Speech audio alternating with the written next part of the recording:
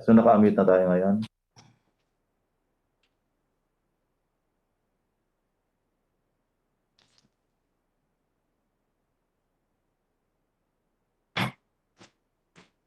Good morning, everyone.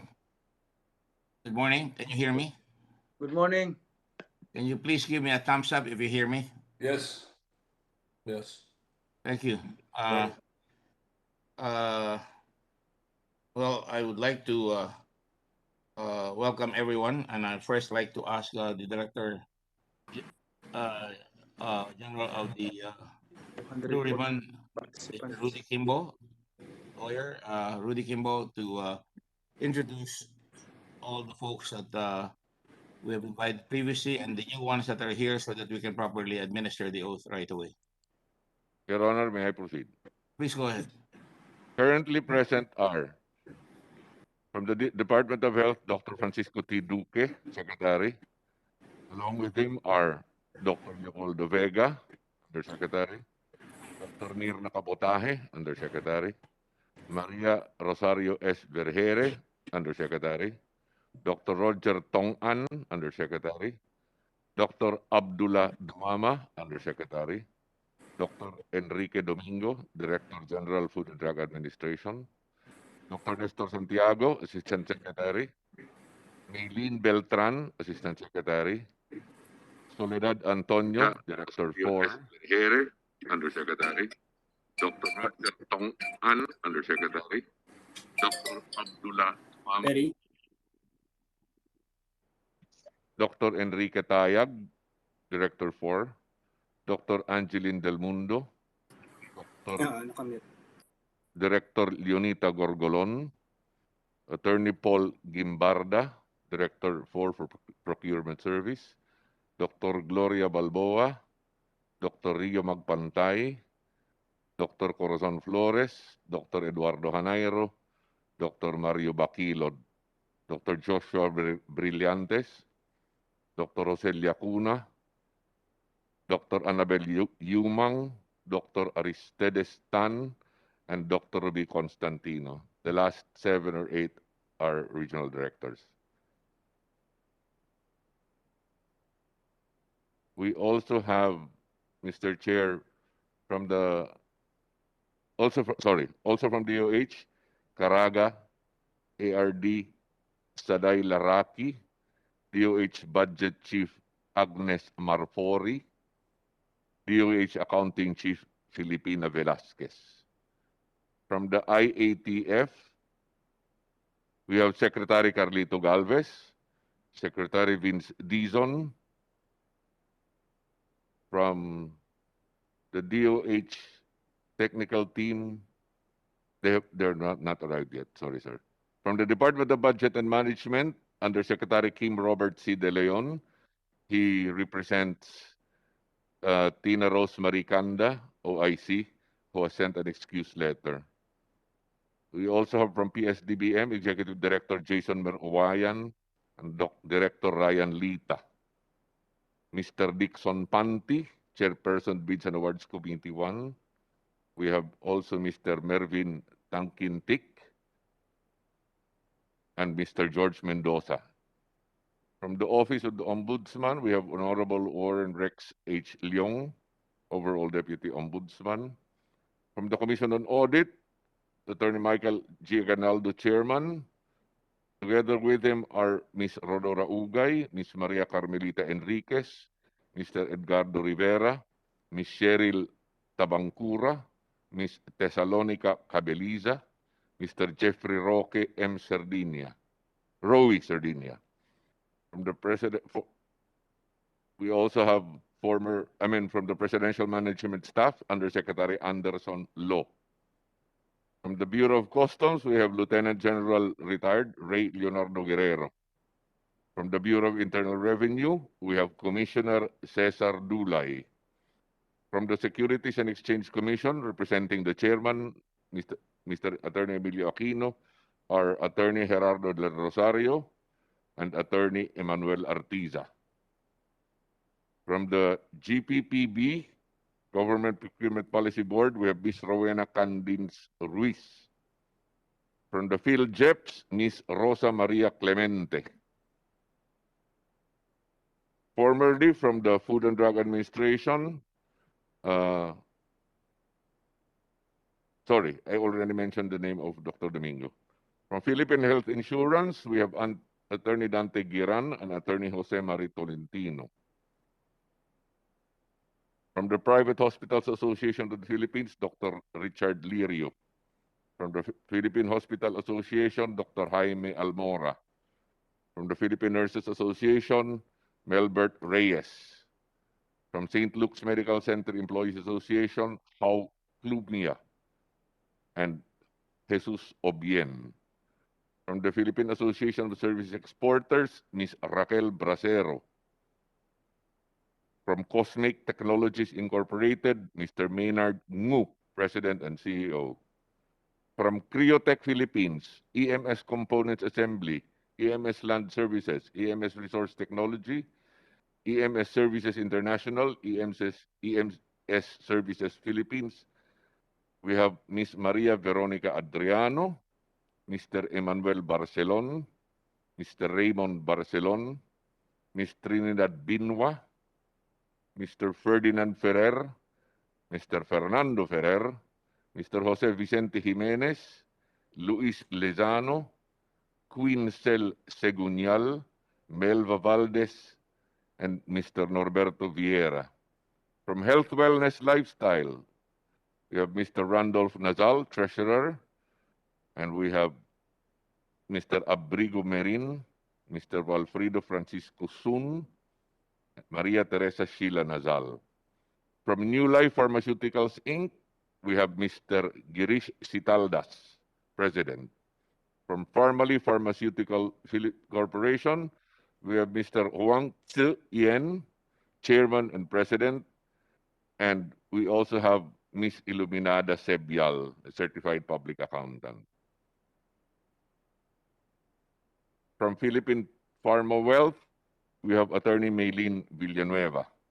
From the Philippine Blue Cross Biotech Corporation, Mr. Benito Techico, CEO President, Mr. Steven Techico, Chairman, Mr. Wilson Techico, VP Operations, Ms. Ami Wiwayman Techico Cham, Treasurer, VP Finance, and Mr. Stephanie Techico C, VP Marketing.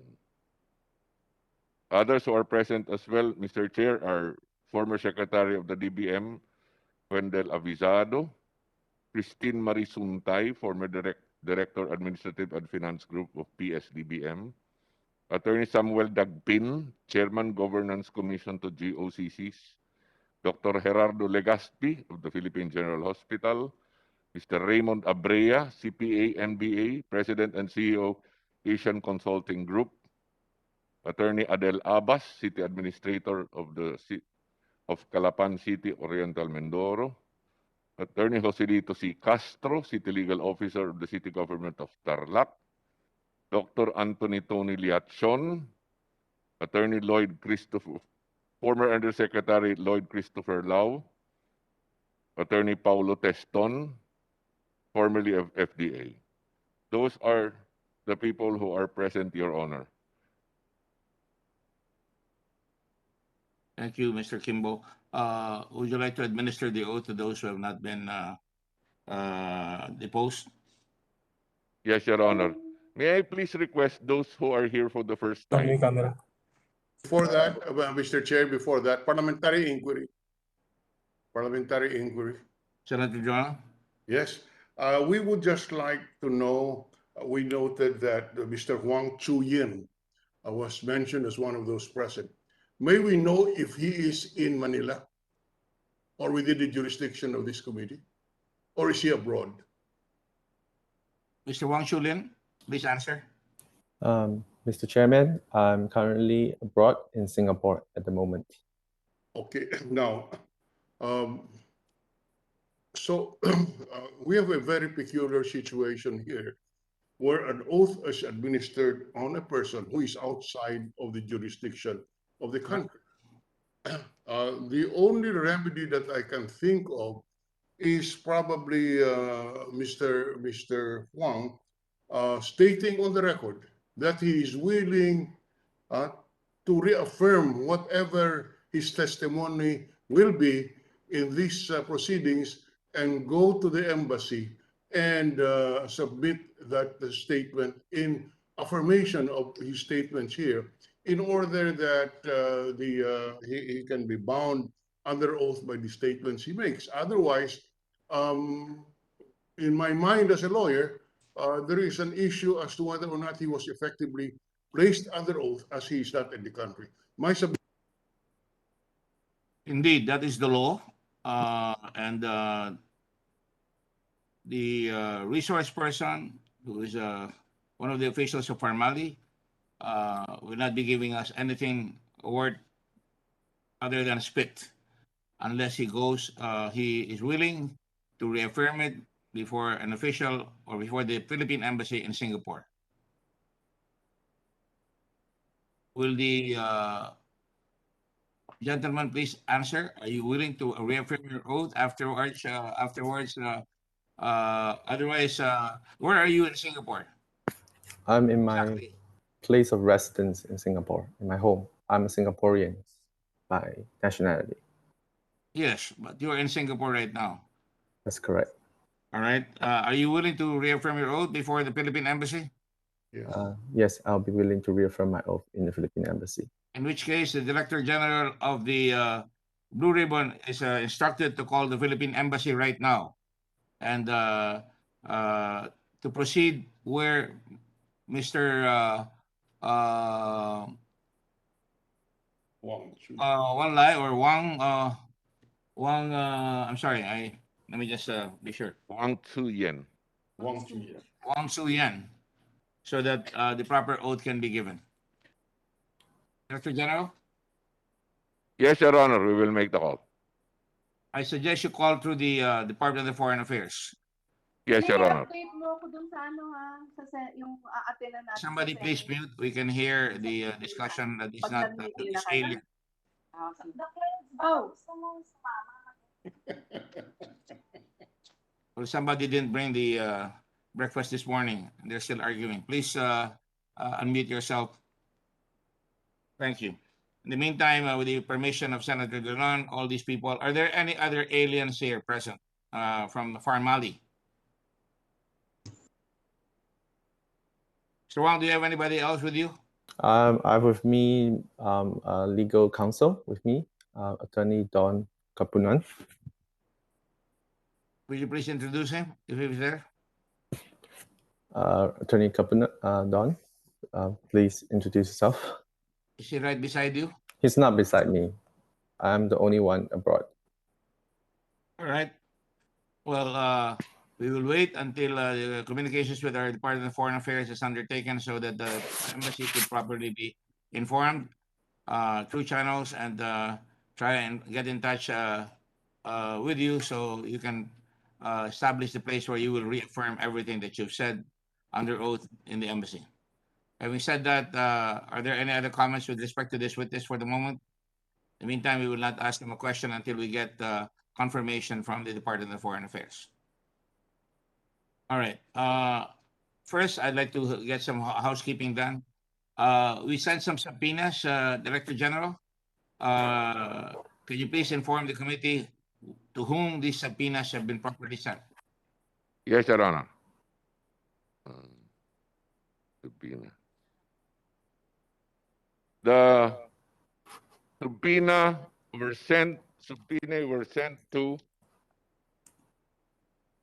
Engineer Ernesto Ilagan, Chief Inspection Division of the Operations Group of PSDBM, Mr. Mervin Ian Tangkintik, and Mr. George Mendoza. They're all here. We also sent subpoena from Cosmic Technologies Incorporated, Mr. Maynard Ngu, Mr. Ginalim Tan, Mr. Roger Chu, Michelle Marie Cinco, Edward Chu, and Milton Ngu. So far, what we have is who we have is Mr. Maynard Ngu, who is President and CEO.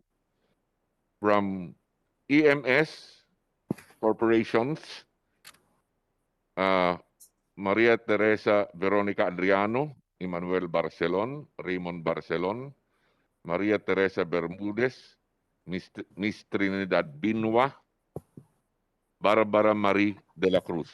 They are all here, Your Honor. Also included are Mr. Fernando Ferrer, Mr. Jose Vicente Jimenez, Mr. Luis Lizano, Quincel Segunyal, Melva Valdez, and Norberto Vieira. So confirmed are Mr. Jose Jimenez, Luis Lizano, and Quincel Segunyal. But from the Health Wellness Lifestyle, Mr. Randolph Nazal, Mr. Abrigo Merin, Mr. Walfrido Francisco Sun, and Miss Maria Teresa Sheila Nazal. From New Life Pharmaceutical, Mr. Girish Sitaldas, Miss Karina Sitaldas, Miss Pamela Utam Chandani Sitaldas, Mr. Arti Sitaldas, and Mr. Ram Sitaldas. They are represented basically by only Mr. Girish Sitaldas, who is president. He sent us a letter saying that he will be representing or appearing on behalf of all the other members of Health Wellness. From Who's New that? Life, Excuse me, Director General, who was that? Who was going to be appearing on behalf of all the others? Mr. Girish Sitaldas. He is president of New Life, Mr. Chair. Is that better known as Ram Sitaldas? No, Ram Sitaldas is another person, Your Honor. That's why I'm verifying. RT Sitaldas, Director New Life Pharmaceuticals. Is that correct? And Karina Sitaldas. Yes, sir. A Pamela. subpoena were sent to them, but Yes. only Mr. Girish Sitaldas is present right now, Mr. Chair. All right, let the record so state then. From Pharmaceutical, we sent subpoena to Mr. Wang Tzu Yen, Mohit Dargani, Twinkle Dargani, Justin Garado, Lincoln Ong, Grizel Grace Mago, and Miss Iluminada Sebial, the CPA. Present are, Mr. Huang Suyen from Singapore and Miss Iluminada Sebial. Others aren't here yet, Mr. Chair. From Philippine Pharma Wealth, Excuse me, Director Kimbo. Are others are where? are not yet here, Mr. Chair. My They have not information appeared. is that you sent something to Mohit Dargani, a subpoena, correct? And Twice, Mr. Chair. Mr. Dargani, as of last information given to us by the Bureau of Immigration, is that he left on August the 18th in the evening for Dubai. That's correct. We have no report of his return yet. That's correct. And Miss Twinkle Dargani, was she served? Is that the wife? I don't know, sir, if she is the wife or the sister, but yes, it was served to her, Your Honor. And did she receive it? Or was there any comment made by her? It was received by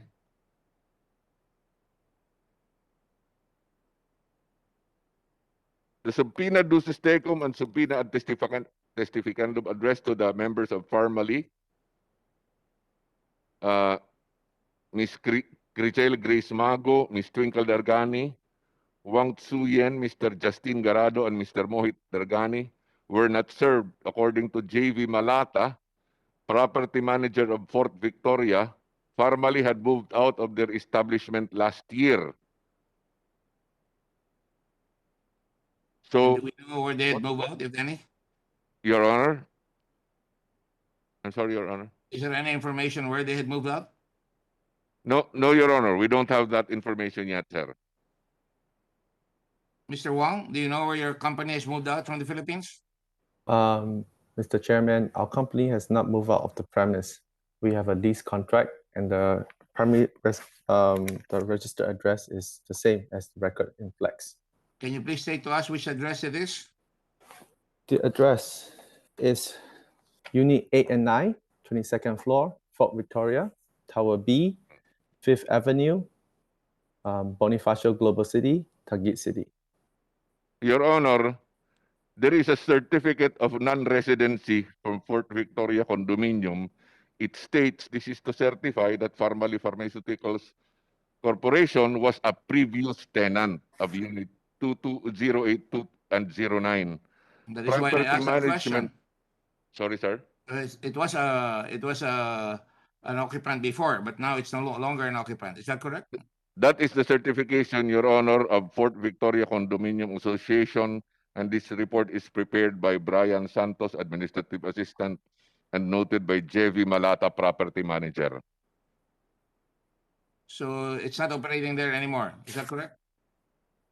The certification says that they are not a resident anymore of that condominium, Your Honor.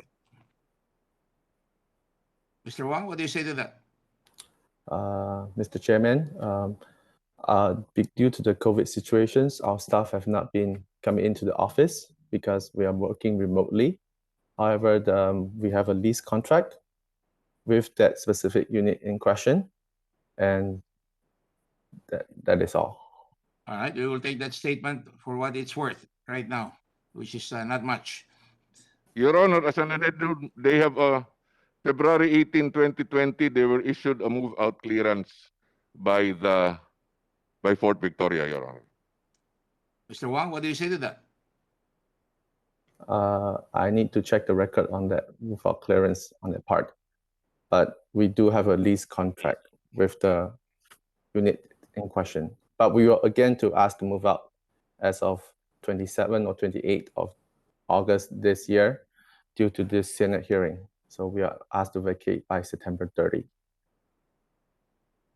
Well, I'll have to go by what we see. And these are government officials who are presumed to have done their duty properly. And they're saying that they got this and that your company is now, according to the property manager there, has moved out. So we will take that for the moment and we will ask you questions about that later on. Go ahead, Mr. Kimbo. Mr. Chairman, from Philippine Pharma Wealth, the committee has issued subpoena to. So we will take that for the moment and we will ask you questions about that later on. Go ahead, Mr. Kimbo.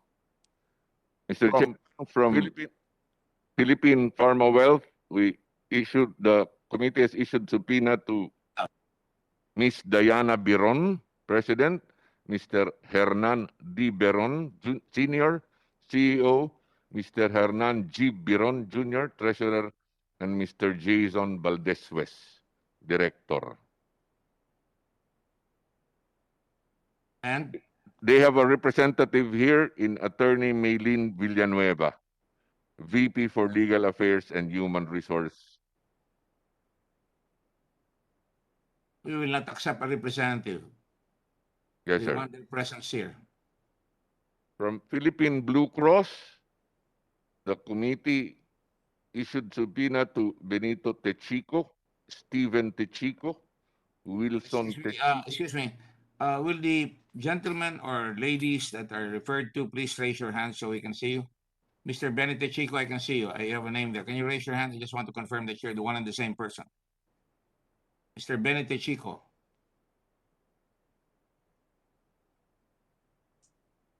Mr. Benito Chico, you faded out. Go ahead. Mr. Tichico.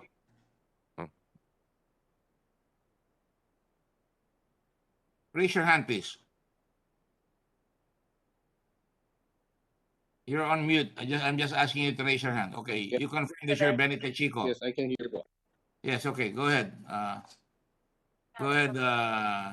Director Kimbo. Yes, well, Mr. Chair. Thank you, Your Honor. All the Techicos are here. All right. I'll take your word for it. The committee issued a subpoena to Michael Yang, also known as Yang Hong Ming, former presidential economic advisor. And we have a report on the return, Mr. Chair. And what is the report? You've told me, but I want you to tell the committee what the report is. Yes, Your Honor.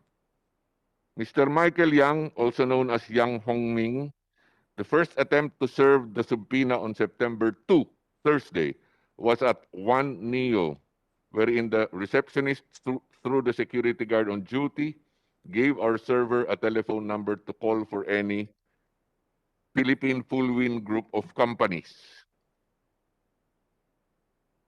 transaction. Upon calling, a certain Mr. John answered and informed our server that Mr. Yang is no longer connected with Full Wind Group of Companies, Inc. The second attempt to serve the subpoena on September 3, 2021, Friday, was at number 19 Nara Street, Forbes Park, Makati City, wherein a certain Romley Leondia, driver, refused to receive the subpoena and informed our server that there is no Michael Yang residing in the said address. You're While talking about the talking address with- in Nara Forge Park, are you? I'm sorry, sir. Yan ba yung sa Nara Forge Park? Number 19, yes, Your Honor, Nara, Forbes Park. Yes. The driver, Romley Leondia, said that there is no Michael Yang residing in the said address. While talking with Mr. Leondia, an insurance company courier arrived with a document for a certain Nancy Yang. Mr. Leondia told the courier that there is no Nancy Yang in the household as well. Our server left a copy of the subpoena with Mr. Leondia. Did you not tell this representation that somebody brought a package or a letter? Is that a package or a letter? This was a delivery from an insurance company, and the courier arrived with a document for a certain Nancy Yang. But Mr. Leondia, the driver, told the courier that there is no Nancy Yang in that household as well.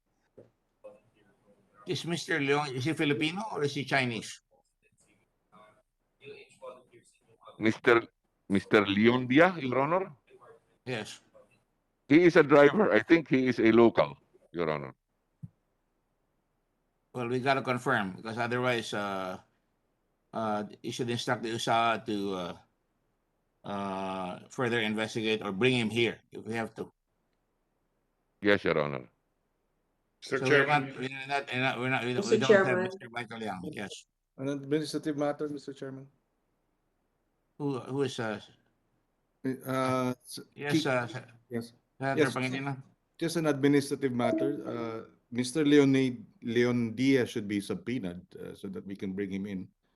Well, the other administrative matter, Mr. Chairman, is that when subpoenas, one or two subpoenas have been ignored or have not been, have been disregarded, that the next step is to issue a warrant of arrest, Mr. Chairman, as you know, and therefore we will tackle this later on, Mr. President, just for the record.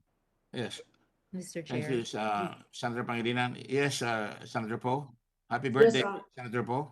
Yes, Mr. Chairman, I think that I heard from a source that perhaps the Yangs are just leasing in Forbes. So maybe we can subpoena a copy of the lease agreement, whoever really owns the property, if there is one. That's all, Mr. President, Mr. Chairman. I'll ask Frank Dillon, then the chair will, Senator Dillon, and the chair will rule. Go ahead. Senator Dillon, you're recognized. Mr. Chairman, I have a copy of the lease agreement on 19 Nara Avenue, South Forbes Park. That lease agreement states that the lessee is a corporation and that the lease premises will be used by Michael Yang. Yes, that was Mr. Tagle, right, who owns the lease. Yes. Is that correct? Yes. Yes, Tagle owns the leased premises. It's not related to me.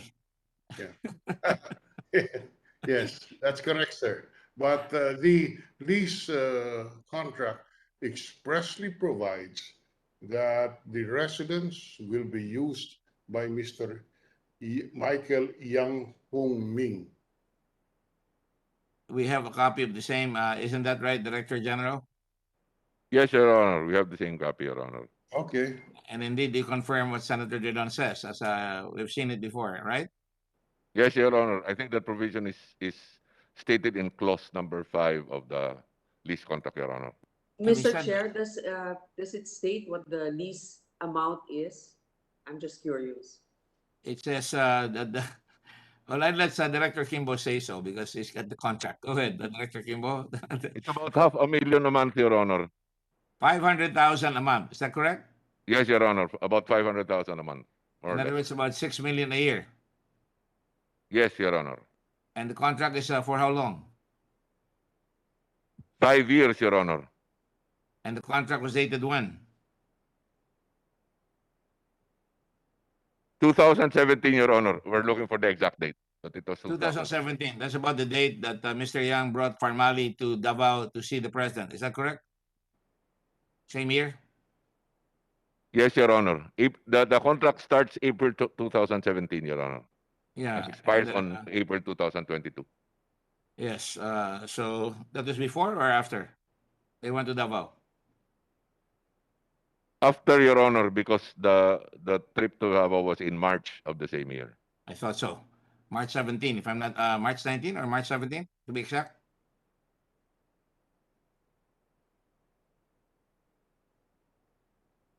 Sir, we will confirm. I'm sorry, I don't have the exact date right We'll now. find out later on. Anyway, So, I think Mr. we have a Chairman, copy of the contract that I can show on the screen. Can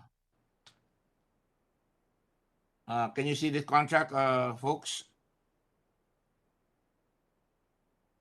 Have we Mr. shared? Chairman, that Yes, means go if their lease began in 2017, that means if they left earlier than that, they didn't actually end their lease. They ended their lease earlier than what's stated in the contract for 5 years. Well, it says that the lease premises were to be occupied specifically, and I'll try to read it to you. Can you scroll down, please, to the part where it is supposed to be assigned to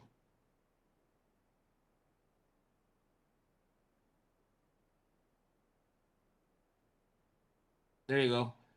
Section 5 of the contract says, use as residence rules and regulations. It is understood and agreed that the lease premises na itong nirerentahan lugar ay hindi gagamitin ng lessee, shall not be used by the lessee as its staff house, but shall be used exclusively by the lessee for residential purposes only. That is an official residence of Hai Lee Holdings Incorporated stockholder, referring to Mr. Michael Yang Hong Min and his family, and for no other purpose, and subject to and in accordance with the covenants, restrictions, and stipulations contained in this contract. And the lessee further binds itself to observe good conduct in the use and enjoyment of the leased premises and to refrain from engaging in any activity therein that will in any manner work harm, to damage, or prejudice the good name and reputation of the lessor and his property, and to refrain from creating racket. I don't know what they mean by racket. Is it a racket as in crime, or tennis racket, or noise, and loud noises?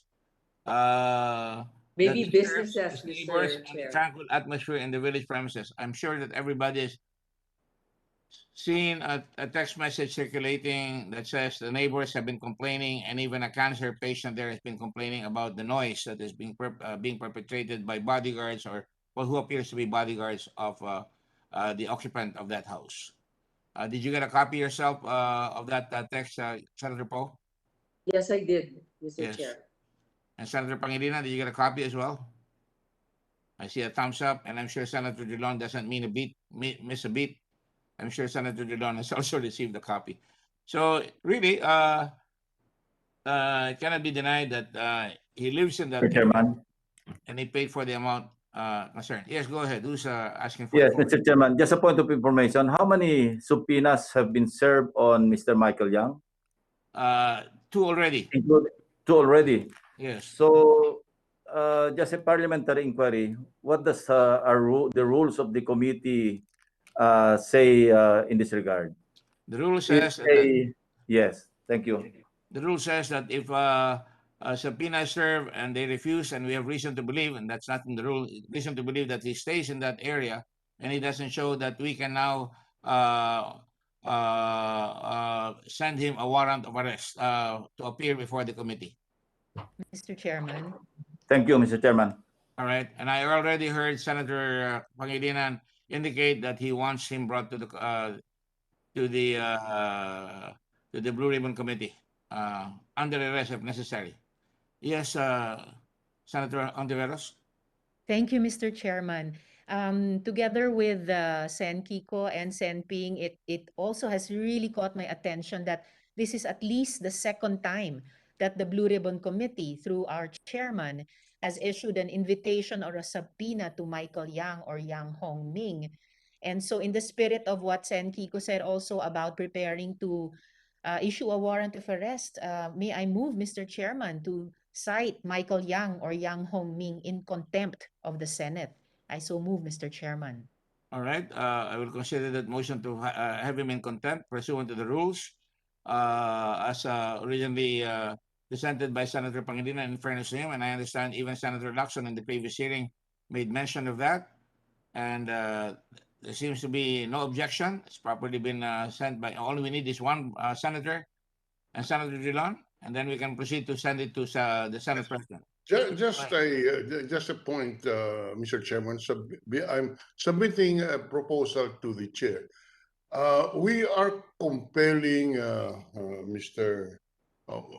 Michael Yang to appear, I suppose, in the next hearing. May your order of may the order of contempt. Should we not give him an opportunity to explain? Should we immediately proceed to arresting him? I'm just raising that question. I have no position, sir. Is it consistent with due process that he will be required to explain? You and I are both lawyers. Subpoena has been served, and there have been lies perpetrated. Don't you think so? The persons there say, and that nobody by that name is there. There was a witness that came in. I hope that this Usaa was able to get an identification. I'm sure there will be CCTVs there, and the chair orders that if there is any CCTV by the Forbes Association, that we get a copy of that CCTV to show that the subpoena was being served. And I gave instructions that we should have at least the service videotape, if that is important, if that has been done. And if that has been done, in addition to that, meron pa tayong contract na sinasabi siya ang titira doon. So talagang mukhang hindi talaga susunod. At having said that, I would like to say that the motion for contempt has been set and the chair has no objection to it. And the next step is to submit it to the Senate President so that he could sign this time no longer an invitation but a warrant of arrest to come over and represent himself to the Blue Ribbon Committee at its next hearing. Thank you, Mr. Chairman. Having said that, the Director General is instructed. I think the Senate President is here. Senate President. Yes, go ahead, Senator Pangilinan. Yes, very quickly. I understand from previous hearings and issuances of warrants of arrest that we did not cite him in contempt to issue a warrant of arrest. The fact that the two subpoenas have not been served or have been served but has not been complied with. I understand in previous hearings in previous Congresses that is already basis to move for the issuance of a warrant of arrest without having to cite the individual in contempt. I believe our legislative precedents will bear me out. Is correct, Mr. Chairman. Thank you, Mr. President. Thank you, Chairman. Remember, we had somebody in the case of, I think, of Jimmy. Can you help me out? Paule. Paule, Your Honor. That's right, and we brought him here to the Senate. And therefore, Mr. Chairman. Yes, please. And therefore, we can actually reconcile the points raised earlier by Senator Dillon that we issued a warrant because of the non-compliance with the subpoena, and when he faces us, assuming he does face us, we can actually reconcile the points raised earlier by Senator Vilon, that we issued a warrant because of the and therefore have him, as he appears, explain why he should not be cited in contempt. I think that would be an option that the Blue Ribbon Committee can consider. What would you have the chair do? You suggested that there have been 2 occasions when he has refused. There has been a motion formally stated by Senator Ontiveros, and all these questions, including Senator Poe, Senator Drilon, and Senator Lacson, is addressed to that rejection of the subpoena, and that it seems that he is in flight right now. We've been to his office. He's not there. So it would indicate that the gentleman concerned, and we have all the respect that should be issued to him, should be formally accorded an invited person to come. He's been given all the chances, and therefore we are already in the process of making sure na umabot ito sa kay Senate President Tito Soto, who will sign the orders. Would that be correct, Mr. Senate President? Yes, absolutely correct. Thank you. We So will defer to the ruling and the decision of the Senate President, Mr. Chairman, and the chairperson. thank you. So the motion to cite for contempt, that is the parliamentary situation. It has already been approved. There are no objections. And as directed, the Director General should now send formally to the Senate President, and the process should start to make sure that a warrant of arrest is issued, and that the USAA be asked to formally serve it, and to all law enforcement authorities that they be made aware that there is such a warrant of arrest issued by the Senate of the Republic of the Philippines, part of a co-equal branch of government. Thank you. Director General. Yes, Your Honor, we will draft it now. Yes, Yes. Director General Kimbo, you've been so ordered. Please proceed and continue. Let's make it a little faster. Sir, the next item is the... Let me cut to the chase because this is very important. We issued a subpoena duce secum, and I think an ad classificandum to customs authorities with regard to import duties that were supposed to, or importation by Farmally and by other corporations involved. Have we done that already? Your Honor, we have sent. It was received by the Bureau of Customs September 6th, Your Honor. Yesterday. It was yesterday. Yes, at 12:42 p.m. And is there any return for that? Only that it had been received, but the Bureau of Customs, at least until now, has not made a submission yet. Well, let me push the envelope. Could you instruct some of our folks at the Blue Ribbon to follow up with the Customs Commissioner what their disposition of this subpoena? Yes, Your Honor. In fact, the Customs Commissioner is present, Your Honor. Good. That would be Commissioner Guerrero, right? Yes, Your Honor. Commissioner Guerrero, please, would you? Yes, may we Mr. respectfully Chairman, yes, request Your Honors. yes, Director General, we confirm that we have received the notice. However, the notice that we received lacked specific details as to the information being required. May we just ask for the exact information or data required from the Bureau of Customs so that we could submit them as soon as possible. Yes, Director if I General? may, Mr. Chair. Director General, go ahead and reply, please. I will go to Your Senator Honor. Marcos immediately. Your Honor, Mr. Chair, the subpoena duce tecum reads, the authority of Section 17, etc., to email immediately to Blue Ribbon the following information. Number 1, documents relating to importation and proof of payment of importation duties on supplies of Pharmaceuticals Corporation, and Suzhou Construction Machinery Group, Import and Export Company Limited. Number 2, records of Farmally Pharmaceuticals Corporation total importation for year 2020. Number 3, name of the customs broker who facilitated the importations of Farmally Pharmaceuticals Corporation. And number 4, importation records of vaccines. Chair? Sounds simple and direct, Commissioner. What you're Mr. thinking Chairman, about- yes, this is the first time that we have been informed of such subpoena ducis tecum. The latest communication that we received from the Senate is dated September 5, inviting us to attend this meeting, sir. According to our records, the subpoena ducis tecum was sent to you yesterday, September 6. Anyway, sir, It was received at just coordinate 12:42 with the p.m. Director General to get the details so that we could provide it immediately, sir. The details have been read to you.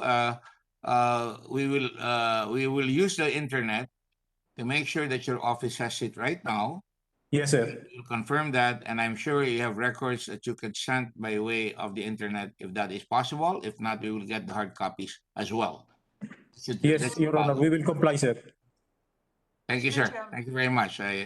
You're a general in our armed forces. In the past, you were a chief of staff, and I know that you're a decent man and that you will comply with the lawful orders of the Senate. Thank you, sir.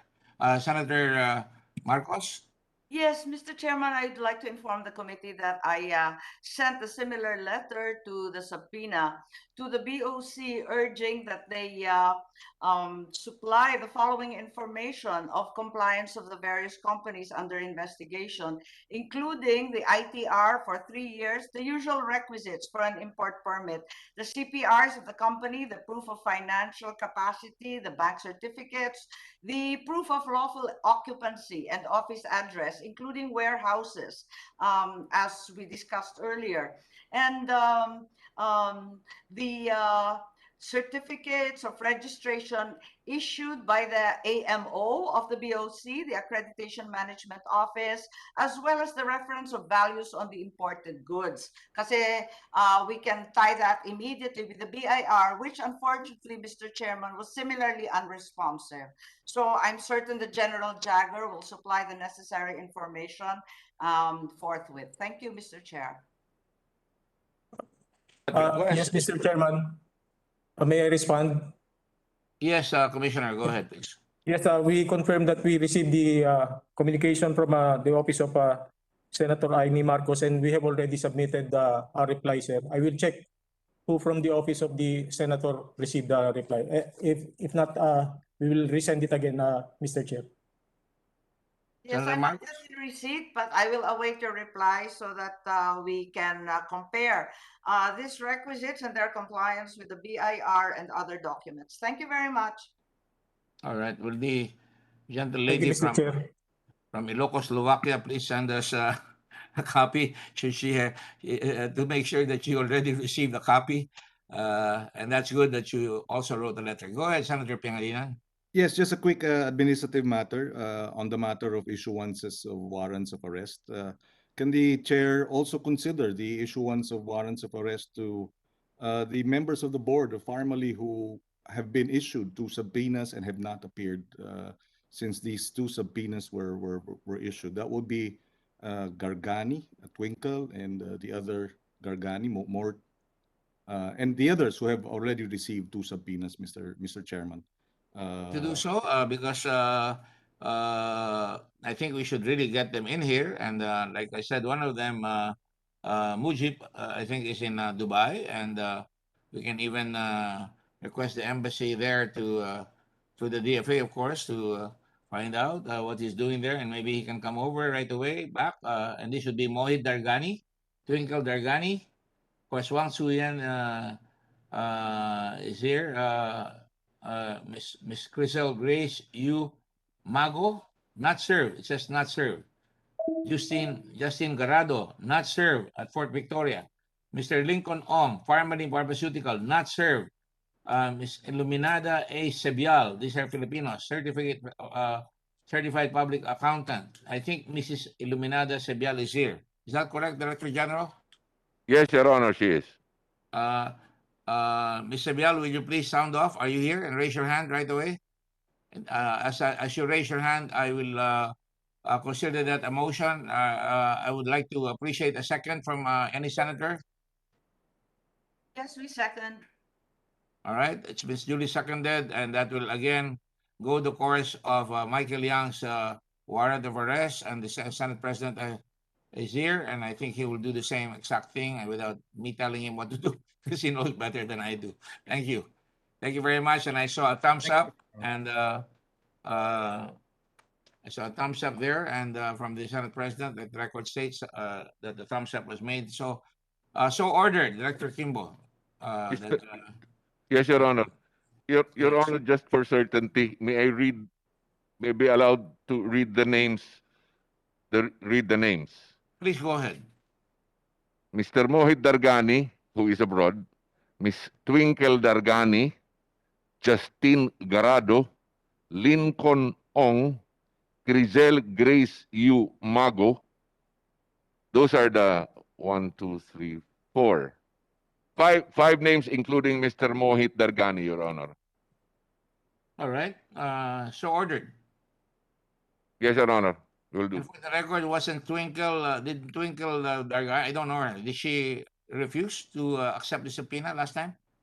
Sir, it's the same problem that the service was in Victoria?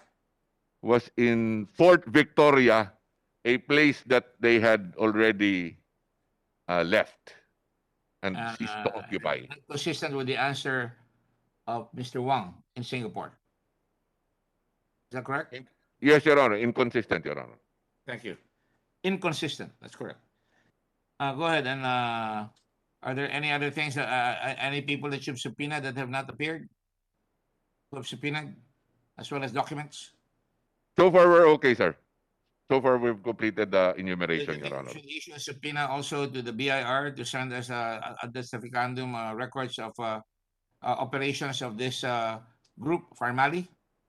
Yes, Your Honor. We sent a subpoena duces tecum addressed to the commissioner, asking him to submit to the committee number 1, income tax return and other tax records of Farmali Pharmaceuticals Corporation. Number 2, income tax return and other tax records of Suju Constructions Machinery Group Import and Export Company Limited. Number 3, tax clearance, registration and other tax records or certificate of non-registration or similar document of Farmali Pharmaceuticals Corporation and Suzu Constructions Machinery Group Import and Export Company Limited. Number 4, records of Farmali Pharmaceuticals Corporation on the following: A, summary list of importation, SLI; B, summary list of purchases, SLP; C, summary list of sales, SLS. This was received by the Bureau of Internal Revenue on September 06, Your Honor, 2021 at 3:04 in the afternoon. The BIR here today? Good morning, Mr. Chair. Yes, good morning. Yes, hail Caesar, BIR Commissioner. I'm just putting a little bit of humor here. Your name is Caesar. It's a very historic name. Go ahead, Commissioner. Go ahead. Good morning, Mr. Chair. We confirm receipt of the subpoena duces tecum at 3 o'clock yesterday afternoon. And if you allow us to time to collate these documents, earlier Senator Marcos wrote us asking for the same documents. And we have replied to her, I don't want to go legal on this. I want to cooperate with the committee. But I think you are well aware of our constraints under Section 270 of the Internal Revenue Code regarding the confidentiality of information. There are only 3 exceptions and we can release that upon order of the President or upon a subpoena and request from the committee sitting on executive session. And third, of course, the representative of Farmali's here, if they waive the right to this information. The last option would be easier for us. If they waive, then we can release the documents. Well, we've been so informed by you, and we are aware of those provisions for matters of national interest and security. If my memory serves correct, national security would mean that the interest of the state, there are certain secrets that cannot be revealed, and executive session is a very delicate move by the Senate because as far as this representation is concerned, there should be transparency. And I am aware of the gentleman's from the BIR. I know of his good reputation. I just want to point out that these are matters that are part of the submissions made, especially by a new corporation who is going to apply for an import permit that, under the rules, should show that he has been practicing for 3 years. And apparently, we just want to know whether he has, in fact, because he just filed for certificate of incorporation in September of 2019. And this is very crucial to us. You will understand, para maintindihan tayo ng publiko. Nagtataka lang po ang mga senador na September 9, na 2019, nung magbidding po in about March or April, ay nakapasok ho sila na at apparently hindi naman makakapagdala kaagad dito yan ng mga ganyan na mga bagay-bagay na binibidding, and we want to be sure that that all the dots are placed and all the T's are crossed. Yun lang po. Kaya I may disagree with you peremptorily, but we will give you the proper respect that you so richly deserve. And I don't know why this has to reach the president, and I would not want the president embarrassed by this because it's so easy to say, i-release yan. Kaya ng presidente i-release yan sapagkat hindi naman po involving national security. And the more the public feels na merong ilag na ginagawa or iwas na ginagalaw, lalong mawawet ang appetite ng publiko, and I do not want to have that happen to our country. Yun lang po. So the subpoena has been issued. You may reply to it in accordance with your processes. Maybe we can do that insofar as the issuances are sent to us. The issuance of the subpoena has been undertaken, and the documents can be, of course, under secrecy. We do not want to reveal the secrets as well as the personalities of the individual right away unless there is ground to do so, and we will follow the law. And perhaps, when you send it to us, please grant us the courtesy that we are people that we are not here to aggrandize ourselves here. We just want the truth. Mr. Chairman, So, yun lang po gusto ko sabihin sa inyo. Mr. Chairman. Chair? Mr. Chairman. Senator Tolentino, what is the pleasure of Senator Tolentino? Good morning, Mr. Chairman. I just want to inform this body that I'm physically present here. I can see you. Attentively Loud and clear. listening. I may want to... Hear you loud and clear, rather. Mr. Chairman, I may want to agree to the request of the good commissioner if he can provide this committee well-connected reasons that would invoke the national security proviso mentioned by the good chairman. Is there any compelling reason why an executive committee session should be conducted that would not impinge on the functions of the Bureau of Internal Revenue? Siguro, Mr. Chair, pwedeng pakinggan natin kung ano yung dahilan without necessarily exposing the importance of the documents or revelations that may be made by the good commissioner. Just one reconsideration for this, Mr. Chairman, if we can allow Commissioner Dulay to explain why there is a compelling reason to go into an executive session. Thank you, Mr. Chairman. Let let me reply to that quickly. The chair will be liberal with your question because we have a lot of things to cover, and I'd like to have the answer from the BIR in connection with the observations of Senator Tolentino. Thank you, Mr. Chair.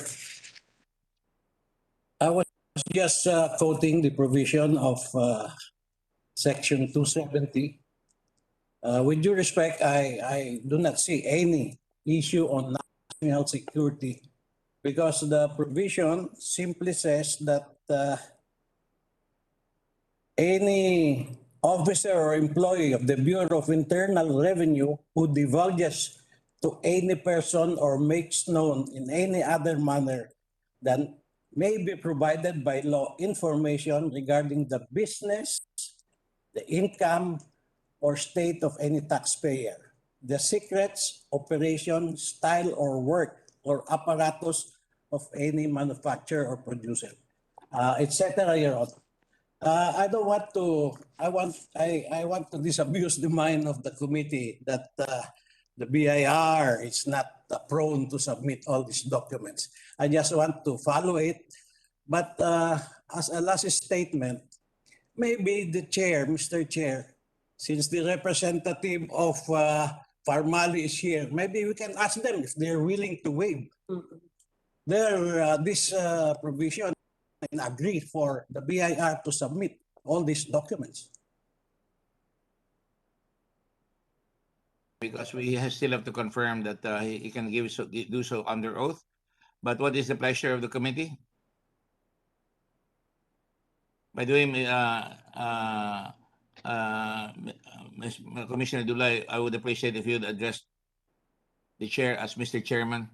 I still am a human being. I'm not a chair. I'm not made of wood. I don't have a wooden heart. Thank you. That is just a request. I'm glad that Stand you're corrected, Mr. Chairman. I stand corrected. Thank you. Chairman. Thank you very much, sir. Thank you. Not a big thing, but I mean, yes, go ahead. I saw Senator Pimentel raise his hand, Senator Pangilinan, and then Senator Marcos. Go ahead, Senator Pangilinan. Yes, Mr. Chairman.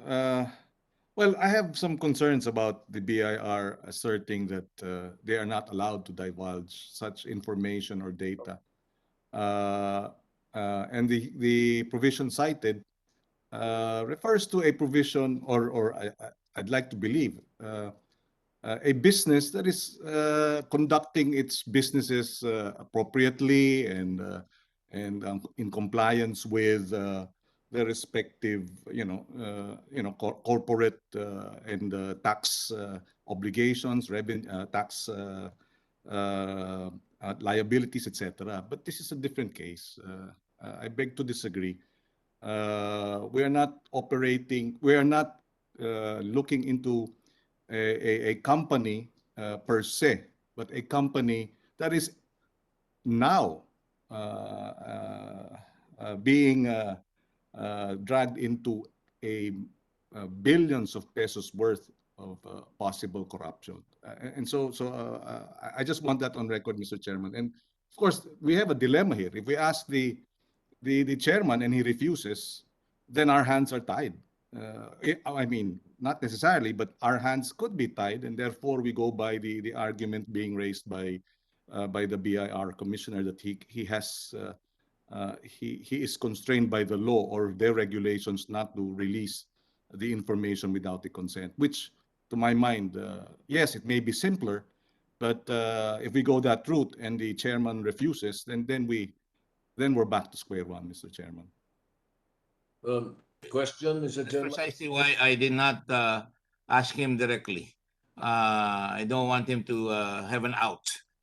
Go ahead, Senator President. Yes. With the statement of the BIR, yung number 2 nila, what does he mean when he says subpoena duces tecum in executive session by the committee? Does it mean that if we call ourselves into an executive session and ask for these documents, you will be giving it? Or our subpoena duces tecum stands and you can submit it to us but we consider it submitted in executive session. Which is which? Commissioner Dulay? Yes, Mr. Chairman. My own interpretation of the law is that we are supposed to keep confidential the records of any taxpayer. So that if we submit the documents and it will be considered by the Committee on Executive Session, then they are protected. It is not public like what we're doing now. So my reply, Mr. Chairman, is that we can submit the documents and the committee can consider the documents in executive session. Right? I think that's fine. facilitate the matter, Mr. Chairman. Ano, de tanggapin natin and then we can consider it in executive session at saka natin basahin. Well, that sounds like a very good compromise, but I have a statement to make, but let me hear Senator De Leon first. Well, yes, the Senate President is correct. What the Senate President stated is the law, and what Commissioner Dulay said is the law. And therefore, Commissioner Dulay submits to us the document. We will consider it an executive session. So that's the law. We have no choice now. Of course, the issue is when we go into executive session and we consider the documents, there are certain rules in the executive session. So we leave it at that. Let us have the documents as suggested by the Senate President.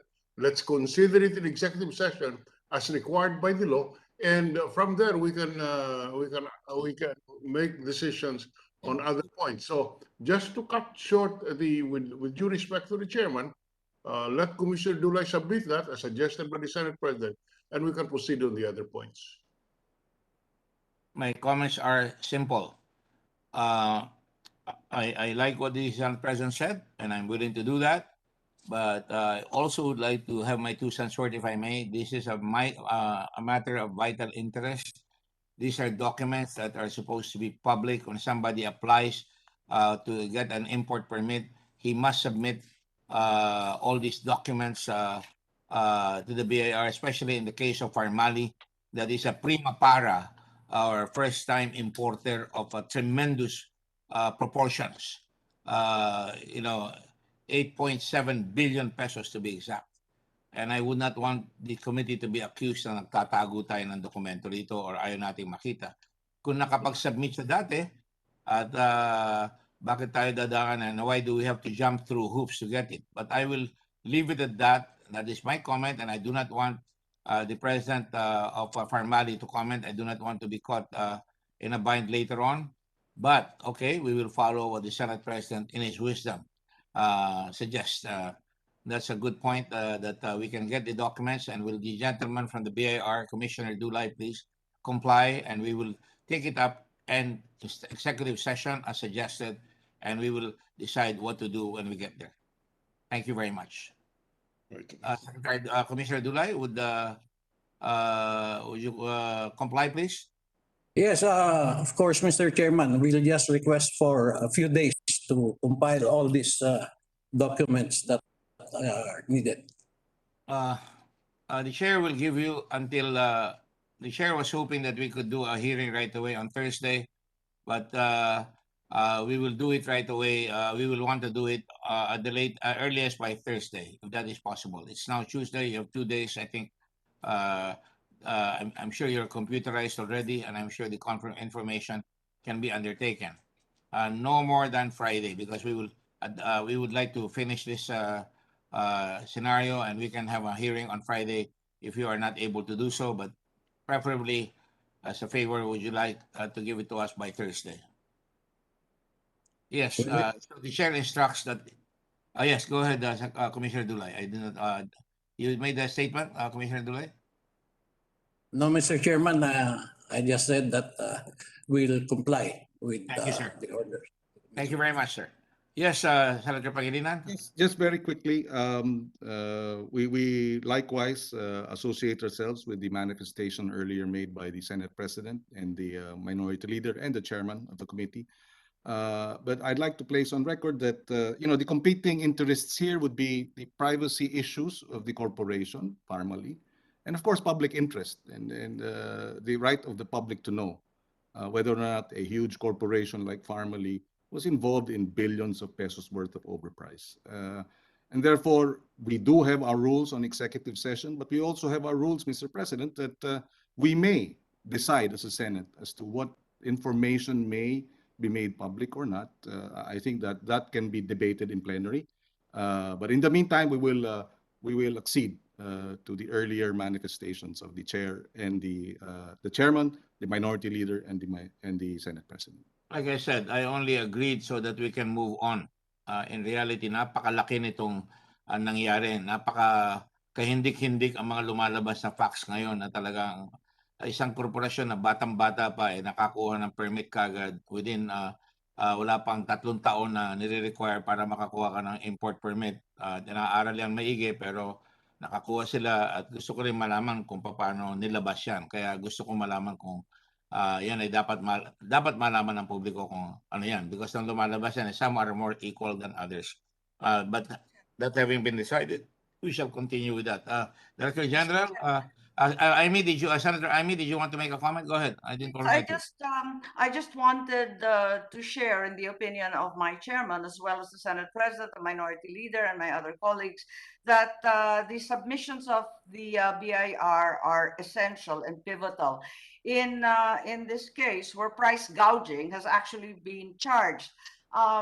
I also confirm, as the commissioner said, Commissioner Dulay, that I sent a letter to them, and until today have not received the answer referred to. I'm assuming that it will make similar reference to Section 270. But nevertheless, since overpricing is critical in this case, we would like to know about the undervaluing, the usual undervaluing of product, the profit margins, the output VAT, the gross income, and so on and so forth. And certainly, as the members of the Senate have said, these are pivotal in a case of overpricing and price gouging. Thank you. Senator Amy and Chair comments your aggressiveness in your aggressiveness in trying to get this information, as any senator in this Senate has been trying to do so. Yes, Commissioner Dulay, let us be quick because we have to allot. Yes, sir. I would just like to address briefly that the following day, from the letter of Senator Marcos, I sent out a letter. I just checked out yesterday because she followed up by email. And this was released September 1. But let me check that again and make sure that she receives my reply. Thank you, Mr. Chairman. Very well. Let's proceed. Director General, please proceed post-haste on the rest of the report on the subpoenas, etc. Sir, we have finished reading all the subpoena issued, and I think the next is to administer the oath to those who are here for the first time, Your Honor. Proceed. All those who are taking their oaths here, please stand up and we will take a photograph, and you cannot speak unless you're under oath. Mr. General, go ahead and take control of the proceedings of the oath taking. Yes, Your Honor. For those who are here for the first time, raise your right hand. Thank you very much. If we could cite them, I think the following people have stood up, and I would like this on the record. From EMS, Luis Lizano. Present, Mr. Chairman. Commissioner Dulay, will you affirm that what you've stated here will be covered by your oath right now? Commissioner Dulay? Commissioner Dulay? What you have previously stated here shall form part of your affirmation. Yes, Mr. Chairman, I do affirm it. Very much, sir. Thank you. And the others, pardon me, I have to take a look at your name, Mr. Lizano and Girish Citaldes of New Life. What about the other gentleman? Blue Cross. Is that Mr. Amy Cham? Please reply. Mr. Amy Cham, is that you? One with the glasses and the vest? Opo. That's you. You're a lady, right? Amy, is that, am I pronouncing it correctly? Opo, sir. Salamat po. Thank you. O, sino pa po? Pakitaas lang po ang kamay. Anderson Low. Undersecretary Anderson Low. And who else is there? Paulo Teston. Not mistaken, you're from the office of previous office. Where are you connected now, Mr. Paulo Teston? I'm connected, Your Honor, Mr. Chairman, in a law firm in Taguig, Your Honor, Mr. Chairman. A law firm. You don't want to mention your law firm? The law firm is M&A Associates, Your Honor, Mr. Chairman. MM Associates. Okay, right. Go ahead. Thank you, Your Honor. Commissioner Guerrero, are you raising your hand? Again, I raise question, same question to you, that you're affirming what you previously stated under oath. Yes, yes, Your Honor. Thank you. And who else is there? Mr. Fair. Brigo Merlin? Yes. Go ahead. And who else? Mr. Techico? Benny Techico? Yes. Who else? Quickly, please. Augusto Ilagan? Inspection Division? Yes, Your Honor. Rudy, can you see them as I cannot see them here very well. Can you just go ahead and say who they are? Emmanuel Artiza. And who else? Honor. Emmanuel Barcelon. Have you taken your oath before? Emmanuel Barcelon. Mr. Ariel Valencia, Your Honor. Yes. All right. And who else? Mr. Ferrer. Ferdinand Ferrer. Eddie Ferrer, is that you? Yes. Yes, Your Honor. Yes, thank you. Yes, thank you.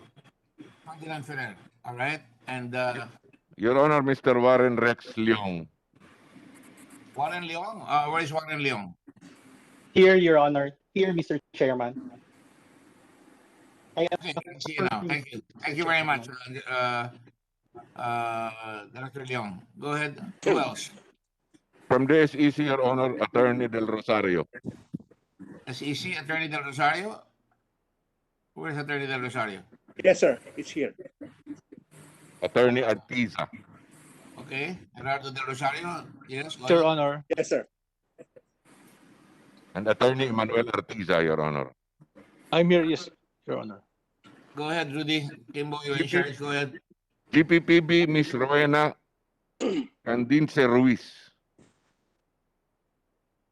Mr. Ruiz, are you there? Rowena? Mr. Ruiz, I'm sorry. Mr. Chairman, good morning. Please identify yourself. Mr. Chairman, good morning. This is Executive Director Rowena Candice Ruiz of the GPPB Technical Support Office. All right. Go ahead. From PhilJeps, Ms. Rosa Maria Clemente. Ms. Clemente? Mayor, good morning. I'm Rosa Maria Clemente from the Procurement Service Field Jet. Thank you. Rosa Maria Clemente. Thank you. From the Philippine Association of Service Exporters, Ms. Raquel Bracero, President. Please sound off. Ms. Bracero? Ms. Bracero, are you there? We cannot be too careful. I don't want to be accused that we already made some mistakes here, that statements have been made that I have to be reaffirmed. Go ahead. Yes, sir. I'm present, sir. Raquel Bracero from Pasay. Raquel Bracero? From Pasay. Yeah, Philippine Association of Service Exporters. Yes, thank you, Ms. Bracero. Go ahead. Okay.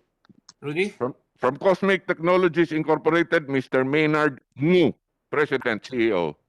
Maynard Ngu? Present. Okay, I can see you. Yeah, go ahead. From the EMS companies, Maria Teresa Veronica Adriano, Emmanuel Barcelon, Mr. Barcelon, I saw you earlier. Raymond Barcelon, Raymond Barcelon, are you there? Mr. Raymond Barcelon. He does not answer. Put it on record that he has not answered. Yes, Your Honor. Be careful, we might order a contempt if you do not answer right away. Yes, Your Honor. Because it's important that we know who you are. and you're here. Mr. Barcelon, last call. Go ahead.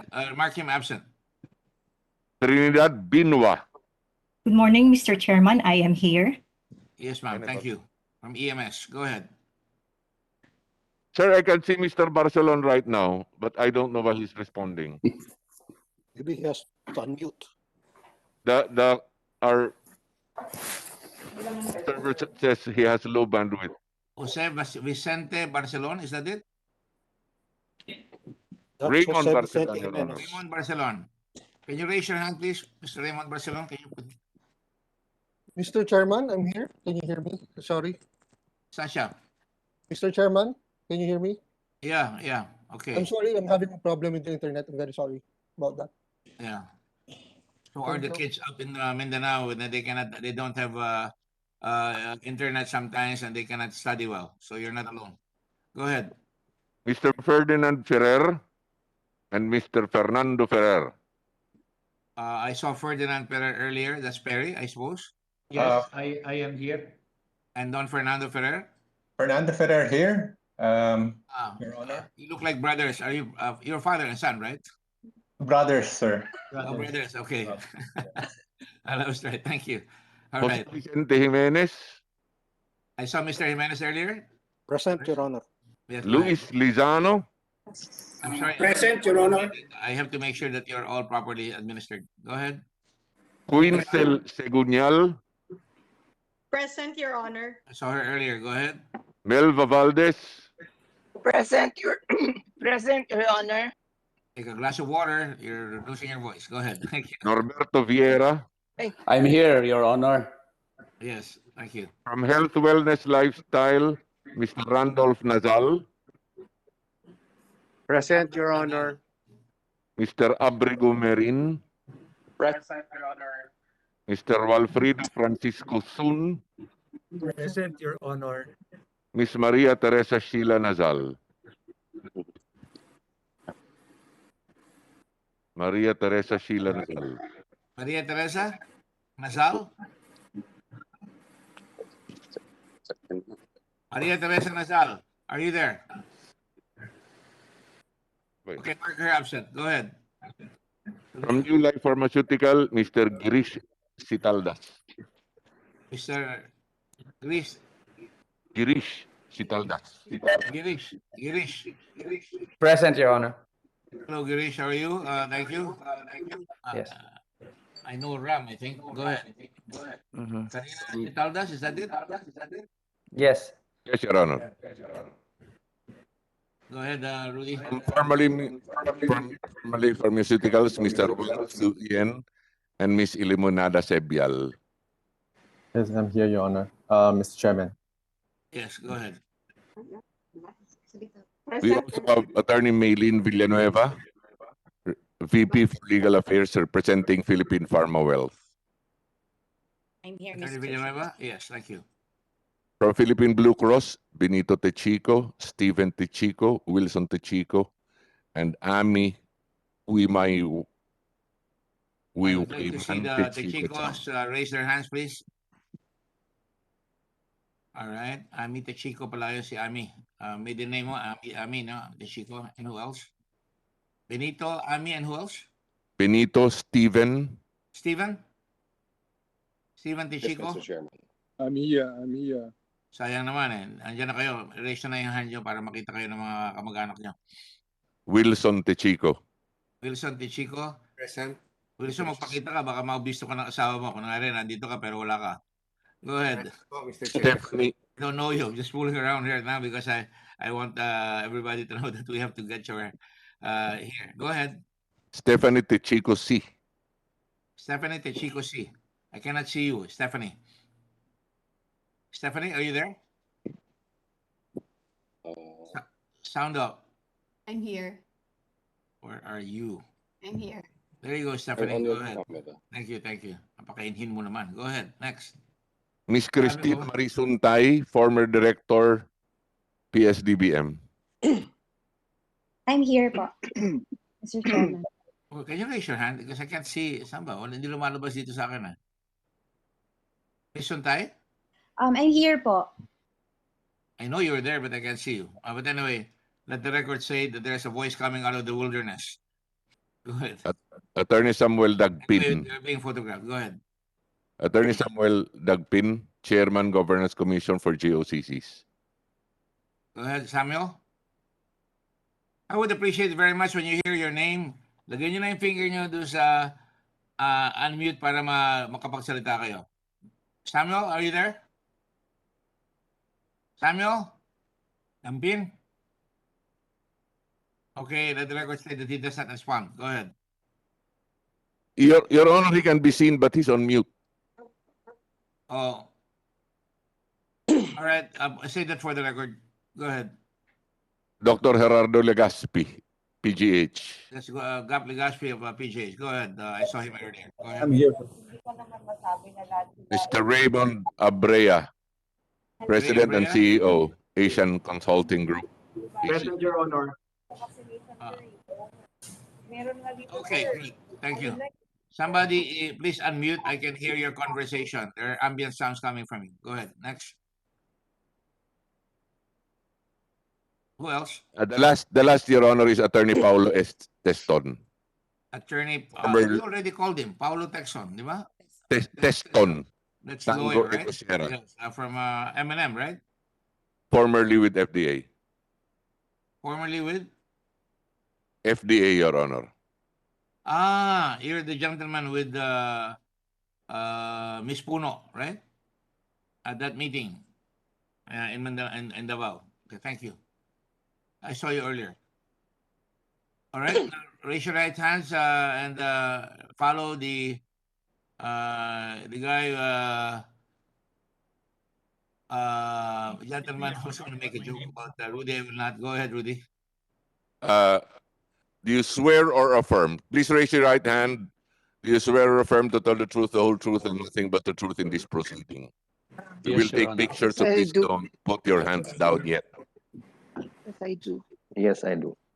Yes, I do. I do. Yes, I do. Yes, I do. Yes, I do. Yes, I do. Yes, I do. Yes, I do. Taking photographs, Mr. Kimbo. Your Honor, photographs are being taken page by page. Please raise your hand so we can see you in the photograph. Bakit ang layo? Will somebody unmute, please, because we can hear you. Mute pala, mute nyo. Go ahead. Are we done, Rudy? Yes, Your Honor. Okay, thank you. Please bring your hands down, and we'll now proceed finally. This will be our fourth hearing, and I'd like to thank you all for coming. Mr. Chairman. Yes, This is very quickly, Mr. Chairman. This is regarding the person of Wang Chuyen. Yes. I understand he's attending this hearing virtually from his home in Singapore, but he did not state for the record his address in Singapore, Mr. Chairman.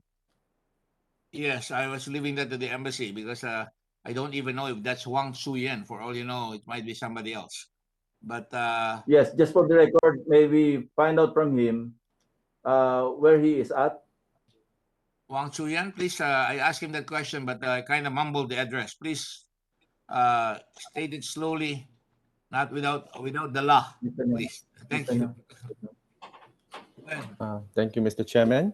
What is I'm your address? currently at 23 Marina Way, unit number 30-34, Singapore, Slow down, 018. please. What is the first? Was that the number you said the first time before Marina Way? 23 Marina Way. 23. Yes, correct. Your son, 23. Yes, 23 Marina Way. Marina Way. And continue. Unit number 30-34. Unit number 30-34.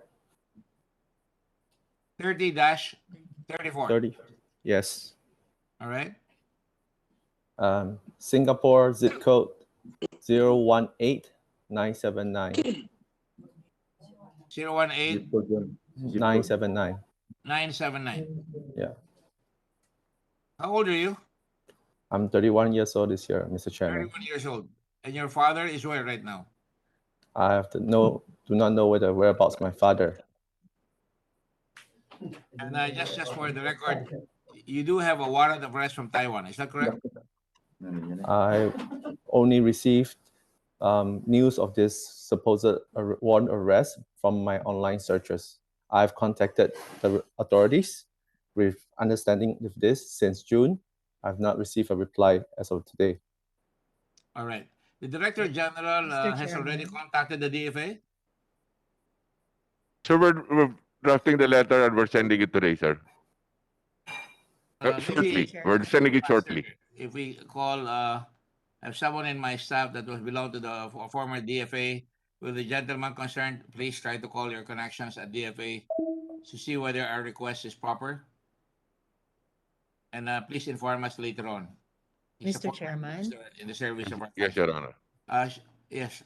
Attorney Risa Ontiveros, Senator Ontiveros, go ahead. Thank you, Mr. Chairman. Just for the record, Mr. Chairman, it really invites incredulity, the statement just made by Mr. Wang Tzuyan that he is not aware of the warrant of arrest in relation to stock manipulation because, Mr. Chairman, it has been posted on the website of the Ministry of Justice Investigation Bureau of Taiwan since December 2020. For the record, Mr. Chairman. Thank you, Mr. Chairman. He's trying to find out. Is that correct, Mr. Wang? Yes, Mr. Chairman. I'm only made aware of this website. When were you made aware of this, to be precise? In March 2021. Oh, you were aware of it since March? Yes, and I've been waiting for the formal subpoena to be issued to me in relation to this, and I have not received any. And you didn't think it appropriate to have somebody contact the Taiwanese government? Yes, I did. I've employed Drew and Napier LLC of Singapore to contact the Taiwanese authorities, and as of today, I have not received any replies from the Taiwanese authorities. And you're not aware of the whereabouts of your father?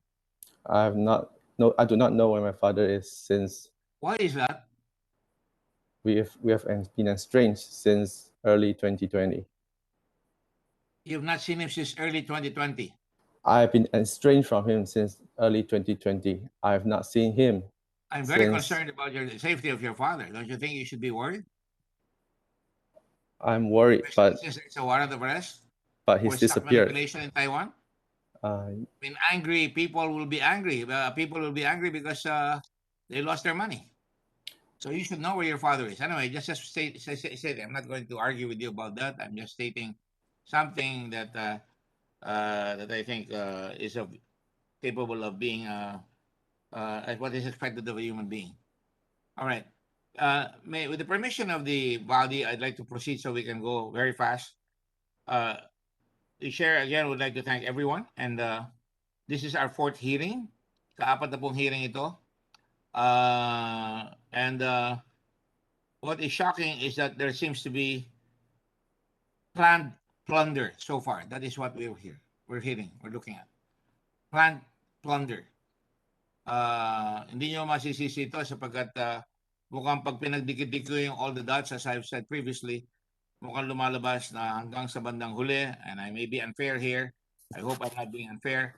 Hanggang sa huli, meron na kayong mga tao sa mga government authorities that may investigate. And however, I cannot say that cannot escape the notice of this representation. There are commonalities that I've already stated before. You're all from Ateneo de Davao, the 3 L's. I'm glad Mr. Anderson Law is here. He can reply to it later on. Mr. Lau, is Yusek Lau here, by the way? Former Yusek Lau, are you here? Director General, is Yusek Lau here? Yes, Mr. Chairman, I am present, Mr. Chairman. All right. And let me just ask you, where exactly are you right now? At home, Mr. Chairman, Davao City. Home is many places. You have a home in Tagaytay. I asked you about that. It's you belong to your father. You have a home in Green Hills in a condominium, right? No, Mr. Chairman, I'm in Davao City. My house is in Davao City. No, you didn't answer my question. You have a home. That's why I ask you where exactly you are. You are in exactly what only have number one is your house, home sir. there? I only have one house. My house is in Davao City. I only have one home. Here we go. This is my problem with you. Why are you evasive? I asked you last time and you didn't even know who you're leasing your condominium from. Do you know now whose condominium you were leasing last time? I have it already, Mr. Chairman. Excuse me? I already have it, Mr. Chairman. Oh, you already have it. Yes, Mr. Chairman. Congratulations. It is with Miss Rebecca Garcia, Mr. Chairman, in Green Becca Hills. Garcia? Becca Garcia, you say? Rebecca Garcia. Rebecca. And And we what have is the already... address there in that condominium? Again, Mr. Chairman? What is the address in that condominium? Goldland, Mr. Chairman. Goldland Plaza. Goldland Plaza. Yan or Goldland? Goldland Plaza po. Gintong lupa. Yes, Mr. Chairman. Thank you. And the exact address in Green Hills? Annapolis Street.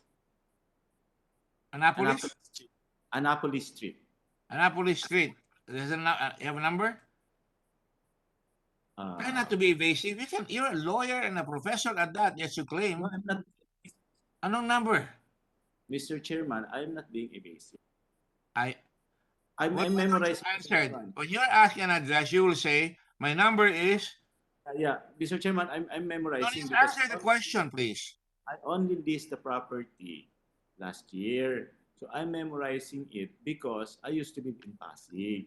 So I'm just memorizing it. I'm not from Manila, Mr. Chairman. So please give me time. It's not a crime if you're not from Manila. I'm just asking a simple question. I will not argue with you. Let the record state that the chairman has asked him for the exact number, and the first time the chairman asked him, he said he didn't know who he was leasing to, and now he doesn't even want to say what number. And that's all I'm going to say. I'm not going to ask you any more questions right now. Allow me to proceed. So there seems to be a planned plunder of 42 billion. The question of Senator Drilon to Secretary Duque was why he transferred it. There was an answer. And again, what has happened since then has been, continuous effort at making sure that we have a situation where there were purchases of face masks, face shields, and PPEs that did not seem to follow the rules, the proper protocols, and to safeguard the interests of the people and of this country. So far, that is what we're seeing. We could be wrong or we could be right. The purchase of the said medical equipment or paraphernalia were transacted with a small and dubious company na ngayon ni hindi alam ng kanyang anak na si Juan, yung kanyang lugar, kung saan ang tatay niya, na kung saan ito ay may address na sinasabi walang tao doon. Narinig nyo na sabi nila, walang tao doon. Hindi makita yung mga tao doon sa Victoria Court at merong kasama sila na si Michael Yang na sinasabi wala doon at ang sinasabi ay hindi na raw nakatira doon pero may nakita ang usaa na dinala doon yung subpoena at sinabi hinahanap yung si Nancy Yang at dinala doon ng isang insurance company. So talagang hindi kayo masisisi kung ang committee ay talagang nagtataas ng tumataas ang kanilang doubts dito sa mga umaharap dito sa atin. And the company, to be exact, Farmally, is owned by foreigners na it would appear may mga kaso sa Taiwan at mga serious cases amounting to $50 million ng stock manipulation. Hindi maikakailayan sapagkat hindi ko maintindihan kung talagang tutuusin.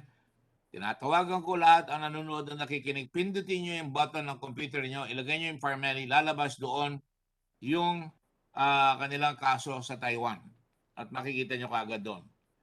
So talaga may duda na napakalaki dito sa lumalabas. Especially, ang halaga ng purchase price itong mga binili, ng mga face mask, at yan malalaman natin kaagad ngayon, ay talagang super taas at more than double ng mga presyo ng ibang mga nagbibid. And ang masasabi ko lang, kung talagang nangyari yan, sinasabi ko dito na dapat yan ay pwede sanang napakinabangan ng mga nag-aaklas ngayon, ng mga nurses, ng mga healthcare workers na nahihirapan na hindi mabigyan at mabayaran ng SRA, kahit na sinabihan na ng COA na dapat isali sila sapagkat nagbago na ang situation dito sa Delta variant na kapag ikaw nasa hospital, you are in a hazardous situation. Ang binibigay lang dati ay nasa COVID ward, pero nung nakaraang hearing, especially the first hearing, lumabas na ganun. And fairness to Secretary Duque, sabi niya hanapan ng pera at lumalabas, medyo nakakuha sila ng pera ng 881 million pesos dito sa DBM at 888.12 million pesos sa DBM. At in the meantime, ang inyong abang lingkod at si Senator Angara ay nag-file ng bill na talagang isali na sapagkat may duda at may na sinasabi ni Secretary Duque, kahit na sinasabihan ko na siya na mag-take ng risk because papayagan naman siya ng COA apparently, ay yun ay para lang may cover si Secretary Duque. And I appeal to our colleagues to put a little bit of urgency dito sa final na bill namin ni Senator Angara para yung mga tao natin ay hindi mawala, lalo na ngayon tumataas ang COVID at dumadami.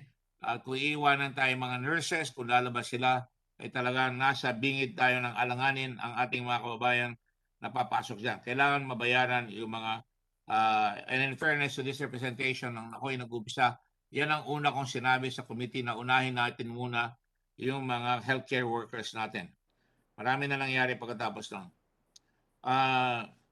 Ang nakakalungkot po dito ay nagkakaroon ng ibang mga issue na nire-raise at hindi ko nasasagutin dyan sapagkat there is a proper time for it. Ang gusto ko lang malaman ng mga kababayan natin at lahat ng mga senador ay foursquare na sinasabi natin, ito muna ang tupagin natin, huwag natin ibahin ang topic sapagkat ang pinaglalabanan dito ay hindi between the parties concerned, yung mga na pagbibintangan dito o nasasabi yung mga pangalan nila o ng ating Pangulo. Hindi po yun ang laban. Ang laban dito ay bakit masyadong garapal ang pagtaas ng presyo at dahil dyan nahihirapan ang mga kababayan natin, yung mga tao ay hindi nababayaran nga, katulad ng sinabi natin, at yung mga tao natin ay nagugutom dahil hindi makapagtrabaho, yung iba nakakasakit and are dying, walang ayuda, kulang ang ayuda at marami pang iba. I have to say that. I'm not grandstanding. And nakakalungkot lang na ulitin ko lang yung sinasabi natin, ako ay nag-hearing dito, motu proprio, at nalulungkot ako na ang ating mismong Pangulo, galing yung hearing na ginawa natin, galing sa Commission on Audit, at ayoko narinig sino mang Pangulo na huwag makinig ang tao sa COA, sapagkat dapat pakinggan ng COA. Ako rin na-COA na. Matagal na rin ako nagsilbi sa gobyerno, na-COA na ako, pero hindi ko sasabihin huwag makinig sa COA. Sinasagot natin lahat yung sinasabi sa COA. Hindi naman nangagulugan na guilty kayo kaagad. Sagutin nyo lang. Kayo, Undersecretary Lau at ang inyong mga kasama, sagutin nyo yung mga tinatanong ng COA. Hindi ko pinagtatanggol ng COA, kaya nilang pagtanggol nila sa sarili nila sapagkat yan ay nasa konstitusyon natin. At ganoon rin ang pagyuyurak sa Senado na sinasabi tayo yung mga nag-grandstanding. Hindi ko naman matiis na hindi sagutin. Kaya sinagot ko, harap-harapan sa hearing, sinabi ko, ang Senado ay co-equal branch at hindi pwedeng pagsabihan na tumigil at ang Senado ay merong kapangyarihan na magkaroon ng tinatawag nating legislative oversight, lalo na ang Blue Ribbon. Kaya iniimbestiga natin yan at huwag naman pong sasabihin sapagkat nakakatakot yung sinasabi ng mga kinaukulan na huwag makinig at sinasabihan pa ang mga military, wala pa naman tayo pinapatawag ng military dito na huwag susunod at huwag sumunod sapagkat yan ay nakalagay sa ating batas na almost talagang yan ay inciting to sedition. Na huwag sundin ang mga lawful authorities at yan ay nagdi-disturb ng legislative proceedings na dapat irespeto at to be very sure ay sinasabi dyan na dapat huwag pakikialaman yung ginagawa ng isang legislative authority na nakalagay dyan ay hindi dapat sinasabihan ng tao. At ito ay paglabag sa oath of office nating lahat. At makikita natin dyan na talagang ang pangsinumpuan nating lahat ay talagang lalo na ang Pangulo, he must execute its laws, do justice to every man, preserve and defend the Constitution, execute its laws, do justice to every man, and consecrate himself to the service of the nation. Yan ang sinasabi po niya. Ngayon, nandito na po tayo ngayon sa sitwasyon na talagang pag pinag-aralan po natin ito ay talagang mahirap itago na talagang lumalabas, may mga evasion ng mga sasagot at ito ay nagigimbal ang buong mamamayang Pilipino na hinahanap natin accountability o pananagutan at saka ang transparency ng ating gobyerno na isang unit ng DBM, PS. Hindi siya nanagot doon sa Secretary of DBM na nalagay yung mga tao dyan na talagang bilyong piso ang nauubos at hindi natin namamalayan. At ngayon ay hindi na ako magpapakahaba. Tutuloy na po tayo kaagad sapagkat binigyan ko lang po ng overview yung ating pinag-uusapan para ito ay malaman ng ating bansa para tayo ay hindi tayo tumitigil. Ngayon po ay Mr. Chairman. Yes, let me just continue please, Secretary Senator Hontiveros. I would now like to Mr. call Chairman, just a brief opening statement also, if the chairman would allow. if you don't mind, Senator Hontiveros, allow me to get to the chase because you've allowed a lot of people here. And you'll get your chance. As you know, we already have called everybody. And as soon as I do not want to tarry a little anymore, I would like, with the permission of everybody, to call the Mr. Ferdinand Ferrer and Fernando Ferrer of EMS. Because pag tinignan nyo yung report dito, hindi lang yung mga sobra ang pagsisingil, pero makikita nyo, nag-supply ang kumpanya ng EMS kung umaabot, kung pwedeng pakita lang dito, ng 100 million na supply na ang presyo ay 13 pesos and 50 centavos kung di ko nagkakamali. At kung ikukumpara yan, ito makikita natin, kung pwedeng pakita, kung kukumpara nyo sa iba, New Life Pharmaceutical, 16 pesos at 50,000 quantities. Pharmaly Pharmaceutical, 22.50 on 16 April. Cosmic Technologies, 22 pesos and 50 centavos at 300,000. Philippine Pharma Wealth Incorporated, 27.49, 100,000. Pharmaly Pharmaceutical Corporation, 27.72, 500,000 quantities. At Pharmaly Pharmaceutical Corporation na naman na 10,000. Ito ay bukod doon sa nakuha nilang 8.7 billion kasama na dyan. Pero ang EMS components, nagtataka kami nakapagbenta ng 1350 na 100 million at ang Health Wellness Lifestyle Incorporated ay 1750 at 600,000. Ito ay nung May 20, yung Health Wellness, yung EMS April 27. Hindi nagkakalayo ng isang linggo halos ito mga ito. Kaya tinatawag po natin si Mr. Perry Ferrer na marap at kung pwede matanong po ng chairman, mabilis lang po. Mr. Ferrer, are you there already? Good morning, Your Honor, Chairman Senator Gordon. Yes, I am here. Your name is Ferdinand Ferrer, and you are with a very reputable company in the Philippines that has been supplying these products for how long? Your Honor, we have only started producing medical grade face masks in 2020. 2020? Yes. At kayo pumasok dyan? Bakit?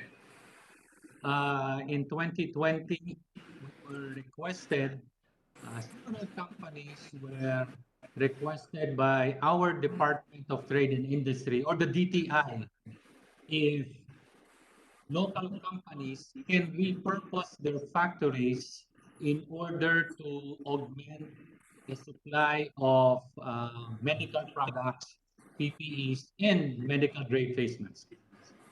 Alright. At nakapag-supply ba kayo? Nanalo po kayo? Hindi po ba? Yes, Your Honor. We were awarded April 27. April 27. Computer may market. The signal is Can the technical people fix the signal because it's a very, very important testimony? Can you come closer to the microphone, please, Mr. Ferrer? And now, Go ahead. okay. Yes, Your Honor, Chairman. Our company, EMS Components, was awarded April 27th, 2020 at the unit price of 13 pesos 50 centavos for 100 million medical grade face mask. But Your Honor, I just wanted to clarify earlier the document that was shown at the screen earlier, 100 million at 13 pesos 50 centavos. Yes, that is true, but we were only able to ship 25% or 25.8 million of that 100 million contract at 13.50. In fact, after the firm was ready to ship out its first batch of surgical masks, pag nung ready na kayo, on June 1, Yes. Ano nangyari? Yes, Senator. Per contract with the DBMPS, our shipments would have started in June at 8.5 million per month. 8.5 million per month. Nangyari po ba yan? That's correct. Not entirely, Your Honor. We were able to ship only 5.3 million in June, and the balance was delayed. Bakit hindi kayo pinayagan mag-ship? Pinayagan ba kayo o hindi kayo pinayagan? We were not allowed because every time we ship, we need to get a request for delivery from DBMPS. So as our finished goods or stocks were available to ship, like what I mentioned, we were able to ship in June 5.2 or 5.3 million, and the rest was we were not given authority to ship and was delayed. Ano raw ang rason kung bakit ayaw kayo pagpa-deliverin? Inventory. Hindi na. Walang ano. Kailangan. Director General, your microphone is on. You're disturbing the proceedings. No, Your Honor, it's not mine, Your Honor. Okay.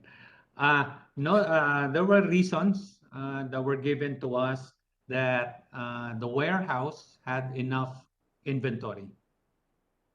Sobra-sobra na ang inventory na or enough lang?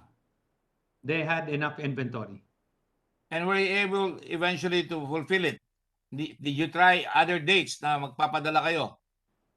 Yes, we would request DBM warehouse. Our logistics team would request DBM warehouse if we could continue shipping. So eventually, like I mentioned earlier, we were only able to ship 25.8 million at 13.50, and that only lasted until November 2020. So halos 6 na buwan bago kayo napayagan na nakapag-ship lang nung ilang percent? 25%? That's correct, Your Honor. We were able to ship 25% of the contract until November 2020 only. Ano po ang nangyari doon sa 75 million? We were put on hold. There was a communication to us that our shipments were put on hold and not to deliver. Were you aware that other suppliers had already won the bid na marami na silang sinusupply doon? Were you aware of that? No, Your Honor. No, I was not aware. Alam niyo ba na namili ang Farmally? Kailan niyo nalaman na kung hindi niyo alam kung kailan niyo nalaman na ang Farmally ay nakakuha ng napakalaking contract, napakalaking hamak sa inyo? Actually, all the information, all these contracts that I've seen, I only heard it this year, Senator, that there were other suppliers. You are a Filipino corporation, correct? That's correct, sir. 100% proud Filipino company.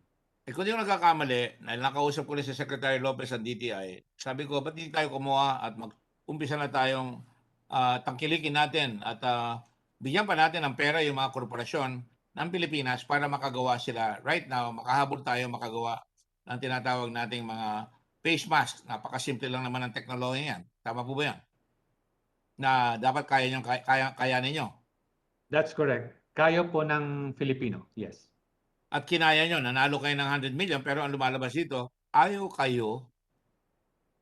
kunin yung mga ginagawa nyo. Your Honor, Natapos na kayo mag-produce. Gumastos kayo. Tama po ba yan? That's correct, yes. Nag-import po kayo ng mga raw material. Tama po ba yan? That's correct, Your Honor. Mga magkano ginastos nyo para sa raw material lamang? My investment was close to 200 million in equipment, raw material, and refacilitation of our factory to get into the medical face mask manufacturing. In other words, para makalaban sa giyera, nag-retool kayo. Nagbago kayo. Kumbaga nung World War II, yung Detroit gumagawa ng kotse, gumawa ng tangke, gumawa ng mga baril para makalaban tayo sa giyera, makalaban sila sa giyera. Dito naman, ano ba talaga ang ginagawa nyo bago itong face mask? Before doing medical grade face mask, we are an electronics assembly facility primarily for export. We support the automotive industry, the aerospace industry, consumer and industrial industry. Internationally. We produce it here in the Philippines, and we also do a lot of subcontract work for local foreign exporters here.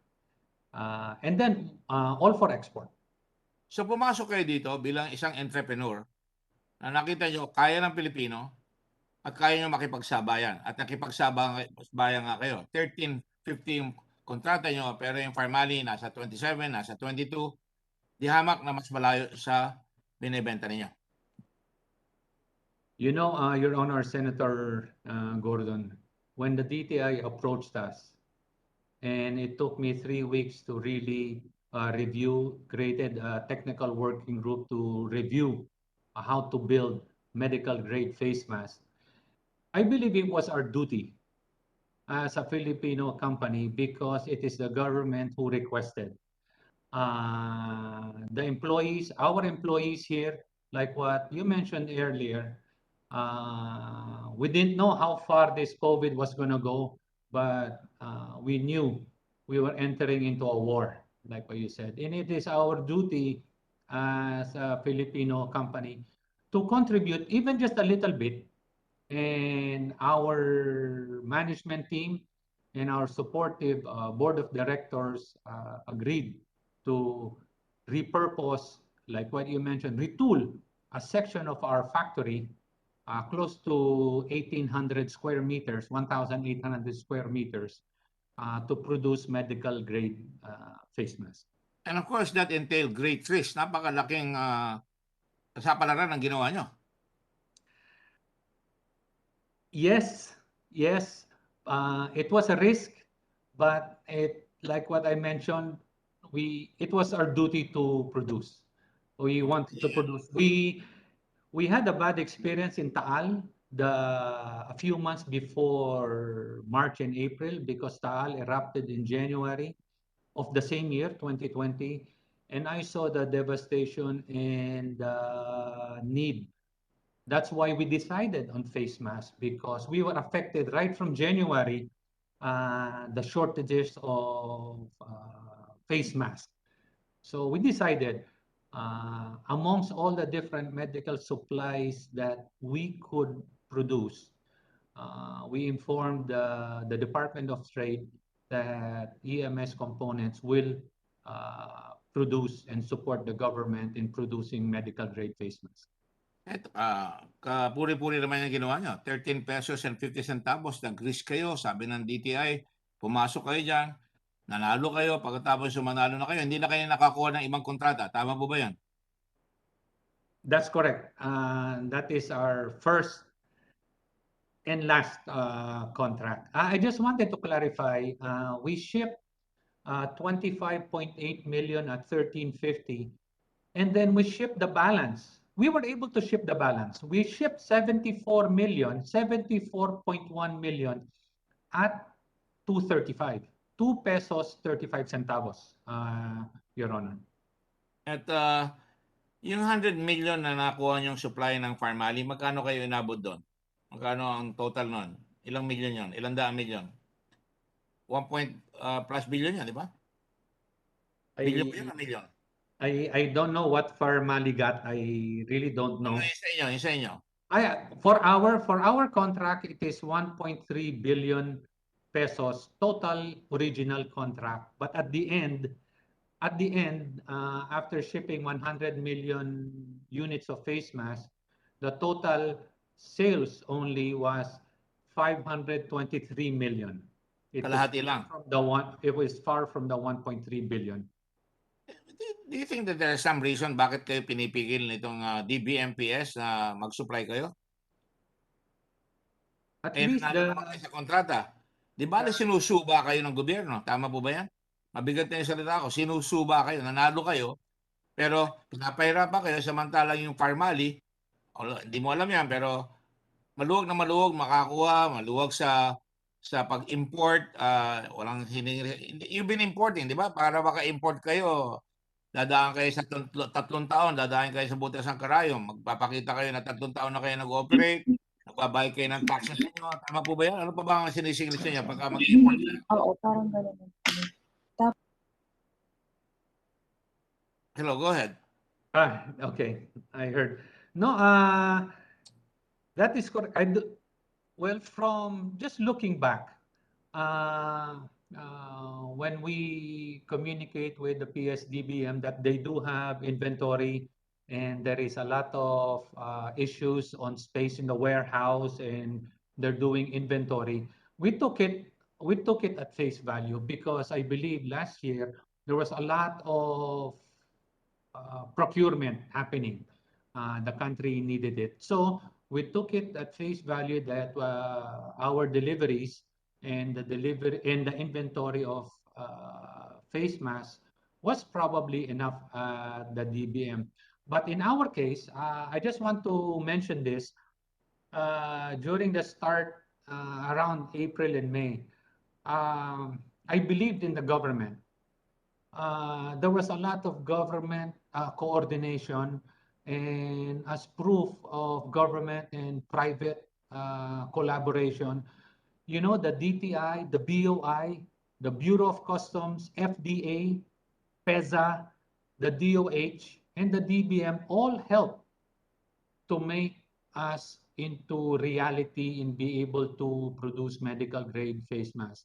In a matter of 7 to 8 weeks, which our company has never done before, even with our expertise in electronics, but on a new product, in a matter of 7 to 8 weeks, all these agencies were able to help us at the onset of this COVID. It shows that if government and private companies work together, we can achieve. And we are the example na kung gugustuhin talaga natin, we were able to produce medical grade face mask and to the capacity of around 12 million per month. Marami kayong nagpumasok dyan, di ba? Marami kayong pumasok. Di ba may asosasyon kayo na nag-commit na magagawa kayo? Tama po ba yan? Yes, that is correct. And I met a lot of different companies and the local manufacturers. We formed a coalition of PPE manufacturers of the Philippines. And they too, the other companies from different industries, I was pleasantly surprised that we were following the same track. I didn't know what they were doing, but we were parallel in also repurposing.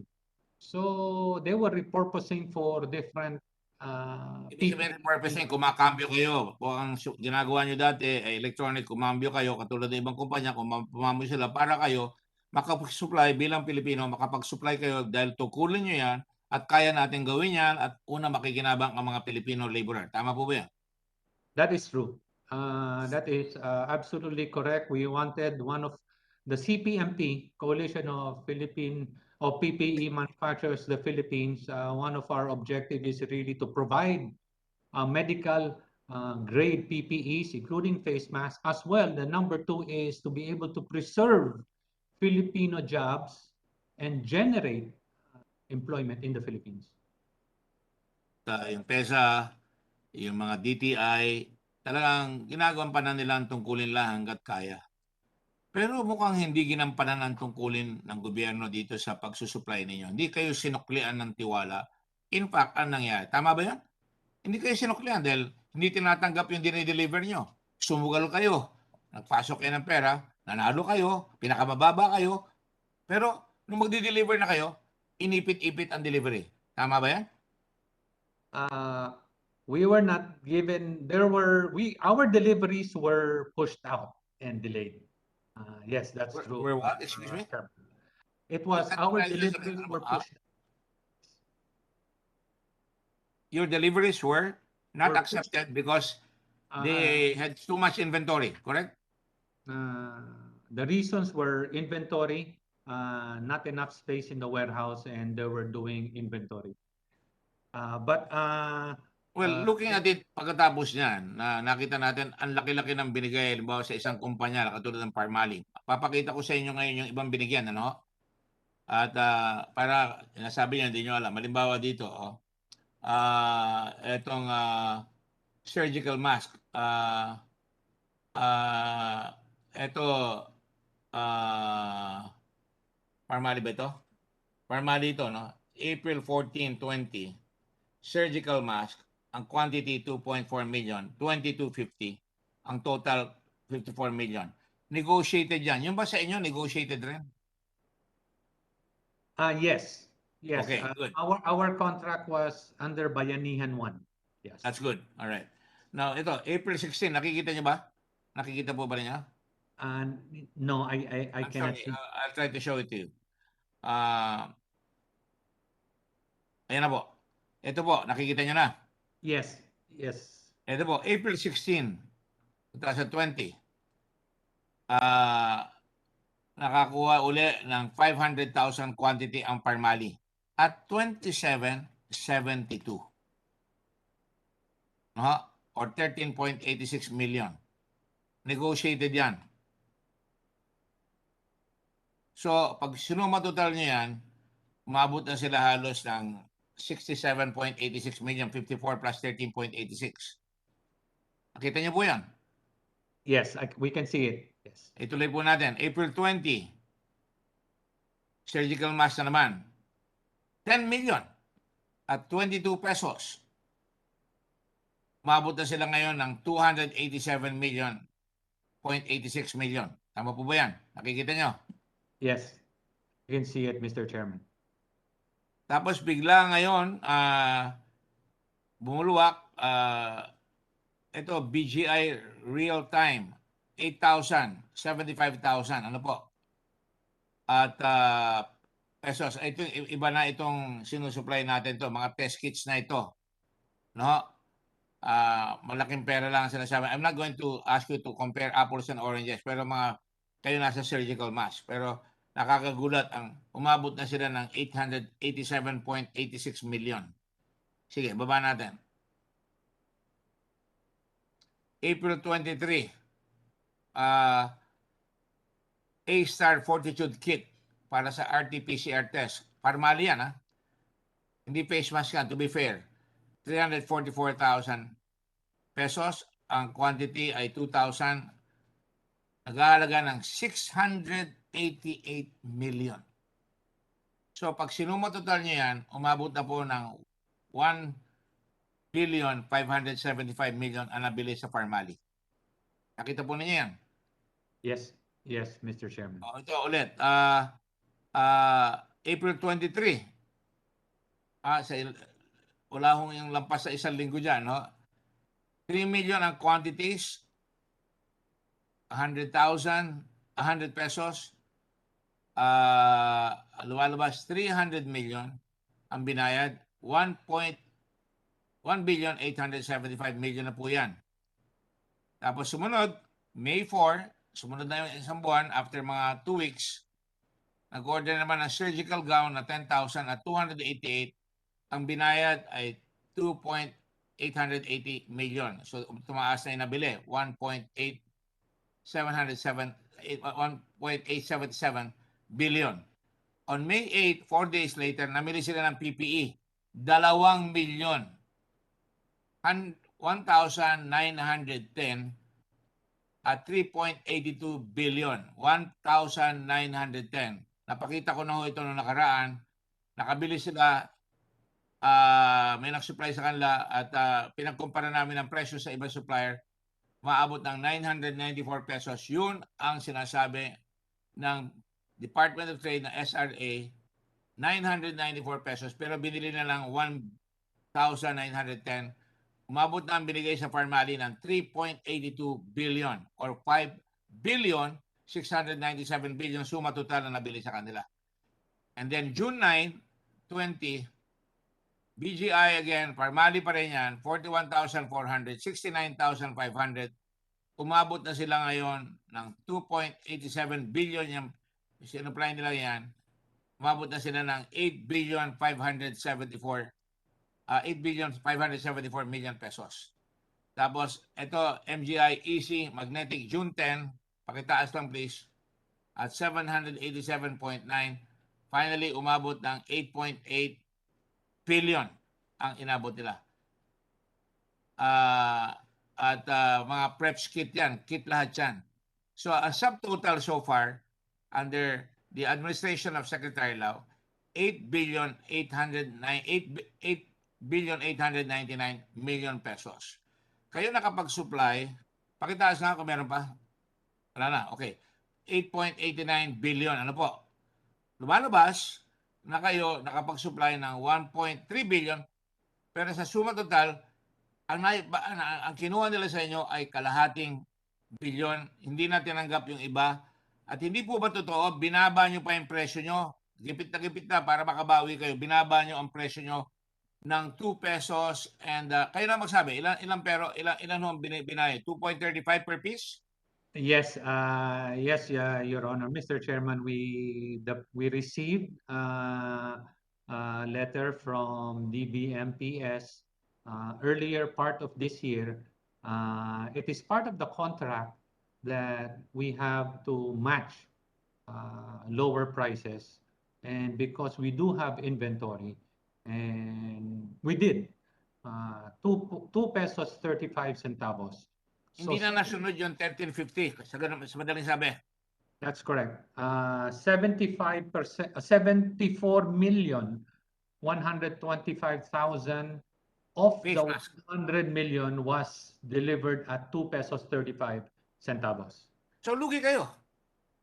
1350 yung kayo nag-bid, fair and square. Negotiated bid. Tapos bigla na lang kayo napilitan na, sige, sinulatan kayo. Bibili kayo kami sa inyo. Para bang panakibutas lang kayo kunyari para lang masabi nakabili sila ng mababa. Pero tinira kayo ng 2 pesos and 35 centavos per price. Tama ba yung conclusion ko? Nakamali ba ako doon na napilitan kayo magbaba ng 2 pesos and 35 centavos? Nilinggis kayo ng sawa, so to speak. I know of any analogy. Nilinggis kayo na pumayag kayo na 2 pesos and 35 ang i-deliver nyo. May katwiran po ba ako doon o wala? That's correct, Mr. Chairman. We delivered 74 million out of the 100 million at 2.35, 2 pesos and 35 centavos. And I want to always fulfill my contract. In the past 17 years that we are in business in electronics and semiconductor services, we always fulfill our contract. And this time, there's no exception that we will fulfill our contract. At 100 million units we delivered. It wasn't the original contract, but we completed our contract. Mr. Chairman, just quickly, very quickly, nalugi ba sila o hindi? Yes, Senator, good morning. Senator Yes, nalugi kami. So nalugi yung Filipino corporation na nakipagsapalaran. Habang tiba-tiba. Tiba-tiba, kaya nga. Ano? Matira ang masiba. Kaya nga. Hindi matibay. Matira ang masiba. I have to make that comment because nakakasuklam ang ginagawa nito mga taong ito. Lumalabas, hinikayat kayo at ibang korporasyon, pagkatapos bandang huli, tinira kayo, in 13-15 nyo, naging 235, talagang nalugi kayo. Pero yung kabila, ngayon nahihirapan ba tayong kunin kung paano nila in-import o kung paano nila nilabas uli yung pera. Now, kayo, nung nag-deliver kayo, alam nyo ba kung umabot yung dineliver nyo sa probinsya o sa mga kailangan natin? Sapagkat hanggang ngayon may nagsasabi sa akin, hanggang Cotabato, meron mga ospital, hindi pa sila nakakatanggap ng face mask o PPE. Your Honor, yan ang susunod na gusto ko matalakay ng Blue Ribbon kung umabot yan. Your Honor, Mr. Chairman, when we deliver, there is always a source inspection. When we deliver to PSDBM in Paco, I call it the Paco area. The bodega nila nasa Paco. Yeah, the inspectors, our goods are inspected at the DBM site. Yes. Yes. Now, when we also deliver direct to the Department of Health, DOH in Marikina, in Taguig, those deliveries are inspected in our factory in Binyan, Laguna, prior to delivery at the DOH. And when we deliver to Camp Aguinaldo in Pampanga, those deliveries before they leave our factory are inspected by DBMPS at our factory.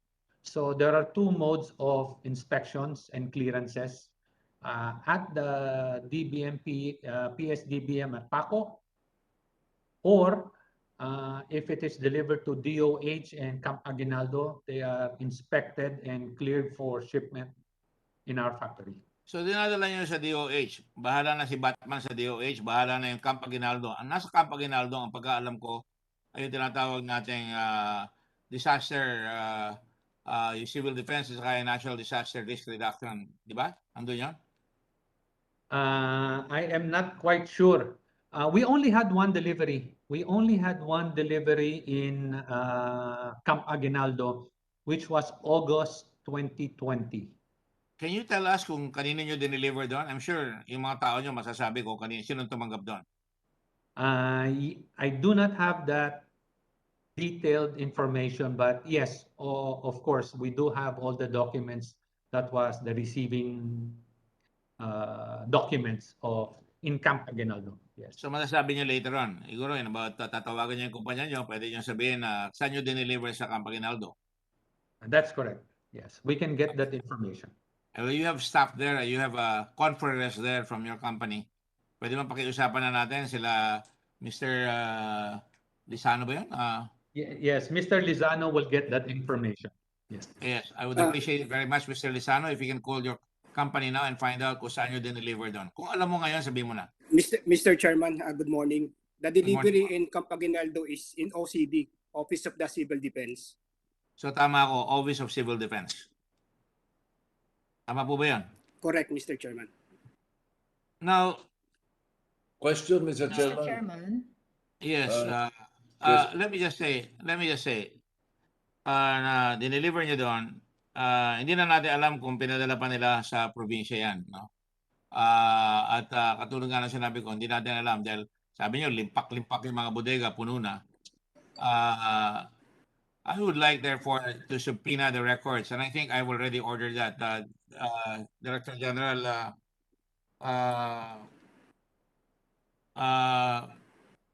Director General Rudy Kimbo? Yes, Your Honor. Nasubpoena na ba natin yung delivery records? Yes, Your Honor. Yung DOH, yes, Your Honor. Yesterday. What about Rinaldo? Inventory, receipts, tsaka delivery. Yes, Your Honor. Related to that, Mr. Chairman, if you don't mind. Yes, sir. Related to that, Mr. Chairman. Go ahead, sir. Of the 42 billion the transfer to the PSTBM, have they submitted to your committee the breakdown? The breakdown of the PSDBM? 42 billion. Yes. They have submitted the breakdown. Director General Kimbo? Yes, they have, Your Honor. All right. We will supply the Senate President with the We can present information, that. Your Honor. Then the next question then is, nasaan yung inventory? Nasaan na ngayon yung lahat ng nabili nila sa 42 billion? Tama po yung tatanong nyo. At yung doon tayo patungo eh. Ayun, anyway. Natin patungo kung saan ang punti, kung deliver, kalahati lang ang delivery. Notorious tayo dyan. May short deliveries, hindi po ba? Thank you. Yeah, it was related to your point. Thank you very much. Thank you, sir. And that's a very good point you made. And you've helped me a lot because yes, go ahead, Senator Ontiveros. Thank you, Mr. Chairman. To the chairman's question, I have a copy here of the contract or purchase order to Pharmaly Pharmaceutical Corporation, dated May 8, 2020, for the 2 million units of PPEs worth 3.8 billion pesos. Written right here on place of delivery is the AFP Logcom warehouse, Camp Aguinaldo, Quezon City. So I'm sure we can also fully answer the chairman's questions about the inventory at the AFP Logcom warehouse. So this contract or purchase order, Mr. Chairman, was authorized by then USEC Lao. So for the record, Mr. Chairman. Authorized by Undersecretary Lau. That's right, Mr. Chairman. No, alam nyo, para akong nahihirapan talaga na magtanong dito dahil alam ko na kung ba't saan ang patutuwa. Hindi ako natutuwa para sa mga nanonood. Hindi ako natutuwa na nangyayari sa ating bansa ito dahil alas namimilipit ako sa hirap dito na nakikita ko na parang talagang plunder ito halos eh. Just for the benefit of the Senate, I think it can be a public notice, judicial notice, na kasama dyan sa tinatawag natin sa Camp Aguinaldo, dyan nalipat si Captain Paeldon na nilagay dati sa customs. Nung inimbestiga namin yan, may litrato pa siya doon sa nag-smuggling ng drugs. Nilipat ng ating Pangulo sa Muntinlupa. Nagkaroon naman ng GCTA, yung mga binababaan ang mga sentensya. Nilipat uli siya, nawala siya sandali at nag-surface siya sa Camp Aguinaldo sa Office of Civil Defense. I want to know if the Senate is aware of that. Are you aware of that, Senator Ontiveros? Just I know that I'm not the only one who knows that. Thank you for reminding us, Mr. Chairman. Although I'm also keeping an open mind that I don't know, Mr. Chairman, maybe because Secretary Galvez is the chair of the IATF, that there were certain designated delivery places. I don't think that has got to do with Secretary Galvez. I'm just following the trail. I'm just following the trail. And thank you, Mr. Chairman. Wala pang IATF dito. Ang hinahanap ko, hindi IATF. Ang hinahanap ko, yung nag-order, i-deliver nila yan sa probinsya. At kung hindi mabibigyan yung mga PPEs, we're putting our healthcare workers in harm's way. Unless Secretary Galvez says kayo ang nag-order niyan at kayo nagpadala doon. Sir, Mr. Chairman, I think we have to put context on the designation of Logcom, AP Logcom as our warehouse. During the time of the pandemic, Mr. Chairman, we don't have any warehouse at all.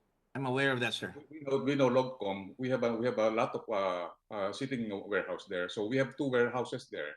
So it was converted to DOH warehouse. So there is no sinister spot to relocate those PPEs, because there are instances that the PPEs the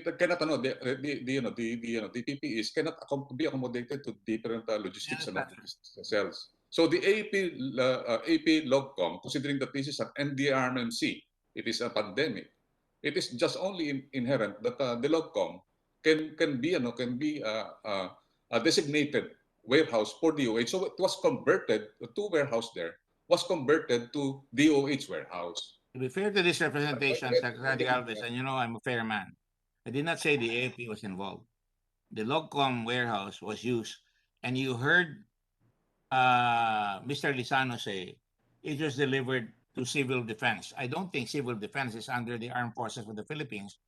Nakikigamit lang sila ng warehouse ng military. Would that be correct, sir? Actually, sir, the NTF chairman is the Secretary of National Defense. And OCD is under National Secretary of Defense. And considering that we wanted to mobilize our warehouses there, it is very incumbent that the NDRMC have that warehouse control.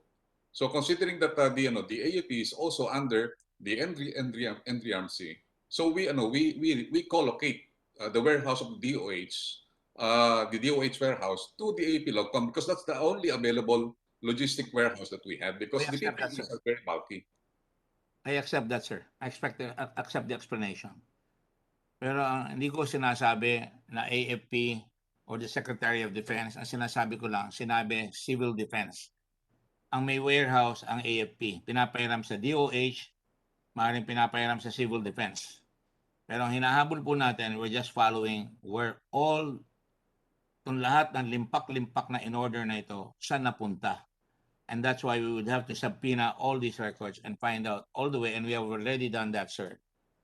And please pardon me if you think I'm making any accusations upon anybody. I'm just saying, nagtataka lang ako, circumstantial connectivity ang pinag-uusapan natin sa civil defense na andun si Captain Faildon. And may I show a picture right now? You show the picture please, agad. I will get to you, General Alves. I will get to you, sir. Yes. You have it? I'm really stretching myself, and believe me, I'm not happy that this is the case. I'm talking about Michael Yang attended the baptism of Nicanor Faildon's son. And we have a picture here. Pakilakihan lang yung picture. Pakita nyo na dito sa TV.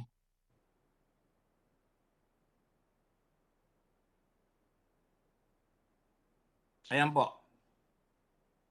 Thank you very much. Wala po ako sinasabi dito na kasama lahat ng mga tao dyan. Ho. Nasabat lang na si Michael Yang na hindi nagpapakita na andyan sa litrato at binyag ng ating kaibigan, si Captain Nicanor Faildon, kaibigan ng Blue Ribbon. At dahil naimbestiga yung customs ng araw, nalipat siya sa Muntinlupa, naimbestiga rin ng Blue Ribbon yon. At nilipat siya at dyan siya napunta sa Civil Defense. At andyan si Yusek Halad, ng head ng Civil Defense, kung di ako nagkakamali. Andyan sila, lahat, andyan na lahat. Ayoko na magsalita because a picture speaks for itself. Yan lang ang gusto ko sabihin dahil sa paghahanap po natin, nag-uukay po tayo, hinuhukay po natin kung ano mga koneksyon dahil dikit-dikit eh. Sa umpisa pa lang, andyan na si Michael Yang. Hanggang sa bandang huli, huwag naman po magagalit ang sino man, hinahanap lang po natin ang katotohanan dito kung bakit nawalan ng pag-asa ang mga kababayan natin na yung mga binabayad natin na taxes ay dapat umabot doon sa tinatawag natin mga kababayan natin na nangangailangan ng mga gamit na yan. Kulang ang bakuna dahil sabi wala raw tayong pera pero alam ko ginagawa ng IATF yan. I have no problem with the IATF about that. Alam ko nagpapakasakit silang lahat pero ang nakakasakit lang dito pag umorder tayo may mga nakapasok ata na tinawag na ng isang reporter natin dito na Batikan ng Business Week na si Tony I forgot his name right now. Kilala siya. Na sinabi niya na may Davao Mafia. Kaya hindi po ako ang tumawag dyan. At lumalabas nga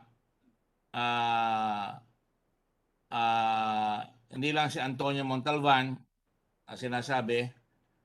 Meron siyang article dito sa isang na sinasabi kung saan malalapit yan, papasok ko yan sa committee.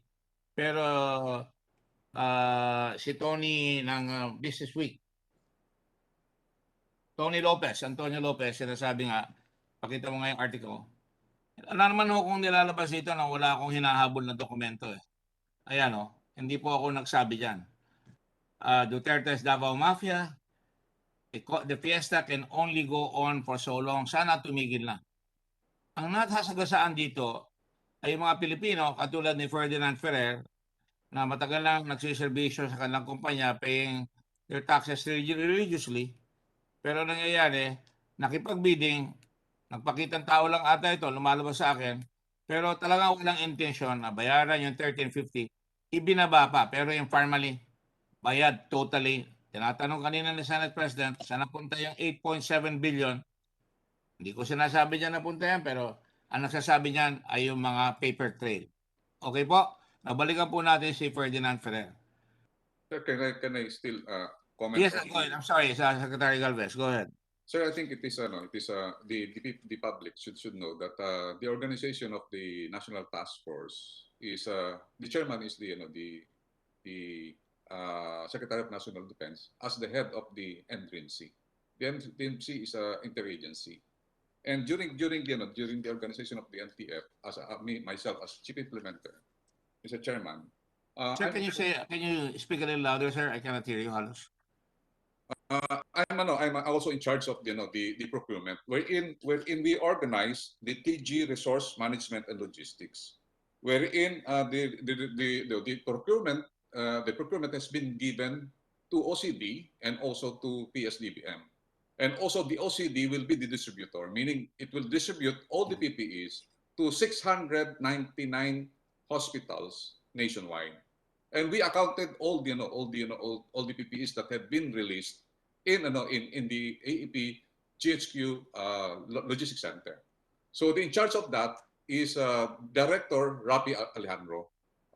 Alejandro is the one in charge of the distribution, and all the distribution has been accounted for because initially the PPEs being ferried by the C-130, 43 sorties to China, to the different areas in Luzon, Visayas, and Mindanao. And our logistic hub, major logistic hub, is in AEP Logistics Center.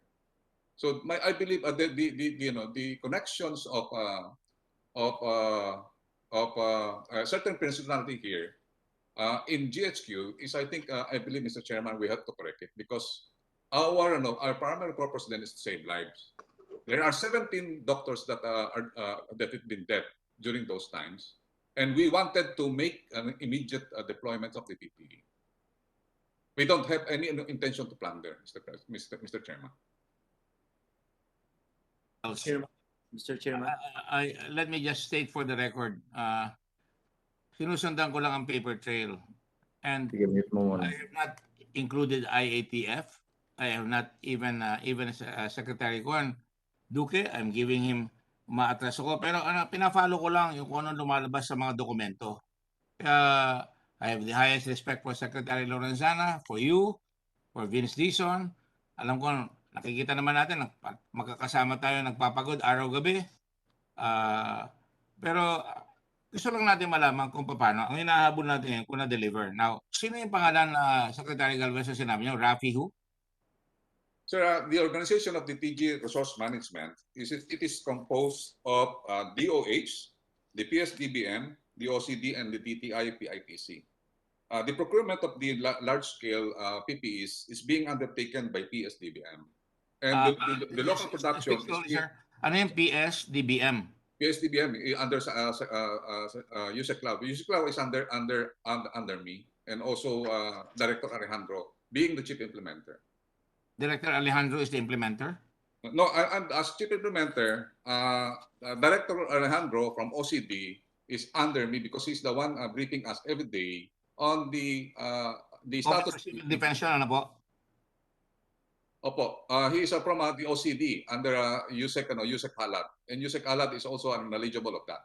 Opo, tatawagin po natin sila para mapaliwanagan dahil hindi naman tayo nag-aakusa dito na wala pa naman ako sinasabi. Sinasabi ko lang, natapat lang na lumalabas nga na gano'n na pag sinundan mo yung papel, ito na nga at lumalabas na mukhang napagbibigyan yung ilan doon sa bidding at ang laki ng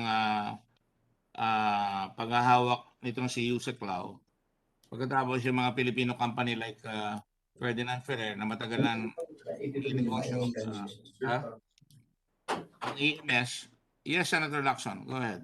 Yes, very quickly, since I thought I heard Secretary Galvez mention C-130 flights, and I'd like to find out if the C-130 flights that he mentioned, ito yung merong goodwill flight through Xiamen Airways to deliver the second batch of the items procured from China. Nagamit po ba rito yung ating C-130? Yes, sir. Actually, sir, during those times that we have met with the ITF, with the directive of the president that we have to produce all the PPEs. That was at the time at April 2, and the first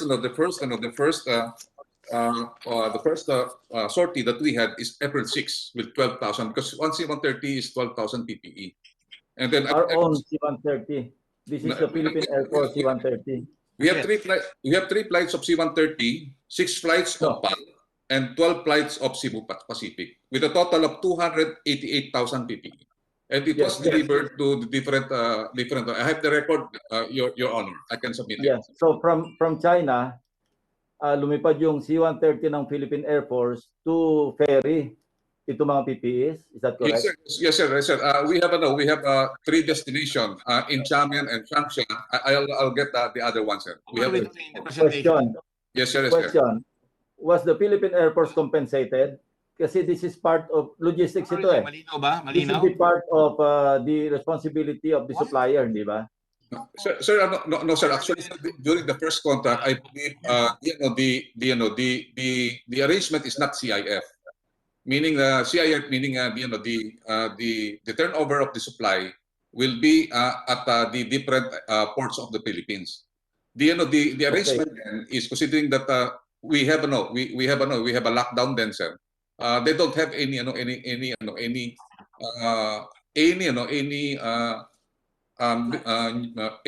flights because the different ports of the Philippines had been shut down because we have a total lockdown then. So now, I'd like to shift to Mr. Ferrer. Were you given the same accommodation by the Philippine Air Force to transport yung mga raw materials nyo para sa mga PPEs? Mr. Ferrer? Good morning, Senator. We imported our raw materials ourselves and cleared it through the BOC. And we also deliver our finished product ourselves to the designated delivery points given to us. Yeah, Mr. Chairman, that's exactly my point. Bakit ang accommodation sa foreign firm, parang higit pa kaysa sa accommodation sa sarili nating kababayan, Mr. Chairman? Mr. President, can I interject? Mr. Senator, Sir, Your Honor, during those times, we don't have supply. Even the private sectors doesn't have the PPE that time. That was April 4. I think the delivery of MS started on August. We don't have any supply then. We don't have PPEs. We don't have surgical masks. Nothing, sir, nothing. And we need Mr. Ferrer. Yeah, thank you. Mr. Ferrer, di po ba nagsimula kayo mag-ship ng mga raw materials niyo mga April? Senator, we had inventory. We started to ship June 1st. We had inventory. Yeah, June 1st. End of May. Yeah. Yes, end of May. Yeah. Pero may mga dumating dito kasi may mga code, and I'd like Bureau of Customs to confirm this, ano? Kasi tatlo yung pinagbabagsakan eh. Isang MOP, POM, yung isa MICP, yung isa NAIA. Sa NAIA, which is coded PO3, marami pong shipments ito June 3, June 3, June 3, June 3, June 4, and so forth and so on. So, I'm just wondering why we cannot accommodate a Filipino entrepreneur who's willing to help because of the pandemic. Tapos hindi natin nabigyan ng ganong accommodation na binigyan natin sa Parmali. I'm just wondering, Mr. Chairman.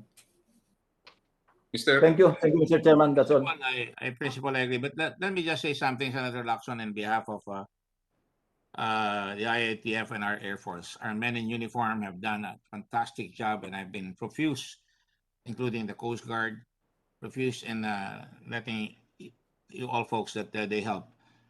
For example, nung inassign kami ng IATF na mag-test, we had the occasion to, with the help of Secretary Lorenzana, na madala yung mga test kits at saka yung mga equipment by Philippine Air Force. But we also chartered our own flights. We chartered Philippine Airlines, we chartered Cebu Pacific, and mercifully enough, we were able to do so. We got 2 flights, I think, from the Air Force. Nakakalungkot nga yung isang C-130 bumaksak doon sa Sulu. And that's why talagang nakakaraing dahil mga men and women of the armed forces and men and women in the government, karamihan, katulad nga nung DTI, pinipilit ng mga kababayan natin mag-produce. Pero pagdating na sa implementation, wala talagang suporta. Sinubo nila yung mga katulad ng EMS na mag-supply tapos hindi na bayaran ng husto yung dapat bayaran. Nakakalungkot lang po. Yes, Mr. Chairman, with all due respect, hindi ko po nilalagay sa spot ng ating armed forces. Ang tinatanong ko lang, bakit iba yung accommodation sa formally compared to sa ating kababayan? Hindi ko po sinisisi yung armed forces because once they are instructed, yeah, I acknowledge the heroism of our armed forces personnel. There's no doubt about it. Ang tinatanong ko lang, yung bakit iba yung treatment sa formally kaysa doon sa kababayan natin? Hindi po kasabang Will you say, Senator Lacson, you have information that formally use the C-130? I think they don't think so. Hindi po nila ginamit po sa ng ang C-130. Can you let Senator Lacson answer because Senator Lacson usually has very good sources. Senator Lacson? Yeah, we have that information. Now that Secretary Galvez is denying it, then so be it, Mr. Chairman. But we have our own sources. Yes. Sir, can I answer? The initial, Secretary Galvez, I will recognize you right away. Yes, sir. Go ahead, Secretary Galvez. Sir, I would like to put a proper context on the deliveries of the PPEs. First, the initial delivery of the PPEs. I don't know if I'm not aware who is contracting because that's the DBM. My mission is to produce the PPE and deliver it to all the hospitals. During the time that the president gave the order on April 2, we immediately get the available PPE in China, and those PPE I believe is different procurement, not formally. But when formally get the contract, all the PPEs had been delivered CIF, meaning CIF, to the shores of the Philippines. In the Philippine port in Naiya, and also in the Pier 13 in the Manila port. Meron din sa Cagayan de Oro, meron din po sa Cebu port, at meron po din po sa Davao port. And I believe ang ginamit lang po natin C-130 is kailangan po natin ng PPE. So yung mga tinatawag natin na mga extra na available na nahandun sa China, kinukuha po natin po yun para at least magamit po natin kaagad. Because there is an urgency for that. But we never intend to provide any contractor the special special treatment. Ang intention po namin is to get all the available supplies and get it immediately here and distribute it immediately. That's the context po namin, Mr. Chairman. I can attest to that the IATF has done a good job, and you're not under the carpet here, Secretary Galvez. We're just following kung na-deliver lahat yung ng formally, yung sinasabi nila, at nadala ba yan sa mga probinsya. And you said about how many hospitals, sir? 671 ba? 571 hospitals? Sir? Secretary Galvez? Sir, the total of the hospitals that we have is 669. Yes, sir. Kayo nag-deliver po? Kayo, dineliver nyo doon sa kung saan yung mga hospital? Yes. Actually, sir, as of May 13, we have delivered 603,500 to different 699 hospitals, including the different regions for for Luzon, we have 389 hospitals. Yeah. For Visayas, we have 85 hospitals. And then for Mindanao, we have 225 hospitals. And on May 31, we delivered 779,100. And on July 20, the PPE that we have delivered to the different hospitals is now 22,201,530. And then on August 25, we were able to deliver 3,829,962 PPEs to the different 699 hospitals nationwide. It includes national offices, regional offices, also to LGUs, and government hospitals, and also private hospitals. Mr. Chairman. Mr. Chairman. Yes, Senator Marcos.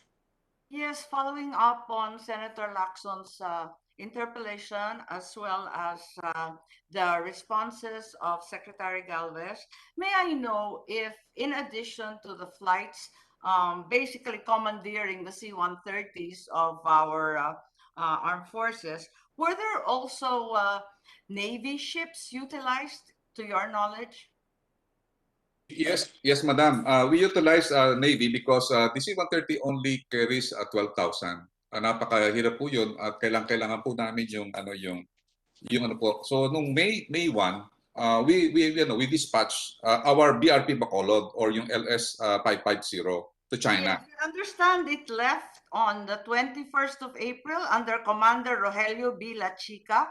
One of our lead logistic supports vessels in the Philippine Navy was also used to pick up from Xiamen and deliver to Sasa Port. Is that correct? On May 8th? The date is May 1, madam, to make it correct. Was the delivery or the departure for Xiamen? Departure for Xiamen because it's 9 days. The delivery arrived at May 9, madam. I understand that there were several of these voyages in April and in May. If our chairman will allow, perhaps we can derive the sale plans of all these vessels, their manifests, their radio logs, so that we're in complete awareness of actually what went on. Marami po bang mga lakbayang mga yan? Ilan ba ang ginamit maliban sa BRP Bacolod? Ilan po BRP Bacolod, madam? We use C-130 43 sorties po, madam. We can give the details po, and including. BRP Bacolod went to Xiamen how many times? And was it always to Sasa Port in Davao?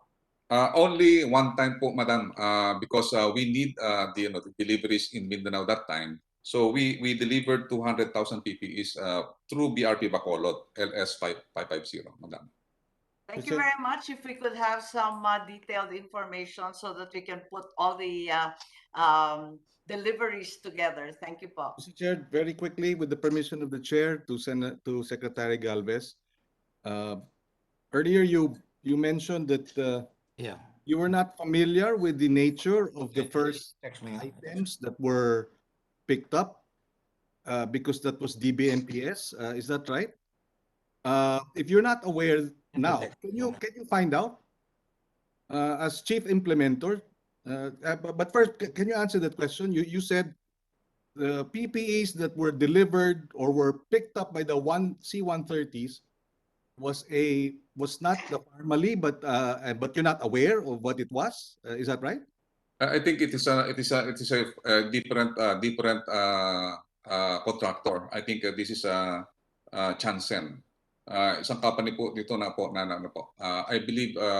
Yes. So in other words, it's not formally, but it's another company using the C-130 of the armed forces. Yes, actually, sir, ganun po sir ang ginagawa po sir natin, na ganun din po ang ginagawa natin sa vaccine, na we are using. Kung ibang kumpanya yon, ang tanong kanina ni Senator Lacson, binayaran ba yon ng chance? That's in our expense, considering the contract is not CIF. Meaning, if you say CIF, it will be delivered to the Philippines. So who entered into that contract? PSDBM, sir. So in other words, PSDBM entered into this contract with Janssen and agreed that we will use government C-130 planes as we pay you. Parang gano'n na lumalabas, di ba? Sige, bibili kami sa inyo, pero isasama na namin yung C-130 para kami na ang pipick up. Sir, the situation then is we don't have some sort of logistics means for the company to deliver it to here in the Philippines. Well, whatever the reason is, the point is, DBMPS entered into a contract with a private company and agreed that that private company can use AFP, Philippine, di ba? Armed Forces airplanes, air cargo, and it's to our expense. Yes, sir. Okay, thank you. Mr. Chair, just one administrative matter. In the previous hearing, we asked for materials, reports on the quality inspection because earlier Mr. Ferrer was saying DBMPS went to their entity, to their offices, their warehouses, and conducted the inspections. We requested for these inspection reports because we had reports, and I think one of the colleagues of Mr. Ferrer, Mr. Carillo or Ms. Carillo, said publicly in a public statement that they receive information of Chinese-made PPEs that were of poor quality. So we'd like to know, are those poor quality Chinese-made equipment the poor quality, the PPEs that were purchased or not? We don't know. And that's why we want the specifications or the technical reports on the quality. Have they been submitted by the DBMPS? Because we'd like to go through that, Mr. Chair, because we want to make sure that the products that are being distributed by IATF are quality standard products and not inferior products that expose our frontliners to even more danger. Senator Pangilinan, thank you for your point. The quality inspection people are in the hall, are in the loop, no? Right now here, and we may ask them directly. But I'd like to stick to the point muna, and then you can ask all your questions because I just wanted to lay the predicate to prove the point na masyadong paborable sa Parmali. Halos yung local producers na nagpagsapalaran ay hindi na pagbigyan. So I will ask you to direct your questions right away to the inspectors because they're here. In the meantime, let me just finish with Mr. Ferrer, and you can all take a crack at him because yes, go ahead. You're on mute, Brad. You're on mute, Senator Kapangilinan. You're on mute. We just want to know if the Blue Ribbon Committee received the documents that we requested, at least initially, so that and then we can raise our questions later. Yes, we did. I just want to be sure about that. Mr. Kimbo, did you send the notice to the inspectors? We just sent notices for the inspectors to come to the hearing, but we have not sought a report from them yet. All right, then let the record state and let the orders be given to you to ask them to submit a better report on what is happening, and then that report will be the basis for their examination in the next hearing. Would Yes, that be Your all right Honor. with you, Senator Pangilinan, sir? Yes. Thank you, Mr. Chairman. Thank you very much. Now, with your permission, I'll finish already. Senator, I'm sorry, Mr. Ferrer, I thank you for coming here today. Nagpapasalamat kami sa inyo dahil nalinawan ng marami na nag-try ang mga local. So marami ho ba kayo nag-try na naggagawa ng produkto na kailangan natin sa pandemic? At hanggang ngayon, gumagawa pa po kayo, hindi po ba? Thank you, Mr. Chairman. There are a handful of companies locally, local companies that have repurposed. Regarding the face mask, medical grade face mask, in our coalition, there are only two. I'm one and there's another company. On the PPEs, I believe there are also two that have repurposed, as well as on the raw material, there was, past tense, an Australian company that wanted to produce the filter material, which is the critical part in the face mask here in the Philippines, but I believe it has now been postponed. So nakikita nyo na kayo, pag sinabi nyo repurpose, kumambyo yung kumpanya, kaya naman pala ng mga Pilipinong gumawa niyan. Pero kahit na kumambyo na kayo, nakapag-supply ba yung mga sinasabi mong kasama ninyo, yung sa coalition ninyo? I believe they were able to towards the later part of the year. I do not know exactly how much they were able to supply, but I just wanted to also mention, Mr. Chairman, that part of the objective of the Department of Trade and Industry is to be able to create a PPE industry here in the Philippines. That's correct. I confirm that because I talked with Secretary Lopez, who's a very responsible individual. And we were talking about bilisan na natin. In fact, I asked, ba anong ginagawa ng PITC? Ba't hindi sila may pera sila? Ba't hindi sila mag-encourage na magkaroon tayo ng sources right here in this country? Di ba? Bino mo, gagamitin pa natin ng mga aeroplano, magbabayad tayo sa ibang bansa. Tuloy nagkakaroon ng talagang discrepancies at mga alinlangan. No? Now, how do you feel now? Mr. Chairman. May I just finish, please? May I just finish? Yes, Mr. Chairman. Thank you. I just want to ask Mr. Ferrer, as a businessman, and you are with the Chamber of Commerce, I spoke in your organization the other day, and di ba sabi natin doon, kailangan may predictability ang gobyerno? Para pag sinabing ganun, bibili tayo, ito ang patakaran, di ba dapat consistent yung rules na yan susundin? At hindi ba dapat, hindi babaguhin yung batas o yung rules in the middle of the game? Nababaguhin nila. Katulad sa inyo, binago yung order, binaba nila yung presyo. Tama po ba yan? That's correct. Hindi na kayo tinangkilik at binaba yung presyo. Yes. How do I feel now? I always look at the positive side of things. I feel for our employees, the one who worked last year, the one who, despite the lockdowns in the quarantine, slept in our factory to be able to produce the medical grade face mask. We have over 300 that slept in our factory to produce it. Well, my point is simply, you know, nilako ko yung Subic ng araw nung pumutok ang Pinatubo, umalis ang Amerikano. Nilako ko sa buong mundo yan. Ang sinasabi ko, there is a sincerely changed country na we are predictable. Pag sinabi namin itong patakaran, susundin namin. Hindi kayo magdududa. You remember, I was saying, nakafocus tayo, mabilis tayo, madali tayo maintindihan ng mga imbitahin natin, talagang flexible at saka forward-looking. Ang sinasabi ko lang po dito, sa experience natin, ang masasabi ko lang, ako lang magsasabi, para hindi kayo, alam ko naaalanganin kayo, and I admire you for coming out and stepping on the plate.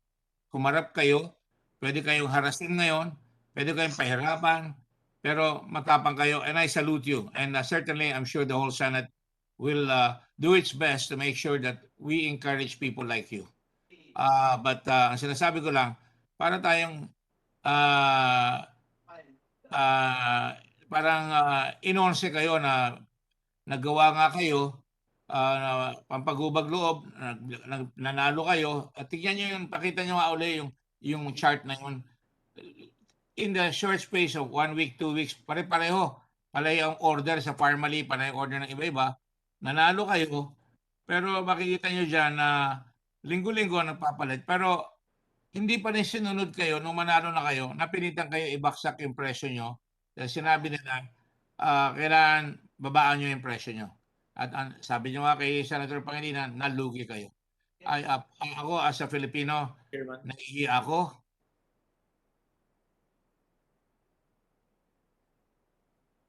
May I Mr. Chairman. Ganyan ang patakaran natin at lalo na nakaka-pandemya tayo, pagsasamantalahan pa, parang may patay, dinukutan pa. talagang tinaksilan tayo ng ating ilang mga tao dito, hindi naman lahat, no? Pero pinagtaksilan ng bayan na yung dapat aabot sa tao, hindi mapaabot, ang laki-laking pera ang tinustos nitong nagpabid dito sa mga paborito, sa mga kaibigan nila na hindi dapat mangyari. Yun lang ang gusto ko. Tinatamaan na ako eh. Nakikita ko talagang kung ano lang pinagsasabi, pero yan lang gusto ko sabihin. Anyway, Senator Ontiveros. Mr. Chair. Thank you, Mr.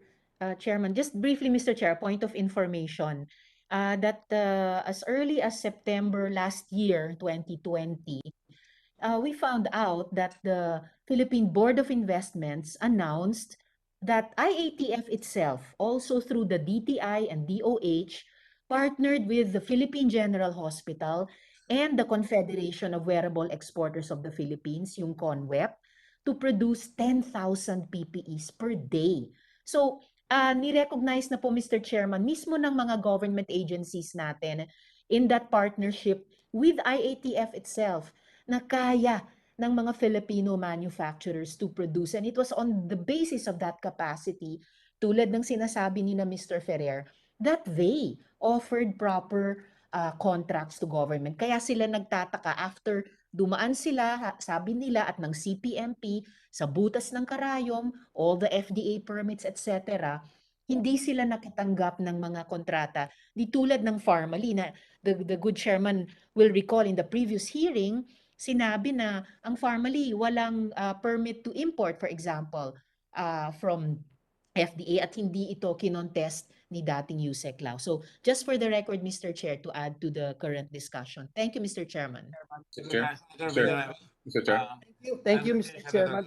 Secretary Galvez. Very quick, Mr. Chairman. Sir, can I would like to join and associate myself to your sentiments, Mr. Chairman, especially with regard to our local manufacturers. Mr. Chairman, as mentioned by Senator Risa, nagkaroon na ng agreement, 10,000 a day. In fact, if I recall it right, the agreement was to produce 300,000 PPEs. I'm not sure, Mr. Chairman, if this was delivered, ito ba ay natuloy. But let me point out, I think it's very important to picture, Mr. Chairman, gaano kalaki yung tama nito sa ating labor sector. Ilan yung mga trabaho dapat na nalikha, nagawa dahil dito kung talagang nagkaroon ng puso ang ating PSDBM at ang ating pamahalaan na tulungan ang ating mga local manufacturer. Because CONWEP, for instance, Mr. Chairman, already stated that they retrenched 25,400 workers from June to December of 2020. I don't know about CPMP, which EMS is also a member. Yung CPMP, I remember they were saying they are targeting an additional 7,500 employees, pero in total, but they were only got about 3,500 because of, again, local demand for their products. So again, Mr. Chairman, parang klaro dito na ang kontrabida sa mga manggagawang Pilipino at para makagawa at makalikha tayo ng trabaho, mismo yung PSDBM. Thank you, Mr. Chairman. Sir, can I correct the context? Secretary Galvez, nagiging senador ka na. Sir, can I correct the context? Because our demand is the 9 set PPE. Our demand is 9 set PPE, meaning from head to foot. EMS is only developing the face mask. That's correct. Our need then is the PPE, the full set. And we directed the PSDBM to produce immediately because that's the need. So we would like to correct the context that we never favored or never favored anybody, but we asked whose company can produce that 9 set immediately. Yes, Mr. Chairman, may I allow to speak? I think the point has been made.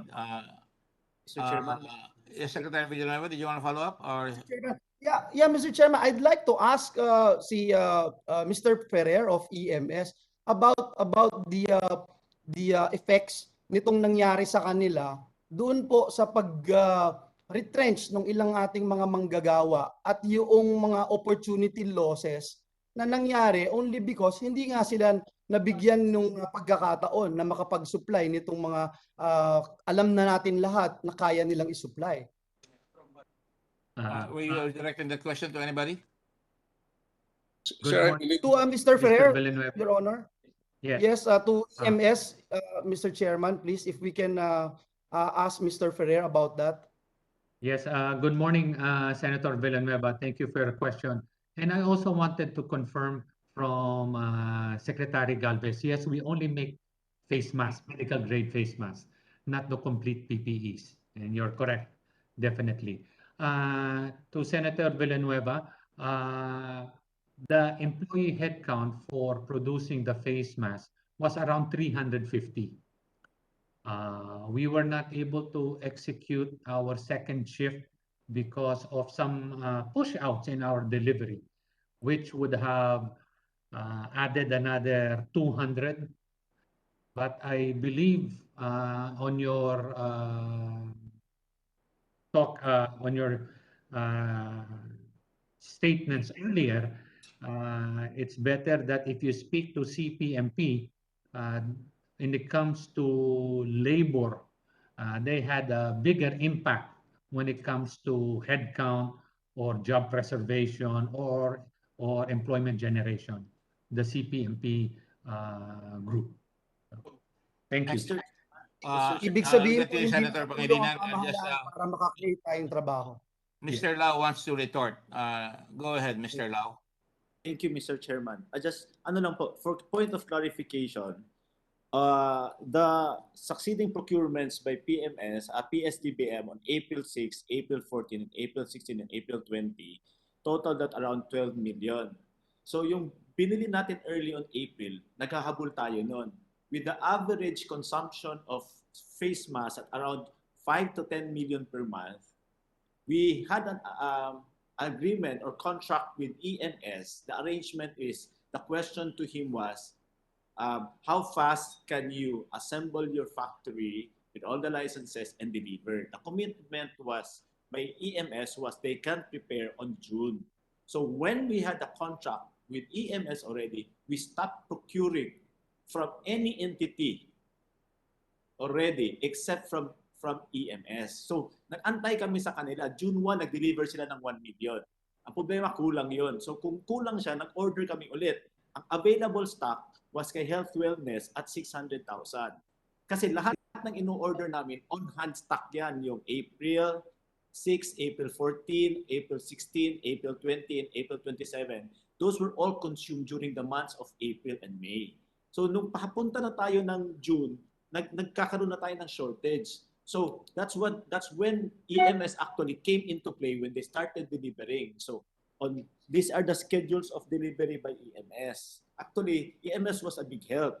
They started delivering on first delivery nila, June 1, 1 million, June 28, 8.5 million, July, 8.5 million, August, 8.5 million, September, 8.5 million. Si EMS lang po ang nagde-deliver ng local, ng only surgical, medical grade surgical face mask sa PSDBM starting when we had a contract with them. We had a problem when it started on October kasi biglang nagpalabas si DOH ng price freeze at 9 pesos. Nung nag-price freeze si DOH ng 9 pesos, doon kami nagka-problema because we have to ask them, can we still deliver? Baka hindi kasi bayaran ng DOH. So we had communication. Ang problem doon is mababa na kasi ang price during that time, mataas ang contract namin. Pero we had a clause with EMS already when we started because I can recall the discussion with them during that time. Actually, I was also one of the people who assisted Peripheral and EMS together with DOI. We organized these groups of people para maintindihan nila ang bidding process and procurement process of the government and the licensing requirements. So during the time, when we entered the contract, nilagay namin for safety purposes for both sides, baka biglang tumaas ang presyo, meron tayong safety measure. Pag biglang bumaba ang presyo, meron din tayong safety measure. So ang sabi namin, if you are willing, pag biglang bumagsak yan, dapat pwede tayo mag-drop para hindi tayo ma-accuse. Pumayag naman ang EMS. So that's when umabot ng December, nag-drop na talaga siya kasi on December, we were able to procure at least 200 million pieces, 2, 4, 6, 8, 10, 200 million pieces of medical grade surgical face mask. Pero iba-iba to, si Hafid and Erasmus, UDC, WC, Medtex, joint venture, mga local din to sila. But si EMS kasi, we had a long-range contract with him. So to protect him, we ask him just accept the right to offer match. So mga nanalo para ma-continue siya mag-supply. Kasi pag pinilit namin na 1350, lagpas na kami sa price ceiling. But to set the context straight, when we had an arranged contract already with EMS, we already have the local supplier. We stopped procuring surgical face masks from other companies. In fact, the only reason we had to give EMS leeway of 3 months to really set up, kaya meron kaming stockpile to make sure that we will give him the chance. Kasi pag hindi siya nakadeliver on the time, mabablacklist siya. So that's the logic behind PSDBM. In fact, we were helping him. Day-to-day, monthly, nag-uusap-usap kami with DOH, how delivery. Ang problema talaga din namin doon, pumapasok ang PPE sets, pumapapasok ang ano tawag doon, surgical face mask, mga N95, wala talagang maglagyan. That's our biggest problem. You can look at our office, hindi naman ganun kalaki. And in fairness sa inspection team namin, alam ni ng EMS yan, they count it by millions. And we have only at least 20 inspectors. But we do our job. Ano lang kasi yung timeline, we need to be delivered. Thank you naman. I really appreciate the time. Mr. Chair. Mr. Chairman. All right. The fact remains that you bought face mask at 27 pesos and you allowed EMS to buy at 13.50, and the fact is clearly shown that EMS was not able to deliver everything, but Family at 27 pesos was able to deliver everything along with other things.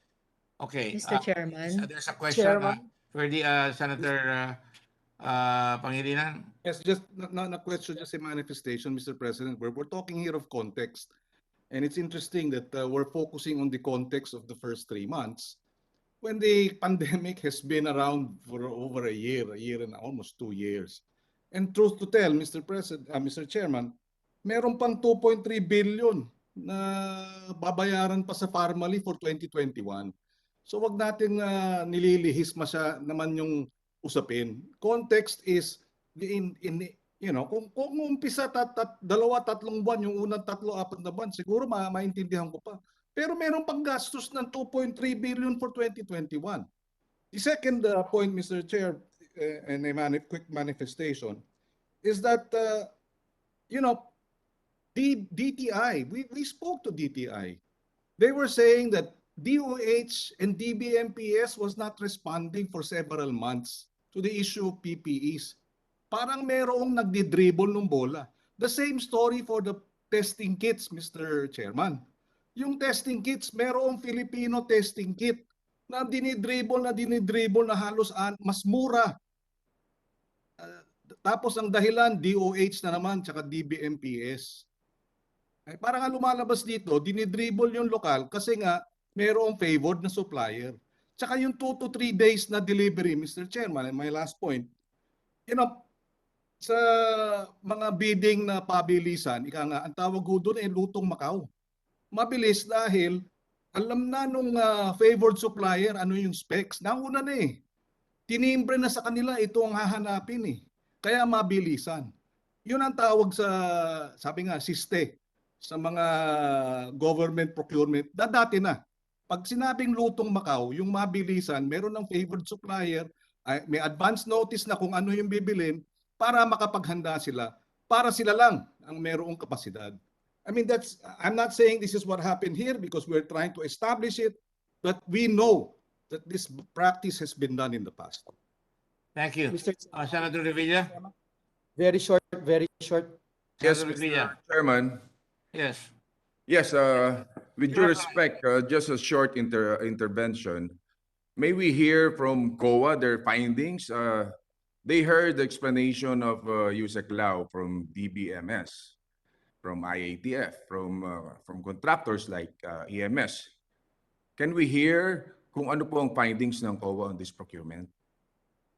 With the indulgence of my distinguished colleague, Mr. Chairman, this is regarding the statements made by former USEC Lau, Mr. Chairman. Just very, very quick. 15 seconds, Mr. Chairman, dear colleague, Senator. You already question 15 seconds explaining yourself. Go ahead. Thank you, Mr. Chairman.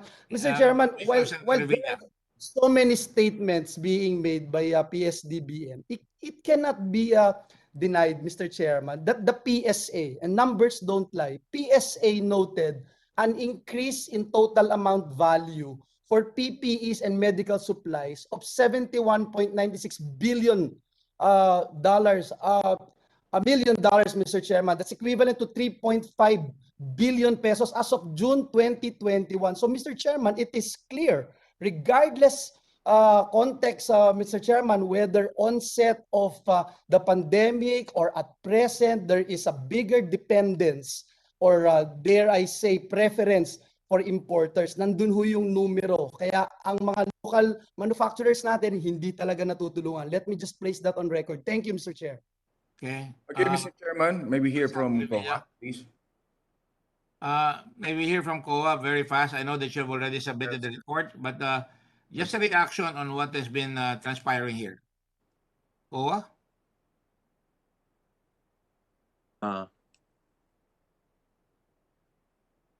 Yes, Mr. Chair. Good afternoon po. Yes, Mr. Chairman Aguinaldo. Chairman Aguinaldo, please go ahead. Tayong findings regarding this, overpricing, or para po doon, can we hear from you? Chairman Aguinaldo? Yes, Mr. Chair. The findings of the audit team that handles PSDBM really pertained more to inventory management and not the overpricing. Kasi ang nangyari po, I think you were flashing the figures earlier. You had purchases of, for example, yung face masks, anywhere from 13 pesos to 27 pesos. And they procured quite a bit, and I think someone mentioned earlier na yung hindi nga natuloy yung ibang deliveries because of inventory and warehousing space, no? That's correct. The problem was, hindi po na-dispose kasi a lot of this equipment right away, so that nung dumating po yung September and the prices went down, yung mga regional offices and hospitals ng DOH ayaw nang bumili or kumuha from PSDBM kasi mahal. Kasi for example, yung face mask, anywhere from 13 to 27 pesos, pwede mo nang mabili ng 5 piso or even maybe 10 pesos. You just walk across the street doon sa hospital, makakabili sila ng ganun. So ayaw na nila kumuha, and well, you can't blame them kasi they also want to manage the funds that they have in their possession. And why pay 27 pesos for something worth 5? At the same time, yung recommendations naman had to do with marketing strategies doon sa inventory management. Ways of pushing it further kasi nga yung stock nga nung doon, kaya lang hindi na gumagalaw. And now they're faced with the problem with a lot of stock that no one wants to get because it's expensive. And so mapipilitan ang PSDBM to dispose of them at a discount. Yun po yung main observation doon, that there was a problem with inventory management. So you're saying, Chairman Aguinaldo, sobra ang bili nila. In this particular case, Pharmaly and others, Pharmaly had the big bulk. Do you agree? Yeah, medyo malaki. Although yung contract nung EMS was also quite huge. Hefty. Pero nabili na nila yan. Pero parang, nung nabili na yung Pharmaly, puno na yung inventory kung talagang tutusin, kung dumating yon. Kaya nga gusto ko malaman kung dumating o hindi, o napat-deliver. Kaya nung pumasok yung Pilipino na kumpanya, sinani na sila, hindi na sila makabenta hanggang pumayag na sila na ibaba yung presyo nila ng 2 pesos and 35 centavos. Masakit yun, because pinapasok sila at 13, kahit natignan mo yung comparative rate, sila ang pinakamababa, which should be the case.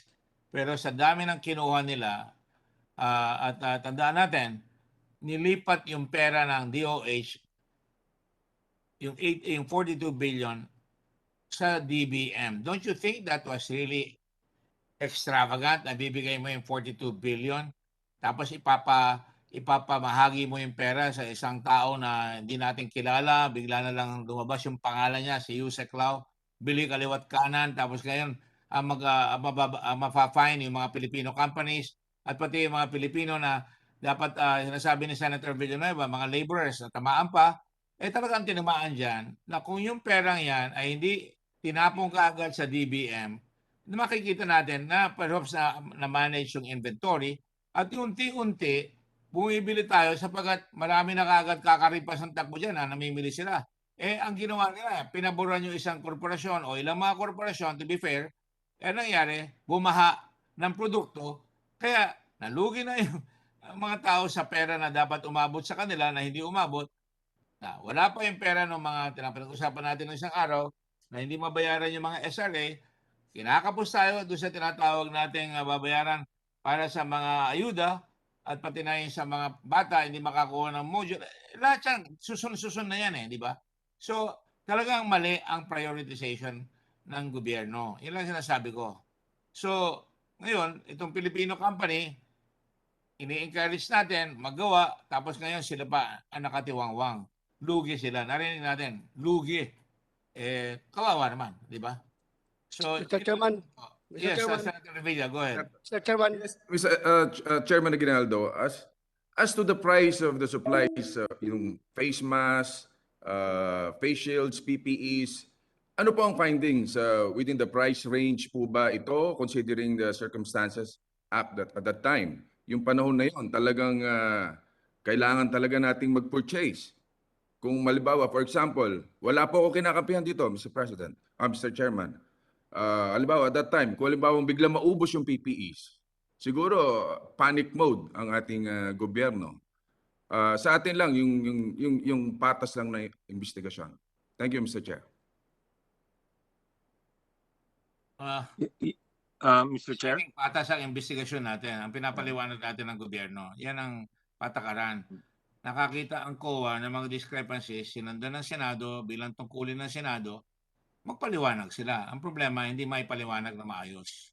Okay, patas yan. Hindi tayo hindi ako sumasali kay kanina. Yes, alam ko po. Go ahead. Mr. Chairman.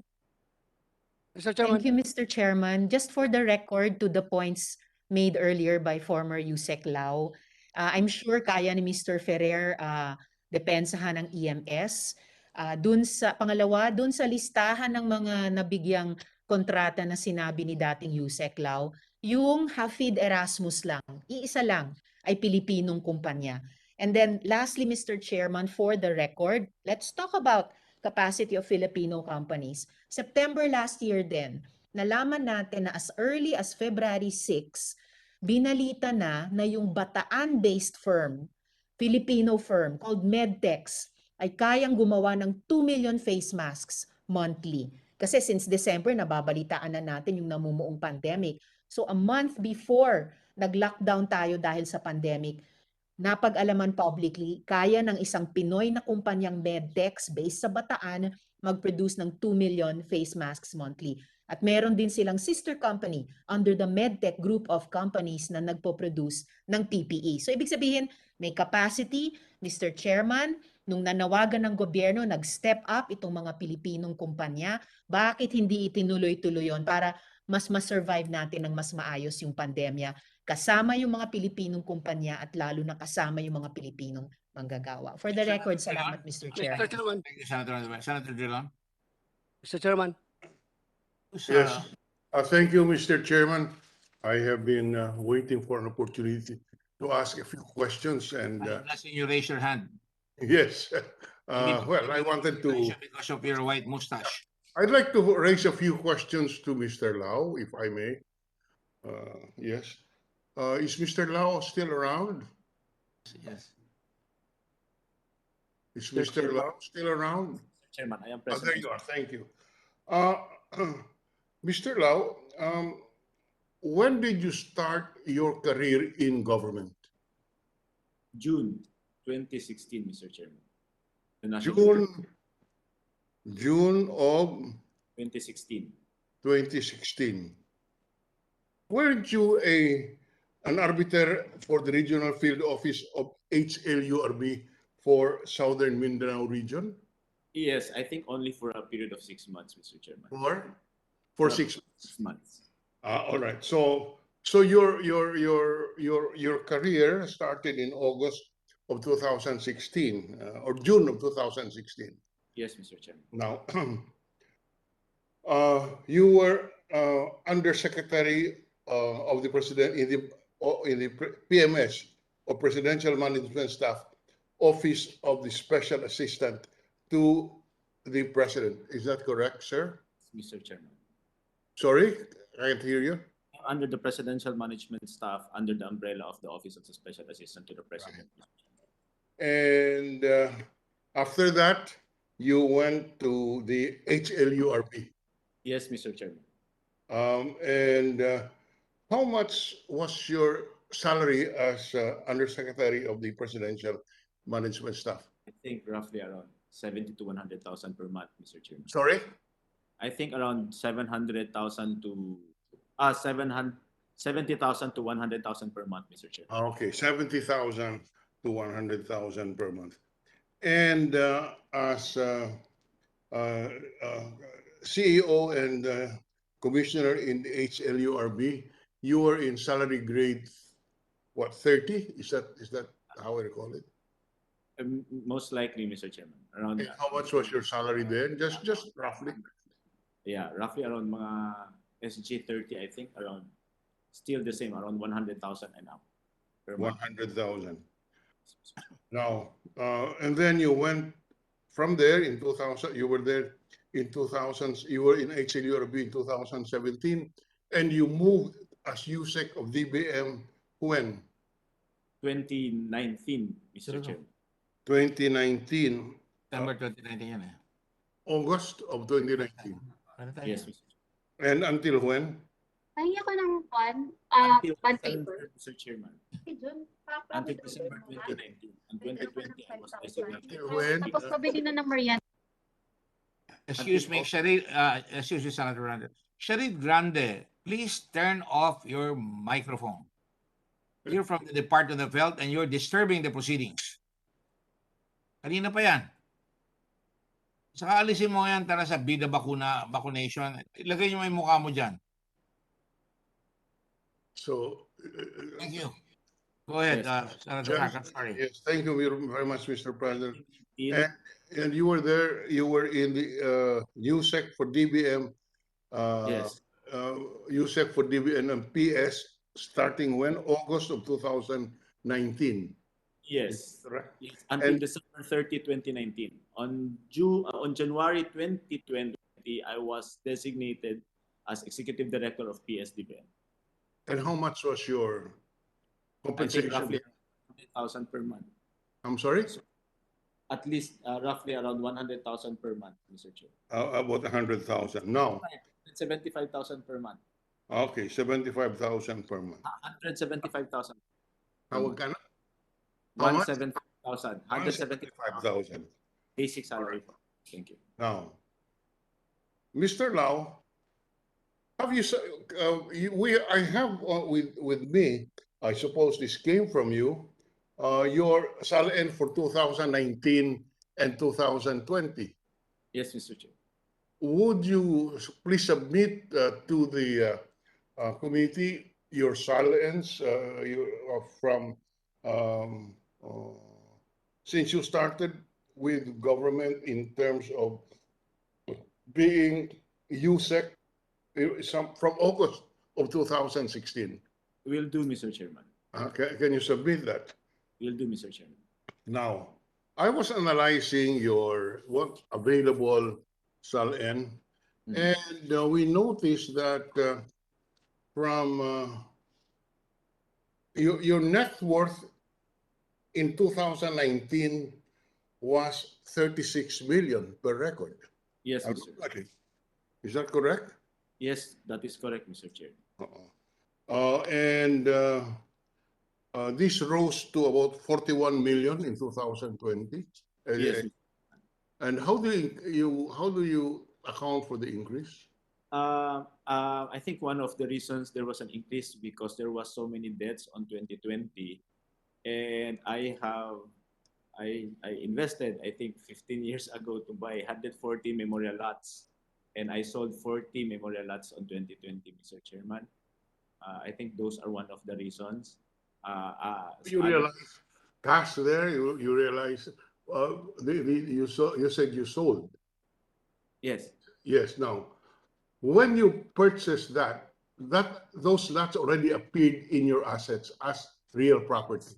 Actually, I did not purchase it. It was a fee as a lawyer when there was a transaction of my client's property being developed as a memorial park. The fee given to me by my client, I did not accept it as money. I accepted it as memorial lots. So they gave me 140 memorial lots. So it was, I think, in 2009 or 2010, somewhere around that time. So your attorney's fees were in the form of memorial lots. Somehow, Mr. Chair. Yes. Now, did you report that as part of your assets? Yes, in the SALN, Mr. Chair. In the SALN, what year? I think since 2016 until 2019 until 2020. I think it's in 2019. No, I'm just focusing on first from 2019 to 2020. There was an increase in your net worth of that's 50 lots, 140 lots, 140 memorial lots.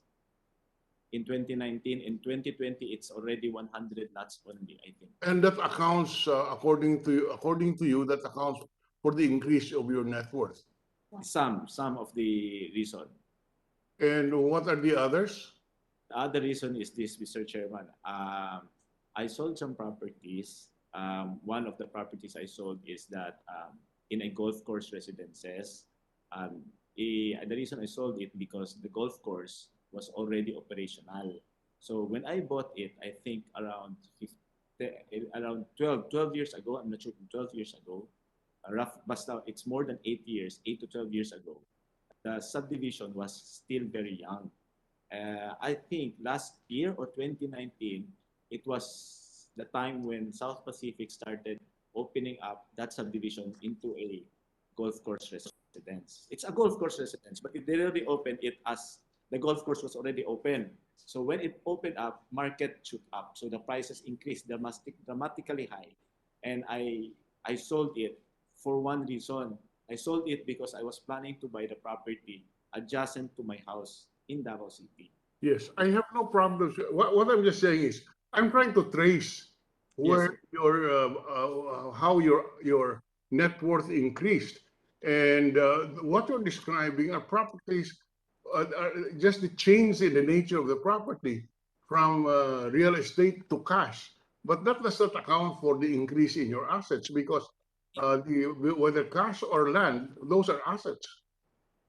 Yes, it accounts for the change, Mr. Chairman, because the date of acquisition and the date of sale is significantly different.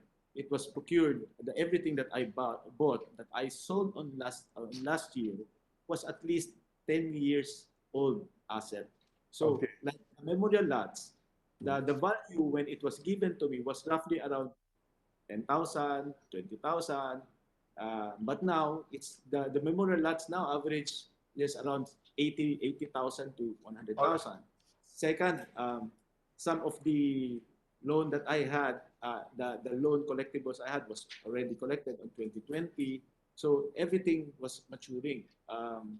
2019, 2020. So I also have a school. Yeah. Anyway, yes, I'm trying to figure out, as I said, okay, how your assets increased from 2019 to 2020 because I was trying to examine your SALN. It would appear that your net worth in 2019 was 36 million. It rose to 41 million in 2020. You had about 21.2 million in real properties listed in your 2020 SALN. But before you joined government, your real estate only totaled 900,000. No. Before I joined the government, I already had those assets, Mr. Chairman. Sorry? Assets that I gather are based on my based on my practice. Also, okay.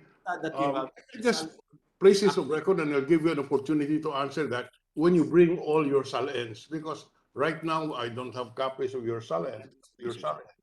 Now, to make you have also cash in your 2019 and 2020, you had cash assets of 15.78 billion pesos and 138 US dollars for a total of 20 million as of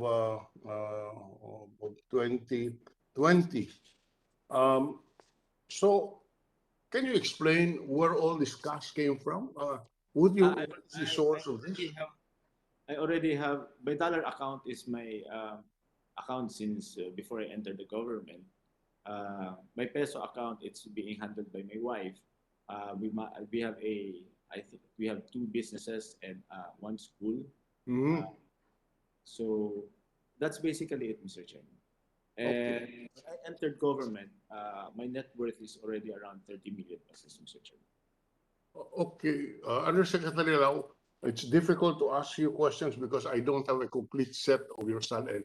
Can I request Mr. Lau if you can submit to the committee the SALNs that you have since you joined government in 2016 up to the time you left in 2000. Is it 2020 or whatever? Yes, 2021, Mr. Chairman. Yeah, 2021. If you can submit that so that I can ask follow-up questions. So I'll defer my other questions once Mr. Lau submits this SALN copies. Now, may I know from Mr. Lau if when you going to the award of the supply of the face mask, etc., did you require formally to submit a tax clearance? The list of the documents that we ask when we award are the following, Mr. Chairman. I think PSDBM has the documentary requirements. I think they yes, that is no. I'm asking a question of fact. Did you require a tax clearance for family, which is one of the requirements? Yes, if it's one of the requirements, then it is asked, Mr. Chairman. Or do you did you ask for it? The procurement team, Mr. Chairman. No, you're the head of the procurement team. But I don't do the procurement. Okay. Right, Mr. Chairman. I'll ask later on whether or not because that I don't see that in the file. The tax clearances of Farmally and Sutsu Machinery. Sutsu Machinery is a foreign company, Mr. Chairman. Okay. Now, who in payment of these goods that were paid for by PSDBM, did you collect VAT? Yes, Mr. Chairman. When it's a foreign company, we deduct outright 12% VAT on the basis that we might not be able to, the government of the Philippines may not be able to collect the taxes due to this foreign company. So our arrangement with them, since their standard format in selling is that the items will be sold, will be delivered only in the port of China, and that they will not handle taxes in the local in the country of destination, we already deduct it in advance from our payment. When it comes to local company, we use our standard deduction, which is, I think, let me check, Mr. Chairman. I don't have the records with me, but I'll check if what is our standard deduction. The standard deduction we do is we get 1% EWT and 5% FVAT. Then we have a retention money of 1% that we return to the supplier after the delivery, a full delivery of the items. I'm sorry, but I find difficult trying to figure out what you're saying. But just a straight question. In the sale of these medical supplies to the government, was it subjected to an output VAT of 12%? These are from Farmally. I'm just talking about Farmally because Farmally is a domestic corporation. Formally, we deduct in other local companies. I cannot answer the question, but my answer is this. We deduct 1% EWT. I do not understand EWT. And 5% FVAT. Because I'm not the one doing this, but our AFG, Admin and Finance, and our controller. So this is standard format and all the suppliers of PSDBM. So this is deductions. Go ahead. That's it, the three. We deduct 1% EWT, 5% FVAT, and 1%, it's not VAT, but it's retention money. And we return this 1% retention money to the supplier upon after full delivery, after 3 months after full delivery, Mr. Chairman. So you're saying that all the taxes were withheld, the appropriate withholding of taxes were done? I'm not really very good in the computation of the controller, but my answer is affirmative on the deductions that we standardly deduct. We do deduct it, Mr. Chairman. All right. The 5% and the 1%. Yeah. Anyway, we will be asking for the records in the PS because it should be there. These are matters that are recorded. So I'll request later the committee to subpoena these documents on the tax liabilities of this company.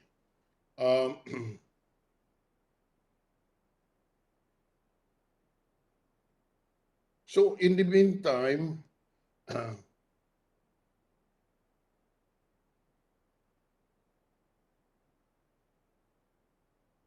well, I have questions on Farmally executives, Mr. Chair, not on Mr. Lau. We will just request for the documents from PS DBM pertaining to the issues I just raised, and that's principally on the taxes. With that, Mr. Chair, I'll suspend my interpellation until also Mr. Lau would submit his SALN. Thank you, ma'am. Thank you, sir. Okay, the chair directs Director Kimbo to make sure that the documents requested by Senator Dillon, as well as the SALN, the various SALNs of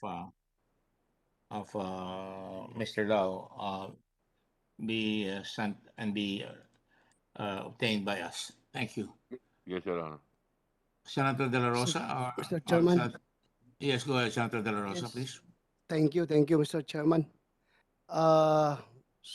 One lang, housekeeping clarification, Mr. Chairman. Are we still going to follow the priority list of questioning? Dahil kami ni Senator Tolentino dito, alas 8 pa kami, andito na sa building, Mr. Chairman. And Senator Tolentino is listed number 6. I am listed number 7.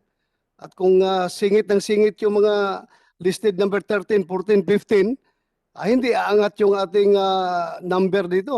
Wala mangyayari sa priority list natin, Mr. Chairman. Sa akin lang sana, kami rin naman gusto sumingit, magtataas ng kamay, hindi rin ma-recognize dahil ang nauna na-recognize yung virtually present, yung physically present dito, hindi ata nakikita sa screen. Kaya yun lang, clarification lang, Mr. Chairman. Well, I'm sorry, I did not see you raise your hands. You know, I always recognize our senators who raise their hands. And I'm sorry, as scintillating as your facade is, I did not see you. Thank you, Mr. Chairman. Would you like to Hindi, ask questions now? hindi ako griping, Mr. Chairman, ha. Kuwan lang ako, nagugutom lang ako dahil mag-alauna na. Pero pinakain naman kami dito ng staff mo dito. Salamat, Mr. Chairman. Hintayin na lang namin yung turn namin.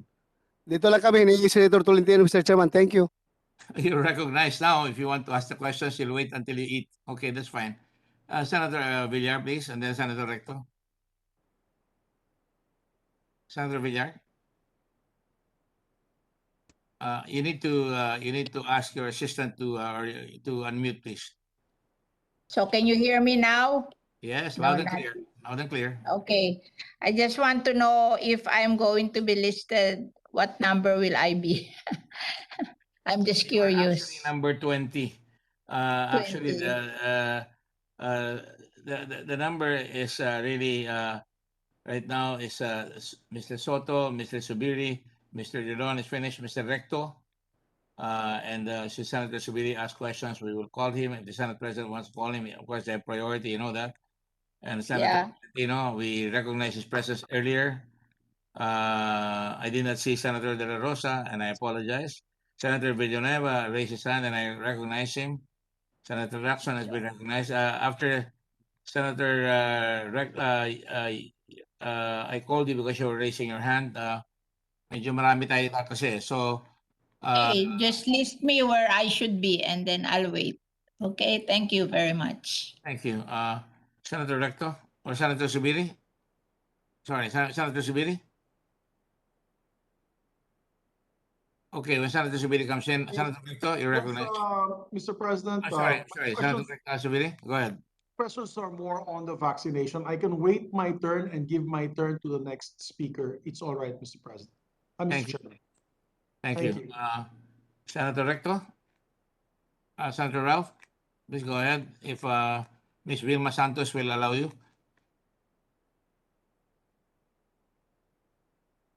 Thank you, Mr. Chairman. Mr. Chairman, I'll try to be brief.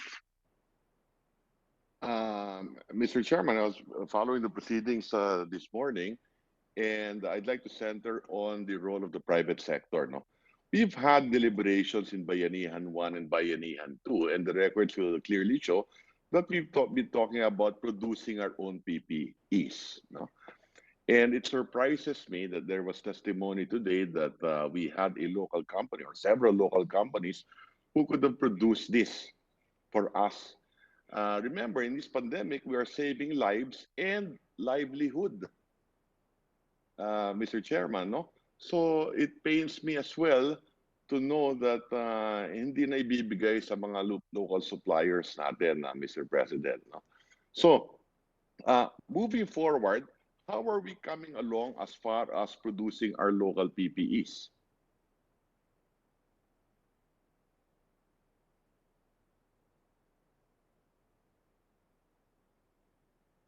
Who are you directing the question to? Yes, to anyone in the government, Mr. Chairman.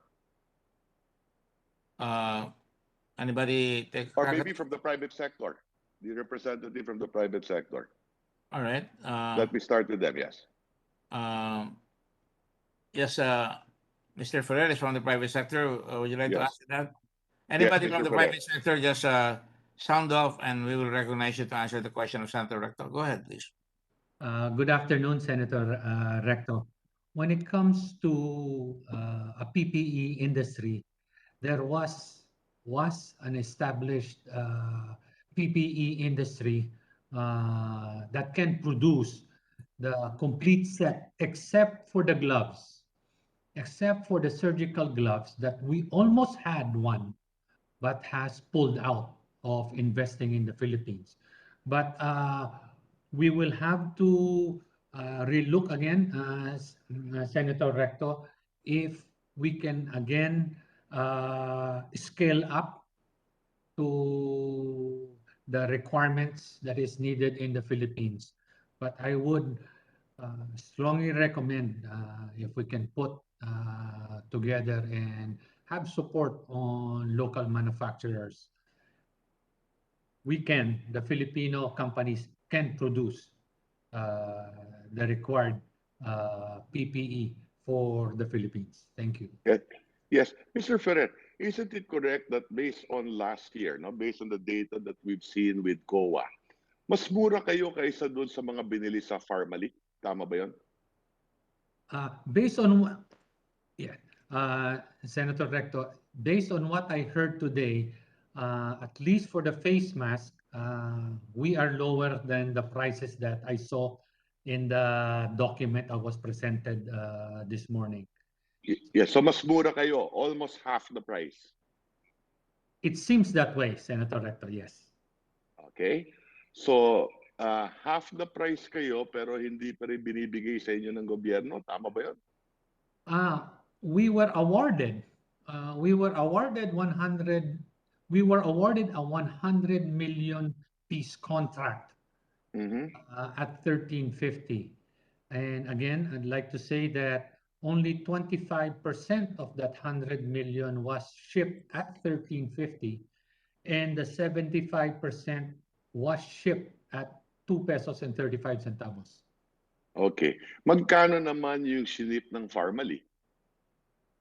That one, I wouldn't have any information, Senator. Okay. So question to PSDBM. Is Yusek Lau with us still? Still present, Mr. Chairman. Okay. So the question is, naka-deliver ang EMS ng 1350. They won the bidding for 100%. Naka-deliver sila ng 250. Magkano yung delivery naman ng Pharmally? Para maintindihan natin to. The dates are very crucial, Mr. Chairman, because the deliveries of EMS started on June 1, June 28, July, August, and September, all in 2020. And the last deliveries I think they had was this year, January. However, Pharmally has delivered 500, 2.4 million, and 10 So let's keep it quickly because marami pa magtatanong eh. So magkano ang delivery ng Pharmally? Around 12 million pieces for the month of April and May. And magkano yon? How much did it cost the government for them to deliver? It's around 280 million pesos. No, how much per piece? Per piece at 27 and 22, Mr. Chair. Okay. So sa local, 13 and 2 pesos. Doon sa imported, 27 and 22. Tama ba yon? Yes, Mr. Chair. Okay. So hamak na mas mura yung local. Yes, Mr. Chair. Okay. Okay. Pangalawa, let's ask the private sector, why is it that you do not know the prices quoted by Pharmally? Meaning to say, hindi ba dapat transparent yung PSDBM? Nasa website dapat ninyo, nasa portal ninyo, so on and so forth, na ito yung presyo na binibili ninyo. Bakit hindi natin nakikita yon sa PSDBM? Bakit nakatago yung mga presyo? Bakit hindi alam halimbawa ng EMS? From the private sector, from the EMS side, we do not look. We don't have any reason to look for what the prices of other suppliers, simply because we do have a contract to deliver 8.5 billion pieces for 1 year. Yeah. So, no, I understand that. All I'm saying is that shouldn't there be full transparency, Mr. Chairman, as far as PSDBM is concerned? Yes, please continue. Mr. Clau, yes. I think EMS already knew about that because that was the basis of the negotiation. For us to give him a bulk purchase, I remember us discussing roughly when he was planning, when he was referred to us by DTI, I gave him the standards, the list of requirements to comply with, endorsements to be. Yeah, US law, no? Yes. There are. We talked, Mr. Chair, ang sabi ko sa kanya is simple. Ang going rate ngayon is around 27, 22. You have to give us a good price para mag-stabilize ang price, but we will give you the best contract that we can give you para fair. The government will have stable supply. Yusek Lau, You the have- point is, the That's point why that I'm driving at, the point that's I'm driving at why is they give- transparency. My point is transparency in the website of DBM. In fact, it is listed as a major concern by the COA report. We understand, Mr. Chairman. That But is the point. No? So, transparency is concerned, Mr. Ferrer was informed on that. That was the basis of the negotiation. so it's not about Mr. Ferrer. It is about, let's say, my office looking at the PSDBM website. It is how much are we purchasing this? Or when you bid, for example. And the COA report is littered with all these transparency issues. That is the problem. No? Okay. Unlike, for example, if it were purchased by the DOH, clearly that would be in their website. Pero pinasa sa PSDBM eh. That is problem number one. Okay, pangalawa. How much do you charge as fees in the PSDBM? Usually we charge around 4%, Mr. Chairman. Okay, so 4%. Why should a government agency charge another government agency 4%? Bakit kailangan kumita ang PSDBM ng 4%? The salaries of the employees of PSDBM, Mr. Chairman.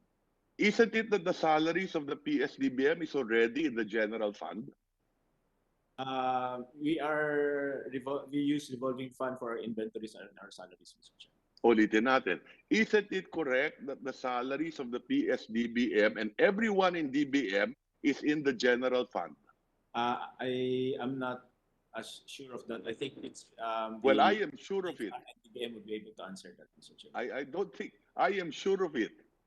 Your salaries are paid, you are a national government employee, is that correct? I am, Mr. Chair, but the PSDBM employees are all contractual under PSDBM. Iba yung contractual, but nevertheless, that is still in the general fund. Maybe, Mr. Director, you use budget because Correct, it's the budget. Now, if it were a GOCC, that's another matter altogether. But the question here is accountability. The one really accountable should be the Secretary of DOH. Nandun yung budget sa kanila eh. Ilang taong ko nang sinasabi na mali itong practice na to na may pasabay.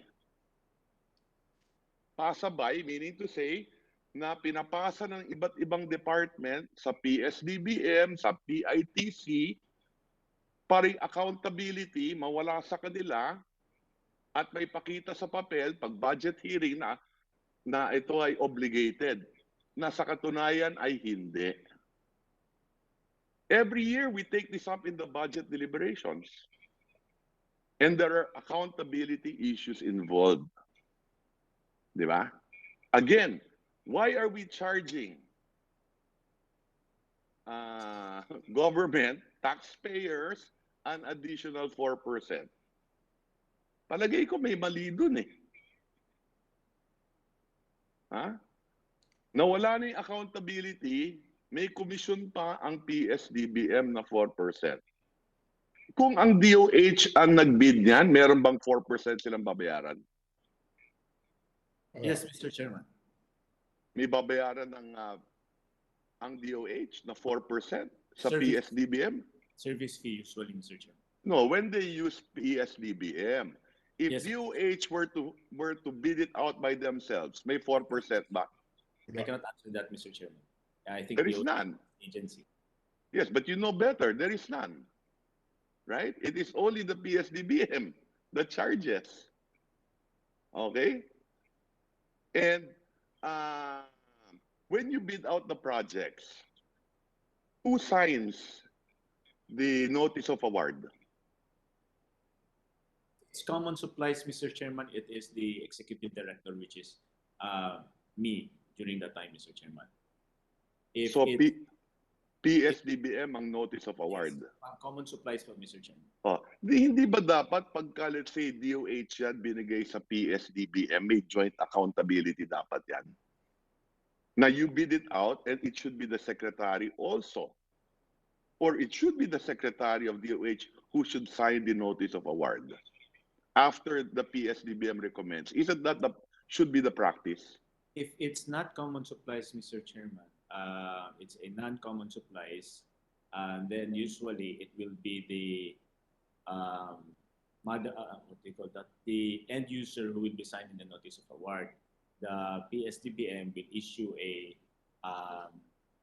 recommendation for award. Correct. But if so it's in this case, it's PSDBM. So in this case, with regard to what we're talking about, the Secretary of DOH did not sign any notice of award. Yes, Mr. Chairman. So only you signed the notice of award. Yes, Mr. Chairman. Okay. And where did you get the specifications for what to buy?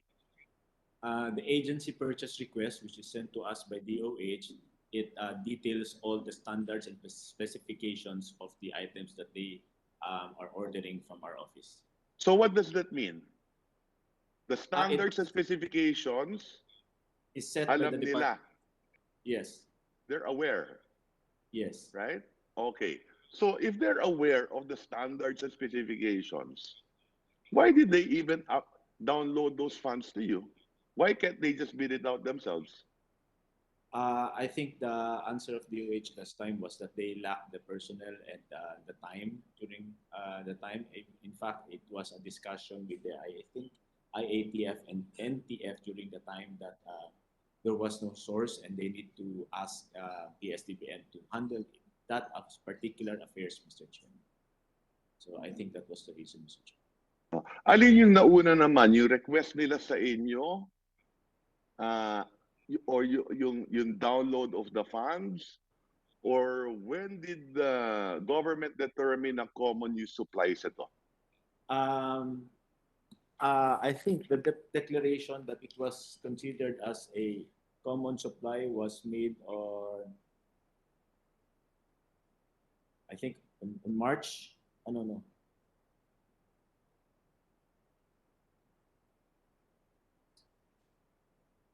It was declared as common supplies. I am not sure when it was declared as common supplies, Mr. Chair, but it was when is a specific date. But before the transfer of fund, it was already considered as common supplies, Mr. Chair. Okay, so nauna yung determination of common use supplies. And who determined that? It's the GPPB, Mr. Chairman. So DBM pa rin? I am not aware of, sure of the nature of the GPPB, Mr. Chairman. Is it the GPPB under the Department of the Budget and Management? I think so, Mr. Chairman. Yes, it is. Okay. So DBM lahat ito. Okay? Okay. Now, Mr. Chairman, do you still have any resources with the PSDBM today from different government agencies? I'm not aware. When the time, by the time I left, Mr. Chairman, yes, there were resources still available. Still. But I'm not present. Yes, and which would be covering numerous years, is that correct? That is accurate, Mr. Chairman. How long? Maybe 10 years? Meron bang 10-year-old? Wala naman. We conducted our inventory. I'm not sure if it's up to 10 years, but I am sure at least there are 3 years old or 4 years old. Okay. So what does that mean? If there were funds lying idle with the PSDBM for 3 years?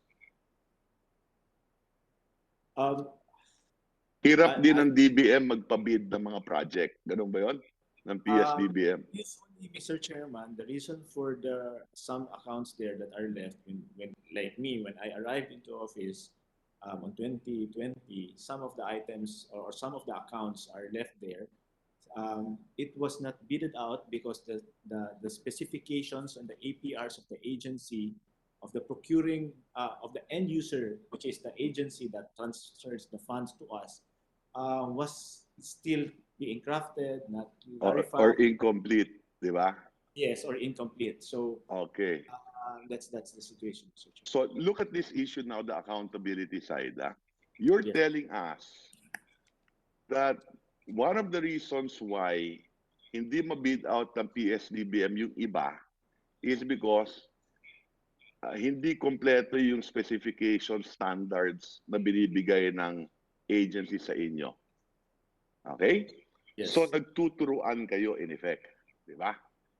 Dinownload sa inyo, and then you can now say, "Oy, nade-delay yan kasi you're not giving us the specifications."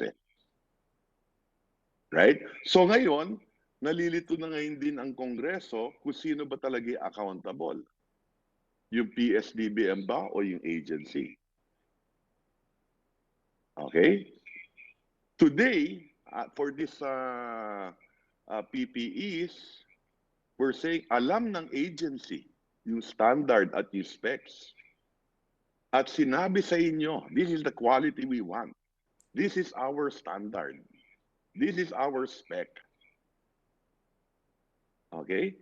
Kung alam pala nila yung anong kailangan nila, di dapat sila na lang ang nag-bid. Bakit pa pinasa sa PSDBM? That is the point. Precisely, right? Mr. Chairman. The reason they passed, that's why we were able to bid it within 1 year and award multiple awards within the year, because DOH was efficient in submitting to us the standards they sent to us. Yes, that's the point. So ibig sabihin, alam nila yung kailangan nila. So my point, Mr. Chairman, is they should have bidded it out themselves and not pay PSDBM 4%. Diba? Mr. Chairman, Na short change ngayon, ang taxpayer din, doble-doble, nagbabayad na ng sweldo, magbabayad pa ng 4%. Tapos syempre, nagugulat pa yung taxpayer ngayon na doble-doble pa pala yung presyo. Remember, based on our records today, what did we talk about? Ang presyo ng lokal, 13 pesos at 250. Ang presyo ng imported, 27 at, or what was the number? 23 and 28? Thereabouts. Kaya nagtataka yung tao. And I think, let me again manifest, I've been doing this for several years now, questioning always government doing a pasabay. Ang tawag ko pasabay downloading funds para kunwari obligated to PITC, to PSDBM, at nawawala yung accountability on the bidding, nagbabayad pa ng dagdag commission, so on and so forth. Nalilito ngayon yung budgeting process din because of this practice.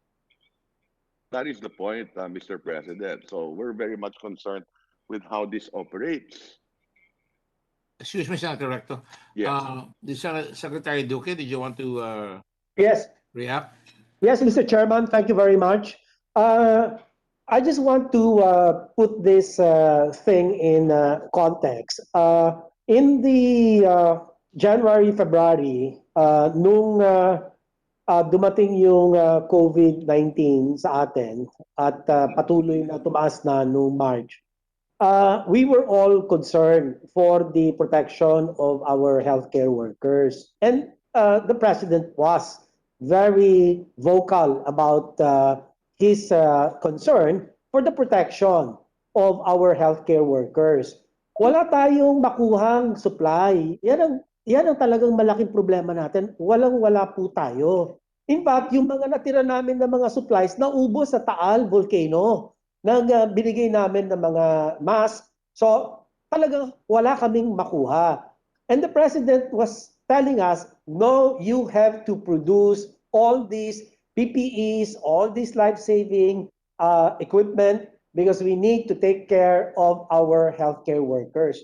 Kung meron pang supply, bakit hindi na lang kami? Kami naman talaga ang gagawa nun dahil alam naman namin lahat ng mga technical specifications. But of course, kami, binigay namin sa PSDBM because kami yung amin procurement absorptive capacity was really very, very poor because unang-una, yung mga panahon na yan, ang dami na isolate, na quarantine na mga DOH employees and officials. No? Number two, yung balik-balik namin sinasabi na talagang walang-wala tayong makuha. Kung meron naman tayong alam na pagkukuhanan katulad nung sa Bataan, wala naman silang volume. Hindi naman sila daw makagawa ng sapat na mga PPEs o yung mga face mask nagkaproblema din po sila sa raw materials. Sabay-sabay, yung global supply chain, napaka-acute ng shortage. Kanya talaga kami, minabuti namin, dahil nga sa direktiba ng ating Pangulo, you have to produce. Kanya, yun po ang ginawa ng IATF, ng NTF, and we had to download these amounts not in one sitting. We actually downloaded this covering or spanning almost 1 year. And we have the documents to submit to the committee. Ano yung schedule of the agency procurement request that we downloaded to the PSDBM together with the amounts and quantities, the technical specifications, etc. Kompleto po yan. And lahat po may legal basis. So talagang walang-wala po tayo. Kaya talagang we were desperate. That's the word that I'd like to use. We were desperate. Let me move on. So, if for example, so 1 year, maintindihan ko sa umpisa siguro. No March, April, maybe. O sige, kailangan bigla-bigla. O sige, medyo mataas nga itong una. Pero yung succeeding, mas mura na dapat. No? Pangalawa, palagay ko naman, hindi rocket science to produce these PPEs. Kayang-kaya na natin i-produce yan. If we cannot even produce PPEs, what else can we produce? What else? Dito sa Batangas, nakaka-produce tayo dito ng mga high-quality semiconductors din And we cannot produce PPEs. Moving forward. Di ba? What is the policy today? Shouldn't we produce some of this locally at least? Shouldn't we have our own stockpiling of this? Many countries do that right now. Mr. Chairman, let me just give my rejoinder. Yung policy naman po ay ang mga local manufacturing companies, they can. Nobody is stopping them. They're being supported naman and nakapaggawa nga sila. In fact, nakasama nga sila sa suppliers list, no? Is testament to that policy. Na they're all welcome to locally manufacture. And yun naman ang ginawa namin. Nag-meeting kami nila Secretary Mon Lopez ng DTI, pinag-usapan po namin iyan na bigyan natin ng pag-asa, bigyan naman natin ng oportunidad yung sarili po natin mga manufacturing companies dahil yan po ay nag-employ ng libu-libong mga kababayan natin. So we share with you that sentiment na if there's an opportunity for the private manufacturing companies to supply government, I mean, that opportunity has to be maximized. And that's what we did. Yung nga lang, syempre, yung PSDBM, may sarili naman silang proseso na hindi naman po kami kasama doon sa kanilang mga proseso. So I defer to the... That's my problem, Mr. Chairman. Yung hindi kami kasama sa proseso, again, the accountability issue. Magtuturuan ang pera galing sa inyo, pero bahala sila. Sila yung nag-bid dyan. Hindi ako nakapirma dyan. Yan ang nangyayari. That is the point I'm driving at. There must be clear accountabilities. Di ba? Okay, yan ang problema. Pag nagpapasabay. Mr. Chairman, can I just comment very quickly? I just would like to suggest, Mr. Chairman, that perhaps it might be best to consider legislating so that a legislation na hindi na pwede itong ganito para mas malinaw talaga. Kasi ito naman ay ginawa din ng batas. Okay. I would just a humble suggestion, sir. Mr. Chairman. Yes, and I will propose that in the General Appropriations Act for 2022. We can write special provisions to this effect, limiting the role of PSDBM and PITC. Or even clarify the accountabilities as well. Okay? Now, Mr. Chairman, we support that 100%. Okay. So I just wanted to make those manifestations, put that on record, no? And again, like I said, no, the COA report is littered with many transparency issues with regard to PSDBM. Hindi nakalagay doon yung purchases, what has been awarded, so on and so forth. Okay, and I will not take. I know a lot of senators will want to ask questions. Let me wrap up, no. And later on, I may participate again, no.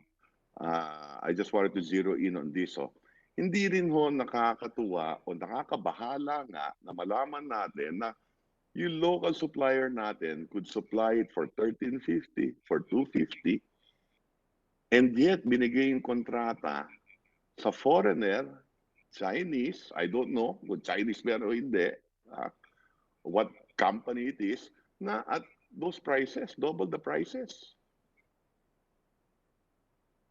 Yun ang nakakabahala based on the testimony earlier. No? So I won't take much of the time right now of the committee. I'm sure that many of my colleagues will want to ask questions.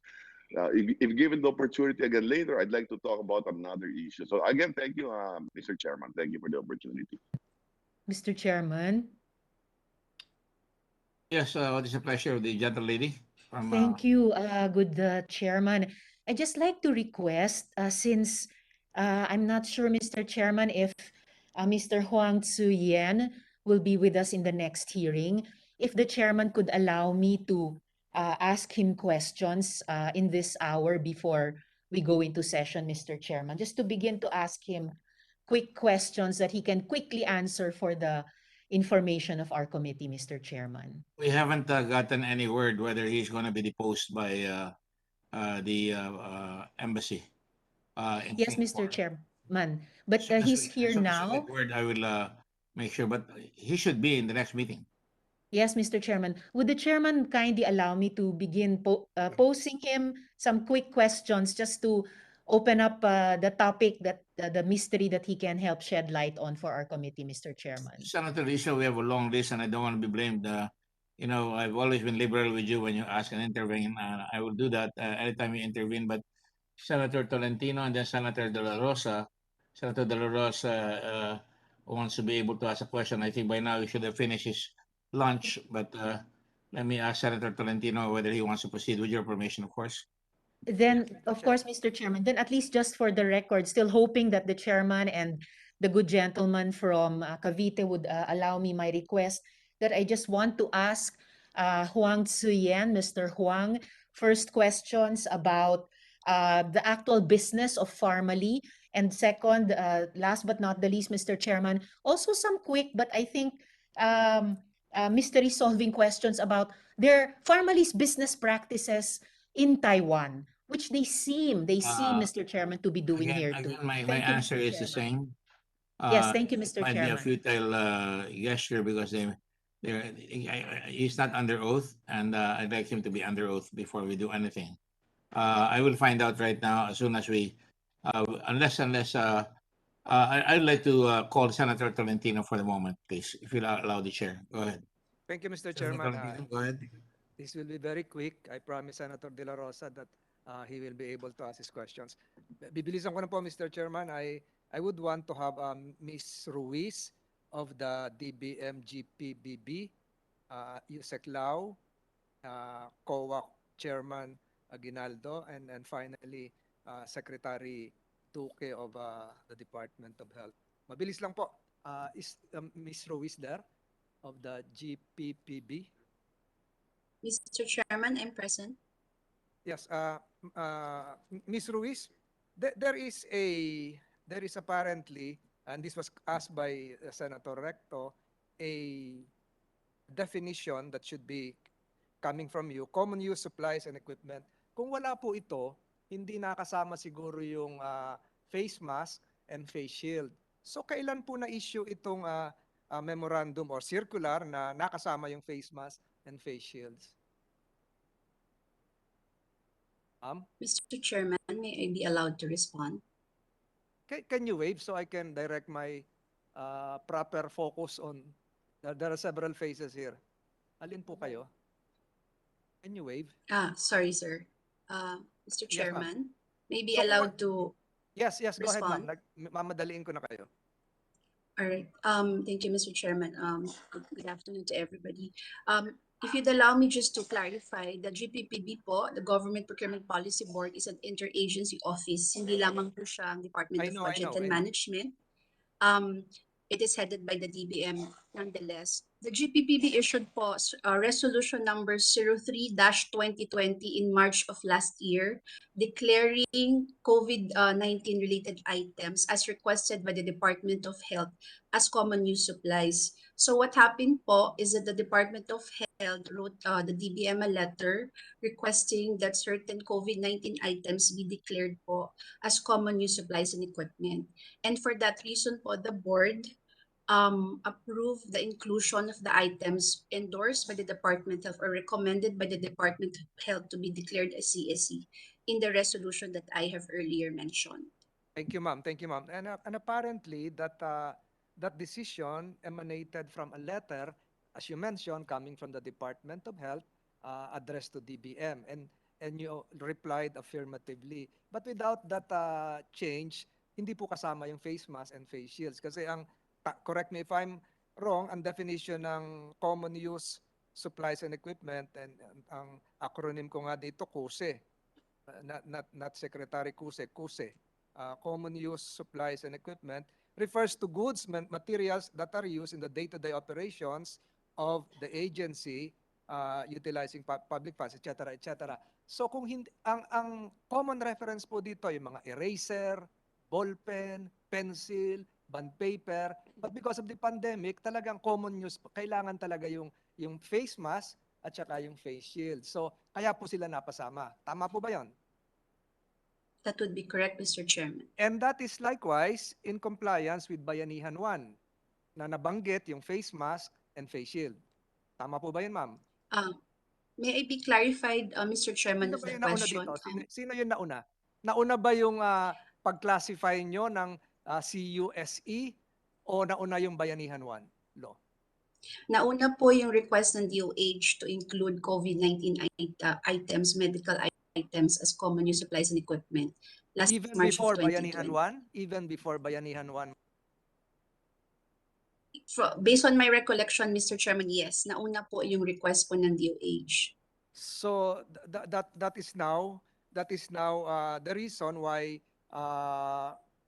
PSDBM they were able to procure the billions involved because of this change or addition, amendment in the listing, the classification of CUSE. So, ma'am, are you aware, and Secretary Chairman Aguinaldo is listening, you issued a joint DBM COA circular dated March 26, 2020. Apparently, at the same time when Bayanihan 1 was signed into law. So halos sabay po 'yon. So ano po ang purpose nito? To synchronize the movements, the procurement with the oversight of the COA. Tama po ba 'yon? And Chairman Aguinaldo, you can butt in. Mr. Chairman, if I may, the reason for the joint issuance po is to clarify that for the purchase of COVID-19 items specified under Bayanihan 1, maaari pong gamitin ng mga procuring entities natin ang emergency procurement modality. Para po nang sa ganon ay mas mapadali at mas mapaigi ang pagbili at pagresponda ng ating gobyerno sa pandemic na ito. So hindi na po kayo pwedeng magkamali kasi kasabay na yung COA. Ang pagkakaiba lang po nito sa Bayanihan 1, nakalagay expeditious procurement. Dito po sa nilabas din yung joint circular, efficiently and expeditiously. Matanong ko po, ano po yung ibig sabihin ng efficiently? Ang ibig sabihin po ng efficiently, para na sa ganun ay mas mapaigi po yung pagbili natin. At the same time, para po Cannot hear you, ma'am. We lost you. I'm sorry, ma'am. We lost you. Got cut off.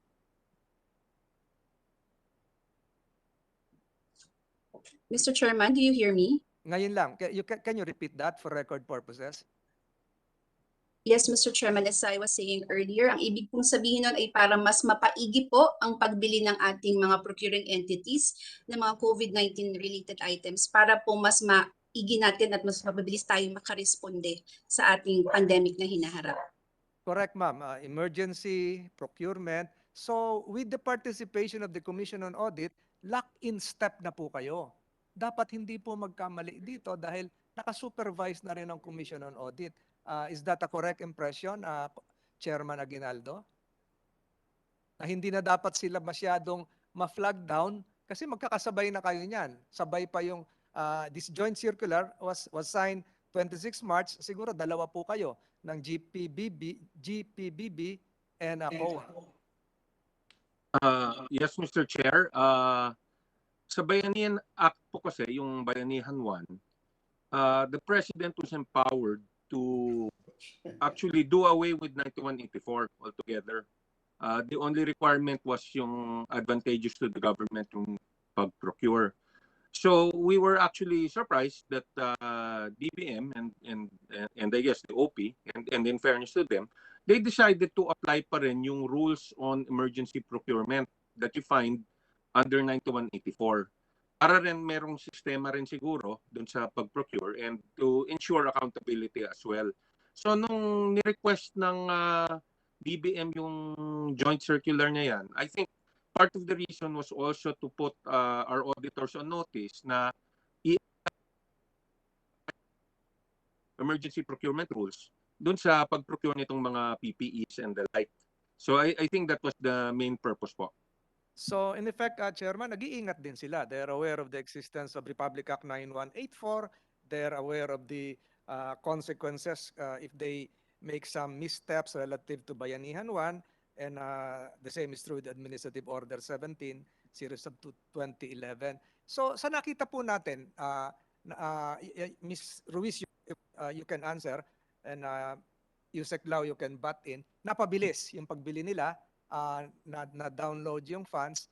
Nakikita nyo po ba, dahil ang definition nga ng common use supplies and equipment ay yung marami ang gumagamit para sa ahensya, nakikita nyo ba yung pagkakataon na pati itong mga vaccines natin, gawin na rin natin common use supplies and equipment para mapabilis? Kasi ito yung purpose nyo mabilis yung pagbili nang sa ganon magamit agad. Nakikita nyo ba yung darating yung panahon na alisin na natin yung tripartite agreement, ilagay na lang dito sa PSDBM kasi gusto nila mabilis at sinasabi nyo naman mabilis talaga sila. Nakikita nyo yun, Ms. Ruiz and Yusek Lau?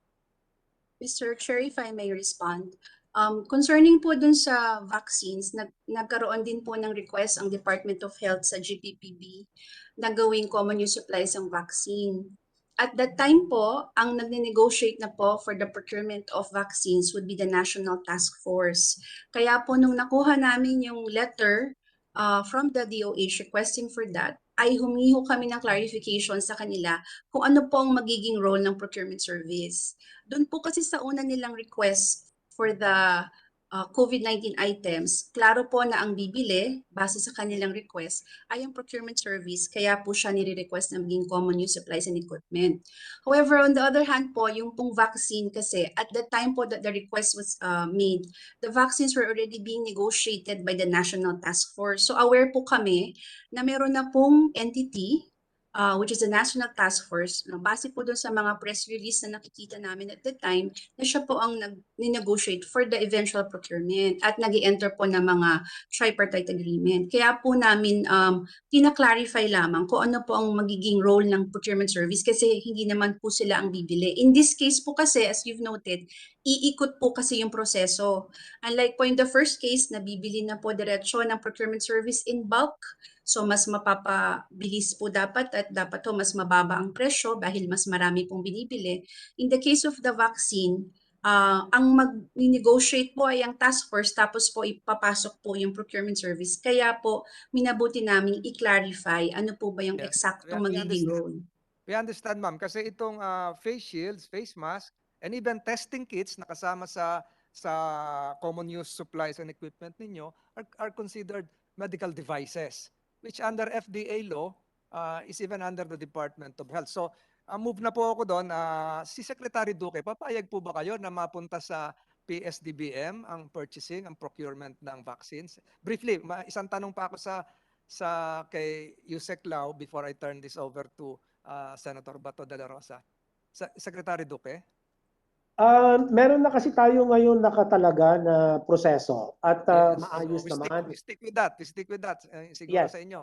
Kasi yung iba nababagalan siguro sa pag-procure, lalo yung mga local government units. So nakita ko lang na ito yung pagkakataon na baka pwedeng isama dito sa common use supplies and equipment category na kung papayag kayo, wala pa tayo nakitang other justifiable reasons except that there is now an existing practice. But the practice before, face masks and face shields were not included in the CE common use supplies and equipment. So in short, hindi kayo payag. Last two questions ako kay Yusek Lau. Yusek Lau, are you still there? Still present, Mr. Chairman. Yusek Lau, nung tinanggap niyo po itong mga papeles ng Pharmally, pumasok ba sa isip niyo na kahit walang requirement ang batas, dapat niyong hingin? Halimbawa po, hingin yung mga datos tungkol sa financial capability ng Pharmally. Pumasok ba sa isip niyo yun? As an extra precaution po, it has been made a standard for our team to request certain documents, even if it's not required by Bayanihan 1, like the ITR, mayor's permit, omnibus sworn statement, and the compliance with the technical specification that we are actually items that we are procuring. So pag satisfied na kayo, okay na sa inyo. Kahit lumalabas ngayon na medyo mababa yung capitalization. Requirement ba na kailangan mataas din yung capitalization? Under Bayanihan 1 and under RA 9184, it is not required, Mr. Chairman. However, you're a lawyer, Yusek Lau. There is such a principle in civil law, caveat emptor. Let the buyer beware. So, yes. Hindi ba tayo nag-take ng konting precaution? Alamin, qualified ba to or sufficiente na yung natanggap mong datos? Two things, Mr. Chairman. One, we ask for documents which is not required by law as a measure of diligence. Second point, we took additional precaution despite having these documents already on our hand. We also made sure to protect the interest of the Philippine government's money. We did not make advance payment when we procured this item. So under Bayanihan 1, we can actually pay in full, pay in advance, but we were so cautious that we added several measures in our practice to make sure na protected ang government. And like this one, Pharmally, and other, hindi na kasi sila, other local suppliers, we did not make advance payment. That is very crucial. Kasi in other contracts in the government, kasi when you put down payment ng mga bidding kahit saan, kahit sa DPWH, meron silang AAA, quadruple-A, nagbabayad ng 15% down payment, then biglang nagwawala kahit pa may office, may capital, may AAA license. So during the time, emergency, we were very cautious that that is a possibility na pag nagbayad kami, baka mawala ang pera. So what we did is, we don't give down payment. You deliver first. After you deliver, we inspect first. After we inspect, we ask the end user entity, which is the DOH, to accept it first. Pag na-comply nila ng tatlo, and pag na-comply nila etong tatlo, saka kami magbabayad. So with that, if I may abruptly interrupt you, lahat ba ito na-deliver naman? Na-inspect naman? Yes. Kanina I heard the word quality. Was there a quality inspection done? Yes. In accordance with existing procedures? Yes po. We have standard one, we have the quantity inspection, inibilang namin quantity. We also have the standards of quality. We also use yung mga testing requirements na required by law. And in fact, DOH does the test and inspection together with PSDBM jointly. I think, alam nyo naman, during that time, we were able to deliver those items through Secretary Dalvez and NTF, IATF to the doctors and the nurses. And we were so happy last year that they had a positive review and response to the use of the items that was procured by DOH through PSDBM. Last question, Yusek Lau, alam ko lawyer ka, there is also such a thing, a principle as piercing the veil of corporate fiction. So kung hindi nyo trabaho na alamin kung sino yung mga incorporators, hindi karagdagan trabaho na yan, but there's steps taken and siguro looking forward, baka mag-propose na lang ako ng amendments na dapat magkaroon din kayo ng rating. Sino yung mga na-blacklist, sino yung 3-star, 2-star. So nagawa niyo pa to na taking steps beyond your functions, ni-review nyo kung sino yung mga incorporators nito, nasaan sila. Kasi nabalitaan ko, yung iba hindi makita yung address. Meron tayo ngayong kaharap, nasa Singapore. So, nagawa niyo ba yan? Under Bayanihan 1, Mr. Chairman, during that time, it was not required by law, so we did not do it. However, we asked for basic requirements like the mayor's permit and yung ITR nila as proof of their existence and operations like the omnibus sworn statement. We took it on face value because these documents were issued by government agencies as well. As to what are behind those documents, wala na po kami oras and hindi po kasi siya required ng batas. Because of the emergency. Because of the Yes, emergency. Yes, So you complied what is being asked of you by existing regulations, bayanihan law. Ang nakikita ko rito po, Mr. Chairman, gaya po ng yung hindi ko po pagkagusto sa ilang mga implementing rules, siguro dapat tingnan din natin, hindi lang ang ilang ahensya, minsan nababago yung implementing rules, not in compliance with the existing law. So, Mr. Chairman, I have no further questions. I yield the floor to my seatmate here, Senator De La Rosa. Maraming salamat sa Yusek Lau, Ms. Ruiz, Chairman Aguinaldo, and Secretary Duque for your candid and honest responses. Mr. Chairman, just a quick manifestation, very quick, Mr. President.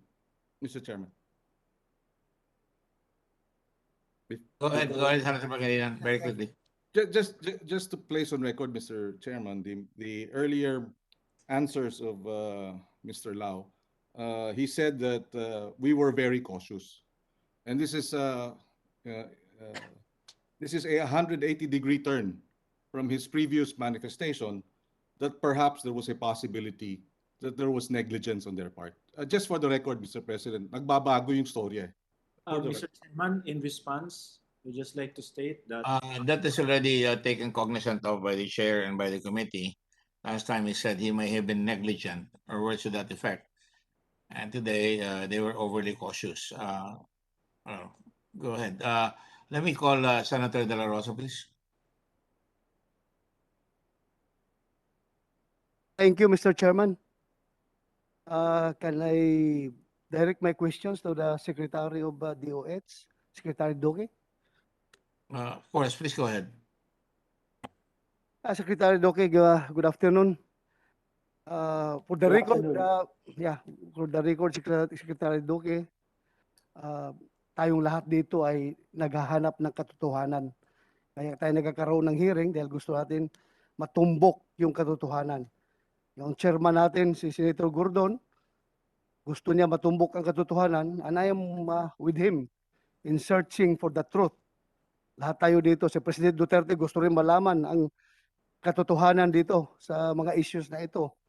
Kaya wala akong pakialam kahit na sabihin ninyong ako'y kaalyado ni President Duterte at ikaw ay very close kay President Duterte. Kung ang lalabas na katotohanan ay dapat ikaw ay managot, then dapat pananagutan mo. Pero kung ang lalabas na katotohanan naman ay you are wrongly accused or you are wrongly crucified, andito rin ako para dumipinsa sa'yo. Basta sa atin lang yung katotohanan. In fact, Secretary Duque, for the record, I was one of the senators who signed the resolution for urging you to resign from DOH during the initial stage of the pandemic, because I was very much dismayed with your initial response to the contact tracing of the two Wuhan couple, yung mag-asawa. First COVID cases dito sa Pilipinas. So, for the record lang, Secretary Duque. So, my first question na Secretary Duque. Totoo ba na may biniling PPE seats noong 2015 at 2016? 1 week bago magtapos ang term ni dating Pangulong Aquino at na-plug ba ito ng COA as overpriced? Thank you, Mr. Chairman. The answer to that is yes. Yun po ay na-procure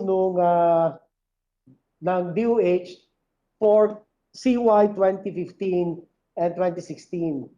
At ito po ay nabili through public bidding with a contract price of 11.4 million thereabouts and 15 million respectively. So, yun po. Ano ang mas mataas na presyo? Para tuloy-tuloy tayo. Yung PPE na binili noong 2015 at 2016 or yung nabili noong 2020 nung merong COVID-19 pandemic at kulang na kulang ang supply at napakataas ang demand? Anong mas mataas ang presyo? Yung pong binili natin na PPE na mga mababa sa 2,000 piso kada PPE set ay may kasama pong 9 hanggang 10 na mga components. At ang mga components na ito in terms of quality and specifications halos pareho din naman nung mga PPEs nung binili 2015 and 2016. So yung diferensya ng presyo, magkano bang diferensya? Halos lampas mababa sa kalahati kasi kung mga 1.9 at saka yung unang binili na 3,500 per PPE set of 8 components compared to the 1.7 or 1.9, basta less than 2,000 po yun na PPE binili ng kasalukuyan administrasyon na may 9 hanggang 10 na bahagi. So, yan po, malaki po ang diferensya, 3.5 compared to about mga 1.9. Thank you. So per your knowledge, kung hindi na flag na overpriced yung 3,500 at 3,800 noong 2015 at 2016, hindi din dapat sabihin na overpriced yung presyo na mas mababa ng kalahati dyan sa presyo na yan na may pandemya pa?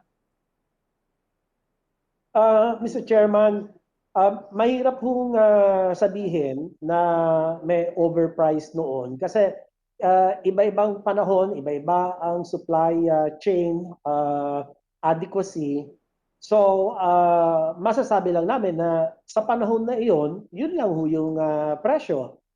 At kung ito ba ay overpriced, ay kinakailangan magkaroon kami ng ebidensya para sabihin na ito nga ay overpriced at bukod doon, ang COA, wala din naman silang findings. Tinignan namin na nagsasabi na ito ay overpriced. Salamat po. Kaya nga, gusto kong ikumpara. Dahil ngayon, you are being accused of overpricing. Nung bumili kayo ng mga PPE at the very start of the pandemic, kung saan nagkandarapa tayo ng supply, ang demand napakataas dahil sabay-sabay ang pandemic, buong mundo, tapos ang supply ay napakababa dahil nga nabigla tayo at biglang nag-lockdown, walang nagtatrabaho sa mga factory, bumaba ang supply. So, the law of supply and demand applies na talagang tataas ang presyo sa panahon na yon. Then later on, the law of supply and demand naman also dictates na kapag mataas ang presyo, dadami ang supply. Kapag dumami ang supply, bumaba na naman yung presyo. So, may kanya-kanyang interaction po yan. Kaya, kinumpara ngayon yung presyo ng initial ng pandemic at Yung later na naka-recover na yung mga factory, nakapag-produce na, bumaba na yung presyo, kinumpara, kaya sinasabi na overpriced kayo. Kaya nga, ikukumpara ko naman ngayon, yung panahon nung walang pandemic, na tag 3,500 at 3,800 yung isang unit ng isang set ng PPE. Kumpara ngayon, magkano presyo ng nabili nila? Ninyo? 1,000? Yung 2020, magkano ang nabili niyo? Magkano ang per set? Ang price range po na nabili is about 1,470 to about 1,980 pesos per PPE set. So talagang di hamak na mas mababa ang presyong ito kumpara doon sa presyo nung kanilang binili noong 2015 and 2016. Yun nga, napakalaki ng diferensya. But anyway, gusto ko lang maklaro yan, ma-sit natin yan, ma-establish natin sa committee na ito. Yung sabi mo kanina, 8 pieces lang yung sa 2015 at 2016. Itong 2020, na mas mababa ang presyo, 9 na pieces or 10 pieces? Anong diferensya doon? Anong piece lacking doon sa 2015 at 2016? Yung pong sa 2015 and 2016 procurement ay hindi po kasama ang face shield at saka apron. So yun po ang diferensya. 10 ang components nung binili ng kasalukuyang administrasyon kumpara doon sa nakaraan 2015, 2016 na 8 ang components. At wala nga doon yung face shield and apron. Excuse me, with the permission of Senator De La Rosa, magwalang galang lang po. Yes, sir. May announce lang po si Senate President Soto. Senator President Soto is recognized. Thank you, Mr. Chairman. Considering the importance of the hearing being conducted, and I know that that there are time constraints, I will convene the session at 4 p.m. So you can go on with your hearing, Chairman, Senator Gordon, and then perhaps just a point or two after Senator De La Rosa, if you don't mind. Yes, sir. The Senate President is always ready, will always be recognized in spite of the line. Thank you, Mr. Senate President. Attorney De La Rosa, I mean, may continue. Just kidding. MA lang, sir, MA. Kung sa Bisaya, murag attorney. Murag attorney. Okay. Murag attorney sa Bisaya, MA. Kadjut lang, kadjut lang. Thank you, sir. Thank you. Thank you. So, if I may continue, Mr. Chairman, to Please go ahead. Secretary Duque. So, kung yung binili noong 2015 and 2016 ay 8-piece set. 8-piece set lang ha, 8. Tapos, yung binili noong 2020 ay 9-piece set. Siyam. Tapos, mas mura pa yung 9-piece set sa 8-piece set. Tapos, meron pang pandemya nitong 2020 at kulang na kulang ang supply. Siguro, hindi pwedeng sabihin na merong overprice noong 2020 dahil noong 2015 at 2016 walang sinabing overprice. Again, your own opinion lang. Hindi ka naman kuha eh. Pero opinion mo lang. Tama po kayo, Honorable Senator Bato, Mr. Chairman. Kanya kinakailangan talaga ay humantong sa tinatawag natin apples to apples comparison. So yun ang tinitingnan natin at yun po ang aantayin ko na resulta ng pagsusuri. Kung ano ba, baka kasi may mga ibang katangian na andun sa isa, wala naman dun sa isa. At kagaya nga ngayon, itong sinasabi natin, may dalawang bahagi o components na wala doon sa procurement ng PPEs in 2015 and 2016, pero andito ngayon doon sa atin mas mababang presyo na binili yung face shield and face mask. Nakasama. Kaya naging 10 ang bahagi o components. Yes, I don't really agree with you na pag sinabi mong we cannot compare, parang ikumpara natin ito sa comparing apples to oranges. Ang sa akin dito is comparing apples in January and comparing apples in December. Parang ganito ang comparison dyan. Hindi, kasi parehong pipi yan eh. So hindi orange at saka apple yan. Apple to apple. But anyway, thank you very much, Secretary Duque. Mr. Chairman, can I ask questions to Attorney Lloyd Lau from PSDBM? Are you still around, Mr. Lau? Yes, Mr. Chairman, still allowed, Mr. Chairman. Thank you. Thank you, Mr. Lau. My first question is, nagbayad ba ng advance payment sa Parmale bago ito nag-deliver ng PPS sa DOH? Hindi po. Despite we are authorized to make advance payments, we constrained ourselves from paying advance payment. In fact, we only paid full payment to Parmale after full delivery, after inspection, and after acceptance by DOH. So we have to finish everything before we pay them in full. There was never any advance payment on our part. So if they won't deliver, no money is lost on the part of the government, Mr. Chairman. I beg the indulgence of Senator De La Rosa again, with your permission, sir. Let me just tell Mr. Wang that I got in touch with the embassy already through one of my staff. I'll just ask you to proceed to the embassy. All you have to do is go straight to the Consul General's office. He will be waiting for you.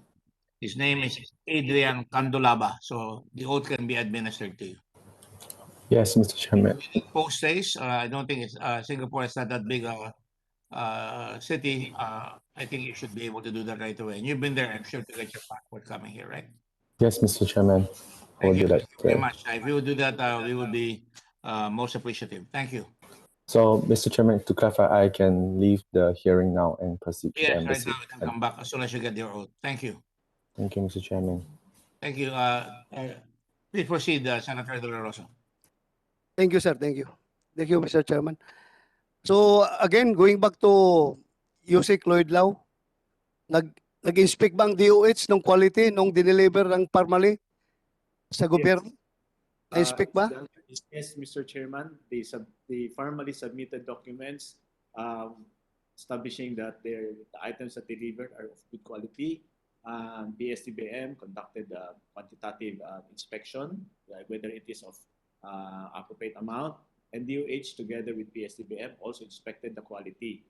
Furthermore, Mr. Chairman, even after the acceptance of the said items, when it was used and delivered already to the hospitals, the hospitals in fact made favorable response to the Secretary of Health and the IATF and NTF that the items that were delivered are very of good quality.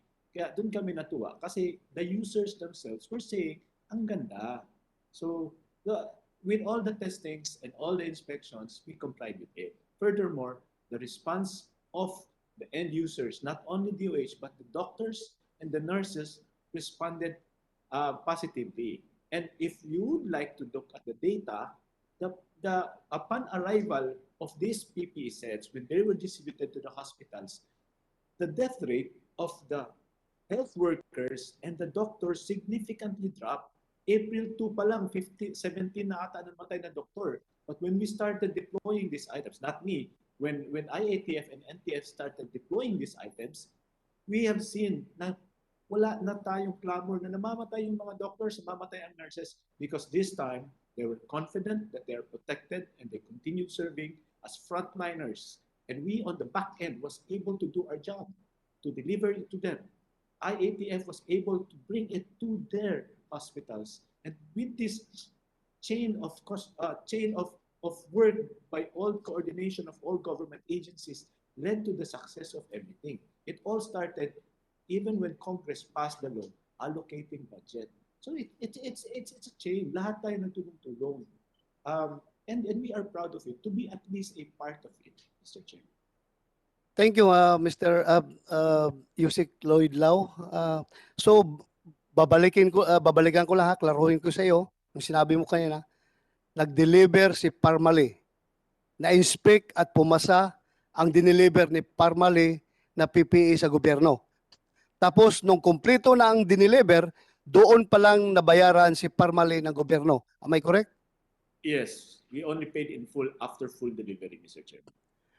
Thank you, Yusik Lau. Personal questions? Hindi na po ako Ilang Yusik. taon ka na bang nagtatrabaho under President Duterte? In the government, Mr. Chairman, I started working on June 2016 until 2016? Yes, in the national government. Sa local government, I was a consultant only for violence against women, child abuse, and trafficking in persons. My job mainly was to prosecute abusers of women. My job was to prosecute child abusers. My job was to prosecute and represent. My job was also to represent trafficked women and children, and we filed cases against traffickers. So that started that job in 2005 when I became a lawyer. That became part of my advocacy together with the city government of Davao. Okay. Yung pagtanggap niyo sa Parmali, ganito, nakatanggap ka ba ng tawag galing kay Secretary Bungo na paboran mo itong Parmali dahil ito ay konektado kay Michael Yang na kilalang kaibigan ni President Duterte? Nakatanggap ka ba ng tawag or instruction coming from Senator Bungo na paboran ninyo itong Parmali? No, Mr. Chair. I would like to explain to the public para malaman nila. Parmali did not supply PPEs or these items to PSDBM outright. Kasi walang supply nun. Kasi kung may tumawag, sila dapat ang supplier, di ba? Ang nangyari nun, wala talaga. Kahit sino wala. So we have to reach out to China using diplomatic channels. And China responded. Kaya ang nag-supply sa atin, mga foreign companies first. Then later on, saka pumasok si Parmali. So it's a series of events. Nobody called. Kaya lang. For the record lang, ha? Binigyan ka ba ng instruction ni Senator Bongo na paboran ang Parmali? No, sir. No, sir. Wala. For the record, ha? ATF and NTF. Oh, another question.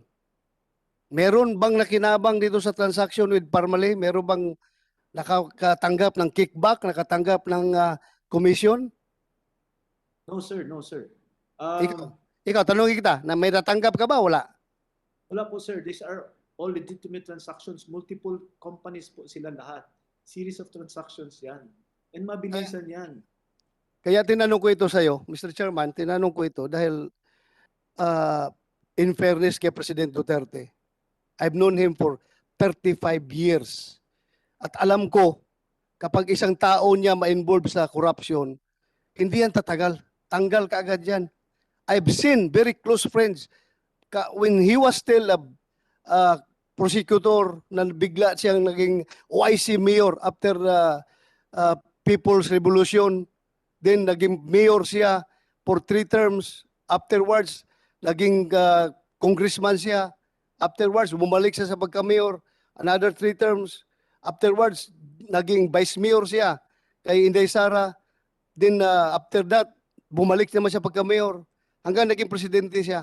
I have seen a lot of good friends, very close friends of President Duterte na kasama niya sa trabaho. Pero since itong mga tao ay na-involved sa corruption, gandahan itong nalalagas. And also, in fairness to Senator Bongo, kahit sabihin natin na siya ay isang dakilang alalay lang, kahit senador na siya ngayon, in fairness sa kanya, hindi yan tatagal sa tagiliran ng ating Pangulo kung yan ay gumagawa ng kalukuhan. Dahil alam ko si President Duterte, hindi talaga yan papayag na magkakaroon ng corruption. Kaya kayo, Yusik Lau, I am advising you, bago ka pa lang dyan sa serbisyo dito sa ating Pangulo, ayusin yung trabaho ninyo dahil lahat ng pagkakamali ninyo, hindi man kayo na-involve ng corruption, kung ma-involve kayo ng incompetence, ang latay niyan, ang tama dyan kay Pangulo pa rin. Kaya ayusin yung trabaho ninyo. Hindi ako nagsasabi bilang isang kakampi ng Pangulo. Ako yung nagsasabi dahil nga experience ko ito, nakita ko kung gaano siya magtrabaho, gaano siya kagalit sa korupsyon. Kaya ayusin yung trabaho niyo dahil hindi ka talaga tatagal dyan kapag meron kang ginawang kalukuhan. Yun lang po, Mr. Chairman. Maraming salamat for giving me this opportunity. Thank you, Secretary Doke and Yusik Lau for answering my questions. Mr. Chairman, salamat Mr. Chairman. Thank you. Akala ko isnabin mo ako. Salamat. Mr. Chairman. Mr. Chairman, I'd like to address this to my good friend Senator Bato. How can I snub you when you are so sincere? All right. Thank you, sir. Thank you, sir. Thank you, sir. Thank you. Let me. I will not. I cannot forget your lessons taught to me that it doesn't mean that I disagree with you. I don't like you. Of course. Yun ang hindi ko makakalimutan talaga, sir. Thank you for that lesson. Salamat, Mr. Chairman. Thank you very much. I know your position. Thank you very much. Senator Soto is recognized with the permission of Senator Villanueva because. Very briefly. Go ahead, please. Thank you. Just while Attorney Lau is still there. Attorney Lau. Yes, Mr. Chairman. Yes. Ilang PPE binili nyo? The total PPE says quantity is 2,517,000. The surgical face mask is 141. PPE lang tinatanong ko dahil yun ang tinatanong ni Senator De La Rosa. PPE sets is binili nyo? 2,517,000 pieces. 2,517,000 pieces. Magkano? 4 billion. No. Sorry. I apologize. The total PPE sets quantity is 12,158,355. The total value is 14,819,762,000 pesos. So hindi nga pwedeng compare ang apples and oranges. Ano? Tama ba? Ilan billion? 14.8 billion. 12 million pieces. Hindi pwedeng i-compare sa 15 million. Ano? But anyway, we bought it in tranches, Mr. Chair. Anyway, ano? We bought it in tranches. Okay. Several bits. Yeah. All right. Anyway, thank you for that. Let me just, Mr. Chairman, ask Chairman Aguinaldo for clarification dito sa statement niya sa hearing sa House of Representatives last September 3. Chairman Mike, nandiyan ka ba? Ayun. Nandito po, sir. Yeah. Mr. Chair. Said something to the effect that there's already been, of course, an audit for the year and quote kita mismo, and the main observation po na naging ng resident auditor was that there's really a problem with inventory management. Kasi po ang nangyari, a lot of these supplies were procured in April 2020 at the certain price range. Kaya lang noong by September of 2020, medyo nagbagsak ang presyo. So the problem was they still have a lot of inventories in their hospitals, in their warehouse, na hindi nila na-dispose. Now, meanwhile, itong mga regional offices, regional hospitals ng DOH, ayaw nang kumuha sa PSDBM kasi sabi nila, napakamahal ng sa inyo. We can just go across the street and buy 3 to 4 times less. So yun po yung nagiging problema. It was an inventory management issue. End of quote. Now, gusto kong malinawan, Chairman Aguinaldo, what do you mean by this? Bumibili yung regional hospital sa PSDBM? Opo, kasi ang nangyari, naging common use supply, Mr. Chairman, naging common use supply kasi yung classification nitong mga PPEs, mga face masks, and the like. And so, yung requirement kasi is, because nag-fund transfer nga ang DOH, so yung mga supplies nitong DOH offices and hospitals, kukunin nila from PSDBM. So, in effect, parang... Binibili nila?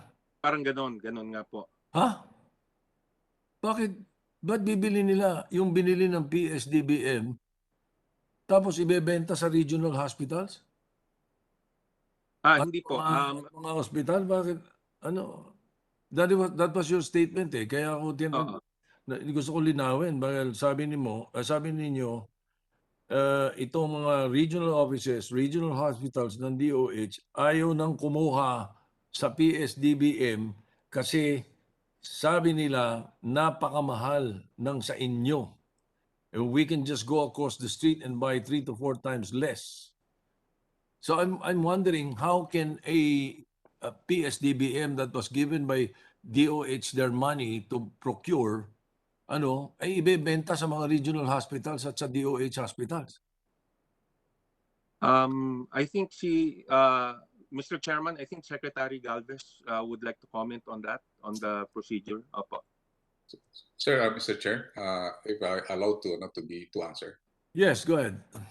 Sir, Mr. President, actually sir yung binabay ng PSDBM na yung ginawa ng APR ng DOH.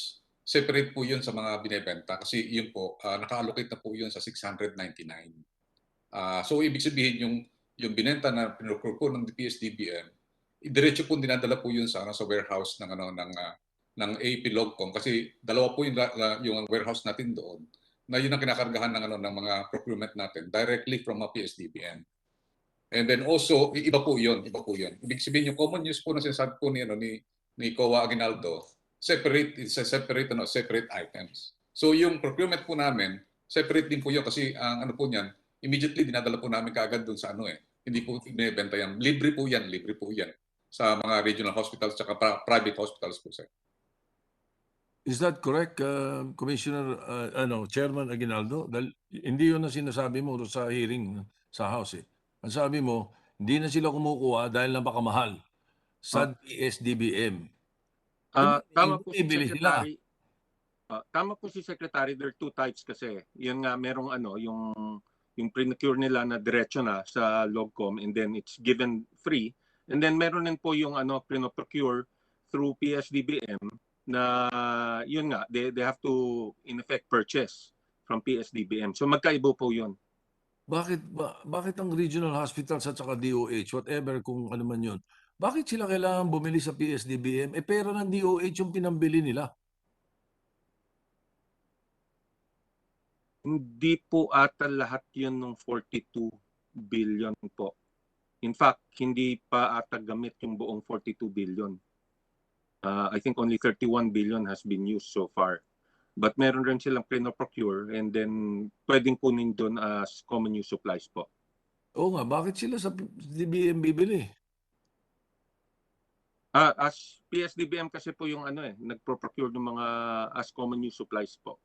Correct. Kung procure sila, ibibigay nila dapat ng libre sa DOH at sa mga regional hospitals. Bakit kailangan bumili sa kanila? Or kasabihin nyo pa through them, why? 42 billion nga yung nilipat eh. Sabi nyo nga, hindi pa nga nag-alimit yung 42 billion. Medyo nahihirapan akong intindihin eh. Dahil hindi dapat bumibili ang DOH at saka regional hospitals sa PSDBM. Hindi naman tindero yun eh. Mr. Chairman, if I may, just to provide clarity, yung pong PSDBM, meron silang tindahan eh. Meron silang sariling mga supplies na binebenta. Ang magandang tanong dyan is yung mga regional DOH, kung meron nga silang pinamili, kailan ito? At ano itong mga bilang ng kanilang mga pinamili. Para maging malinaw, ibig ko rin pong respectfully requesting the chairman to recognize former USEC Lloyd Lau para siya po nakakaintindi doon sa tindahan ng PSDBM na nagbebenta sila ng kanilang mga common use supplies na hiwalay doon po sa binili naman ng PSDBM para sa DOH. Thank you, Mr. Chairman. Chairman Aguinaldo, do you accept that? Opo, kasi mayroong tindahan ng PSDBM? actually, ganun po yung nangyayari. For common use supplies, ang nangyayari is there's a certain float na binibigay sa PSDBM and then doon china-charge yung mga purchases. Kunwari, mga ballpens, mga regular supplies. Ganun po yung ginagawa. Paper clips, ball pens. Iba ito eh. Ito sa pandemic ito eh. Ang pera galing sa DOH eh. Hindi yan yung mga paperclip at ballpen na binibili ng Senado sa kanila eh. Na mga ibang departamento eh. Iba't ibang departamento eh. Kaya hindi ko maintindihan bakit kailangan ang regional hospitals, DOH, bibili sa PSDBM ng mga hindi hospital, mga equipment eh. Supplies eh. Para sa pandemic eh. Yun ang hindi ko maintindihan. At ikaw ang nagsabi nito. Hindi ko naman mapapansin ito kung hindi mo sinabi ito sa hearing sa House of Representatives eh.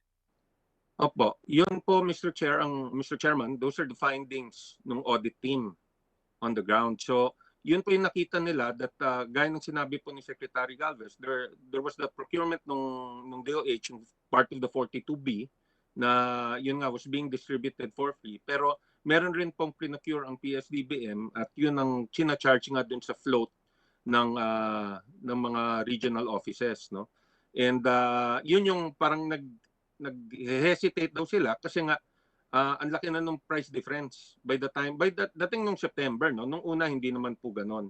But come September, medyo malaking price difference. So they were also being cautious with yung kanilang finances, no? Kasi nga mas mura nila makuha sa labas. So yun po yung naging observation. Sabi mo nga, 3 to 4 times less, tatawid lang sila ng kalsada. That was your statement eh. No? Anyway, siguro, kasama sa mga finding ng COA yan. Kaya gano'n, kaya may mga findings, kaya may mga flagging. Ano? Okay. Senate President, may I follow your thoughts? Just one question lang. Sige po, Mr. Chairman Aguinaldo, hindi ba na-double book tayo doon? Namili na nga tayo ng mahal, hindi pa naibenta, di lugi talaga ang gobyerno, doble lugi. Well, because nga the inventory medyo malaki at hindi siguro na dispose kagad, by the time that the prices had already gone down. And that is what we call in law, sir, isn't it? Lack of foresight, lack of skill? Partly po. Kasi I think one thing we have to consider also dahil siguro pandemya rin. And I guess maybe from the position of those deciding the volume, takot rin naman sila baka mamaya later on kulang yung volume, masisisi naman sila. So it could be that, but yun yung naging observation po. There was a lot of stocks. They're saying na baka kulang yung push to actually distribute this or at least get rid of it. Inaabutan na nung time na medyo bumagsak na yung mga presyo. So there was a hesitance. But the other side of the coin, and this is my last comment, the other side of the coin is that it is carte blanche trying that they could use to take advantage of the situation. Mahal, kaya marami namin binili. Ang nakakapagtaka, isa lang ang nakinabang ng todo-todo. Actually, hindi lang isa, dalawa o tatlo na nakinabang na napakalaki na binili at napakalaking kapangyarihan na naibigay kay Yusek Lau na nagbebenta siya. Tapos ngayon, nakabitin tayo ngayon. Ang daming inventaryo, hindi natin may benta. Pinipilit yung mga local government na bumili, ayaw na lang bumili dahil tatawid lang sa kalye. Nandun na sila. With the permission of Senator Soto, I think Senator Lacson would like to comment. I think we're missing something here, Mr. President, Mr. Chairman. Ang confusion arises from, nagkaroon ng GPPB resolution. I think this was March 8. Reclassifying PPEs, surgical masks, and other items as common use supplies. Ang tinatanong ni Senate President Soto, okay, nanggaling sa 42 billion na tinransfer ng DOH sa PSDBM. So pera ng DOH. Ngayon, the same items that have been reclassified as common use, yun ay binebenta pabalik sa DOH sa mga regional hospitals, which is under the DOH, I suppose, ano? Kasi district hospitals. Kasi ang na-devolve lang naman sa mga local government units, yung function yung pondo na iwan sa central office. If I may say that, ano? So ang confusion, and this has to be clarified, parehong pera pag-uusapan natin, nag-reclassify lang ng supplies and equipment from non-common use supplies to common use supplies by virtue of the GPPB resolution. I think that was issued in March 8. So, yun lang gusto natin clarify kasi confusing, Mr. Chairman. Well, who will answer that? Would that be Yusek Lau, sir? Perhaps, yes. Yusek Lau, will you answer? Mr. Chairman, if I may. Mr. Chairman. Sino yun? Si ano? Who are you? Mr. Wayan. Mr. Chairman, PS kasi has two types of funds. Revolving fund, which we use on our own, which we use to buy common use supplies and equipment. Now, in the case of DOH, they transferred funds specifically for their own need. So every time we receive a request from DOH, we bought it for them. The items that we bought using our own funds, that is what we are selling to the regional, to various agencies. That is the clarification, Mr. Chairman. Various agencies. Ito hindi various agency ito. DOH hospital. Regional hospitals. Ito pera nila yun. Mr. Chairman, we bought surgical masks considered as PS tax. One of which is the contract of EMS. At that time, it was priced at $13.50. Due to the sudden price drop in the market, the agencies found it too expensive to buy from our own regional depots. That is why the deliveries of EMS were put on hold sometime in November, if I'm not mistaken. Deliveries of what? And when EMS participated in a public bidding last December, they submitted an offer at 2.35. That is why we invoke the clause in the contract with EMS, the right to match, considering that they participated in the December bidding offering surgical masks at 2.35. The original contract was lowered down from 13.50 to 2.35. Had it not been the case, Mr. Chairman, we would have an inventory of surgical masks at the price of $13.50. That is not what agencies would be buying from us, considering the price drop that happened sometime in November and up to December of last year. Mr. President, Mr. Chairman, we leave it to the wisdom of the Commission on Audit, to decipher what is necessary at this point. But perhaps this could be one of the points of your Blue Ribbon Committee for a piece of legislation na dapat ayusin natin to. Aba, tayo rin may tindero. Yes, Mr. President. With all due respect, sir, let me just ask Mr. Wayan, because lumalabas ang nasisisi pa ngayon yung nagbid ng mababa. Yung nagbigay ng mababa, pinakamababa sa lahat, sila pa may kasalanan. Tataka kayo, bumili kayo, tapos kaya mababa namin, tapos hindi niyo mabenta. Ang totoo niyan, namili sila ng marami, masiba sila, kala nila, maloloko nila ang tao na bumili sila ng marami allegedly to protect the people. Nangyari, nasayang yung pera ng tao dahil ang dami-dami nilang binili, tapos ngayon ipipilit nila doon sa mga local hospitals, ang DOH, na bilhin yung kanilang produkto. Kaya nga sila sabi ko, double book Doble-doble ang tama. So, sinasabi ko lang po, wag naman natin susihin yung mga ganyan, mga tao na nakipagsapalaran, tapos sisisihin nyo pa. Yan ba sinasabi mo, Attorney Wyatt? Klaseng reason lang yan. Kayo ang namili from the very beginning. At ang nakakapagtaka, bakit ibinigay nyo lahat doon sa mga Chinese suppliers like Parmalee, Wayan, pakita natin, ilan yung mga binili nyo ng billion-billion. Ayan, hindi yan, yung isa, yung kanina, yung marami. yung ayan, Pati basta face shield. family. Yung face shield ba, binili ninyo rin? Bumili rin kayo ng face shield? That is correct, Mr. Chairman. Oh, kaya pala nyo pinipilit yung paggamit sa amin kahit sa buong mundo tayo lang gumagamit eh. Ang dami nyo kasi binili. Yan ang gusto kong tanongin, sir. Wala naman sinasabing WHO na bumili ng face shield. Wala naman at gumamit ng face shield. Sapagkat ang face shield talaga, ginagamit ng mga surgeons sa ospital. Dahil pag natalsi ka ng dugo, ayaw nila mangyari yan. Pero ilagay na natin, bibigay natin doon sa mga nasa COVID area. Nakalagay yung goggles sila. Usually goggles ang ginagamit, pero namili na kayo ng face shield. Hindi ganun karami ang bibili nyo. Pero binili nyo yung face shield na napakamahal. 120 pesos. Can you imagine? 127 pa yung sa Parmalee. Pero pag tinignan nyo yung mga matataas nga, Husaw, yung Parmalee, 8.7 billion. Pagkatapos ang sumunod ay yung Suhaw, 1.898 billion. Nakakapagtaka. Pharmawealth, 1.7 billion. Hapid Erasmus, 892 million. Biosite, Medical Instruments, 779 million. I don't have to cite that.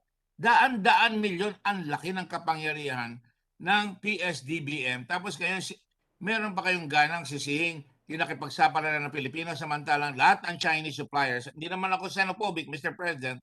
Pero sinasabi, xenophobic ako dahil nakalagay the facts cannot be denied. Karamihan yan, Chinese companies, hindi natin napagbigyan at nakalagay sa batas natin, sa Bayanihan 2 na dapat preference should be given to local suppliers. Ayan po, babasahin ko sa inyo.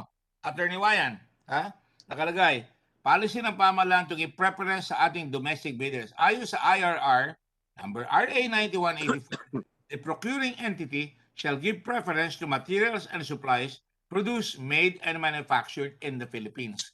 Ibig sabihin, yung mga katulad nitong mga naglakas ng loob, dapat bigyan sila. Pero huwag nyo naman isisi. Kayo may kasalanan. Mali ang forecast nyo. Why don't you accept that? Nagkamali kayo sa forecast. In other words, panalo kayo sa lamig, panalo pa rin kayo sa talo. Di ba? Di ba, Attorney Wyatt? Mr. Chairman, I could not comment on that, on how the... Why can you not comment on that? I was not yet connected at PSDBN at that time. Yun ang problema. Huwag ka mag-comment doon sa hindi mo na hinawakan because lalabas yung ginawa nila. Dapat sila ang mag-comment. Yes, Senator Pangilinan. A very quick interjection, Mr. Chairman. The GPPB resolution dated March 9, 2020 that listed the items submitted by the DOH for inclusion in the list of common use supplies and equipment does not include face shields. In fact, to follow your point, Senator Pangilinan, hindi ba para silang goma nung una, magpe-face shield tayo. Tapos, inatras. Tapos bumalik ka naman sa face shields. Ni-require pa. And naman sa buong mundo, ilan bansa lang, halos walang bansa na nagpe-face shield, tayo lang. And just to add to the point raised by the Senate President, hindi ho kasama doon sa common use. Bakit binili? Correct. Bakit binili yung hindi kasama? Tapos masks lang ba ang binili o pati face shield ba binebenta? Pero bakit biglang merong face shield na hindi naman required at wala doon sa common use? Sinong supplier ang malakas na naisingit itong face shield bilang bibili ng billion na wala naman doon sa common use at hindi rin required ng WHO? At galing pa ang utos sa pinakamataas. Mr. Chair. IATF has no... I'm sorry, I want to listen to the people who bought it. Were you the one who bought it, sir? Sir, actually, sir, that's an ITF resolution that we will require the face shield. It is an ITF. May answer lang. That's why it was included in our procurement. We include that in our procurement because it is an ITF resolution that face shield is included in our minimum health standard. Let me ask you a question then, Secretary Galvez. You did it on your own? No, sir. That is a recommendation of the ETSPA Act, our medical expert. It was decided by unanimously by the ITF and the NTF. Again, with the permission of Senator President Soto, who might these people be? Sino yung mga yan? Sir, maybe Secretary Duque can answer that. Mr. Chairman, susugan ko lang po yung sinabi ni Secretary Galvez. Yung proseso po kasi, yung nag-recommend strongly as to the use of the face shield as an extra layer of protection on top of the mask, no? Social distancing and ventilation and frequent washing of the hands. Yung HPAAC, this is the Health Professionals Alliance Against COVID. Isa po yan sa mga recommending body of experts. Kasama din po yung Technical Advisory Group of Experts. We will Please answer my question. Yes, sir. My question is, who are these people? Who are these sacred cows or these, whatever you want to call them? Sino yung mga yan? They're faceless to us. Yes, the experts are the following. The Technical Advisory Group of Experts consists of Dr. Edsel Salvania, Dr. Isa Alejandria, Dr. Ana Marie Ong Lim, and then of course the group representing the HPAAC, we have Dr. Antonio Dans and Inday Dans, and other experts. In fact, ang face shield is also included in the WHO standards for healthcare workers. So kasama po ito. For mga healthcare workers, kasama po ang face shield. For healthcare workers, Mr. Chairman, hindi ano sa naglalakad sa kalsada o sa mga pumapasok sa kung saan mga mall o restaurant na ano, because you should have, Secretary Duque, you should have consulted also, aside from your consultants na yan, or experts, you should have consulted the engineers. Like a civil engineer is specializing in wind dynamics, is saying that basically what the face shield is doing is you're becoming a vacuum cleaner. Ano? When there's COVID in the air, you would be sweeping all the particles in the air based on the configuration of the face shield. Ay, hindi pa pwedeng ano eh. Bakit sa buong mundo tayo lang? Ano? In China and in other places, it's or face shield or mask. But if you have a mask, you don't need a face shield. Pagkatapos, hindi nyo kami masisisi kasi una, tayo lang gumagawa. Isa. Pangalawa, sang tambak yung binili nyo. Oh, ba't hindi kami mag-iisip? Kaya nyo pinipilit para magamit dahil napakadami yung binili. Hindi ba? Ganun na magiging mentality ng mga kababayan natin. Ipagpatawad nyo, pero ganun ang nagiging nangyari. Anyway, Mr. Chairman, thank you. Mr. Chairman, if I may, Mr. Chairman. Secretary Duque? Yes, In sir. fact, I remember hearing the Senate President way back when he said, sino kaya ang magaling na lalaki na nag-recommend itong face shield na ito? I remember that in our thread, no? And let me just first housekeeping muna. Let me call all these so-called experts. Have you said already to us na tatawagin namin niya ngayon? We will provide you the list, Mr. Chairman. Plus, You already mentioned some. We will call them already because certainly. Sasabihin nyo lang, basta ito mga experts ito. Let me cite to you, sinabi ni Senate President Soto ng araw, sino yung genius na yan? Pero let me cite to you what the CDC and the World Health Organization says. Can you show us the World Health Organization and the CDC, please? World Health Organization on face shields. Face shields are designed to provide protection from splashes of biological fluid, tumatalsik na dugo. And that in the context of COVID-19, face shields are used by healthcare workers in hospitals, sa hospital lang, together with other personal protective equipment as they treat patients. Current laboratory testing standards only assess face shields for their ability to provide eye protection from chemical splashes.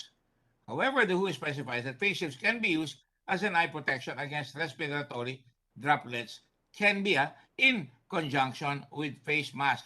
It has the potential, but it did not recommend using it. The U.S. Center for Disease Control and Prevention, CDC, face shields are not as effective as protecting you or the people around you from respiratory droplets. It added that it cannot be used as a substitute for face masks. Both the WHO and the CDC do not have recommendations on making wearing face shields a policy.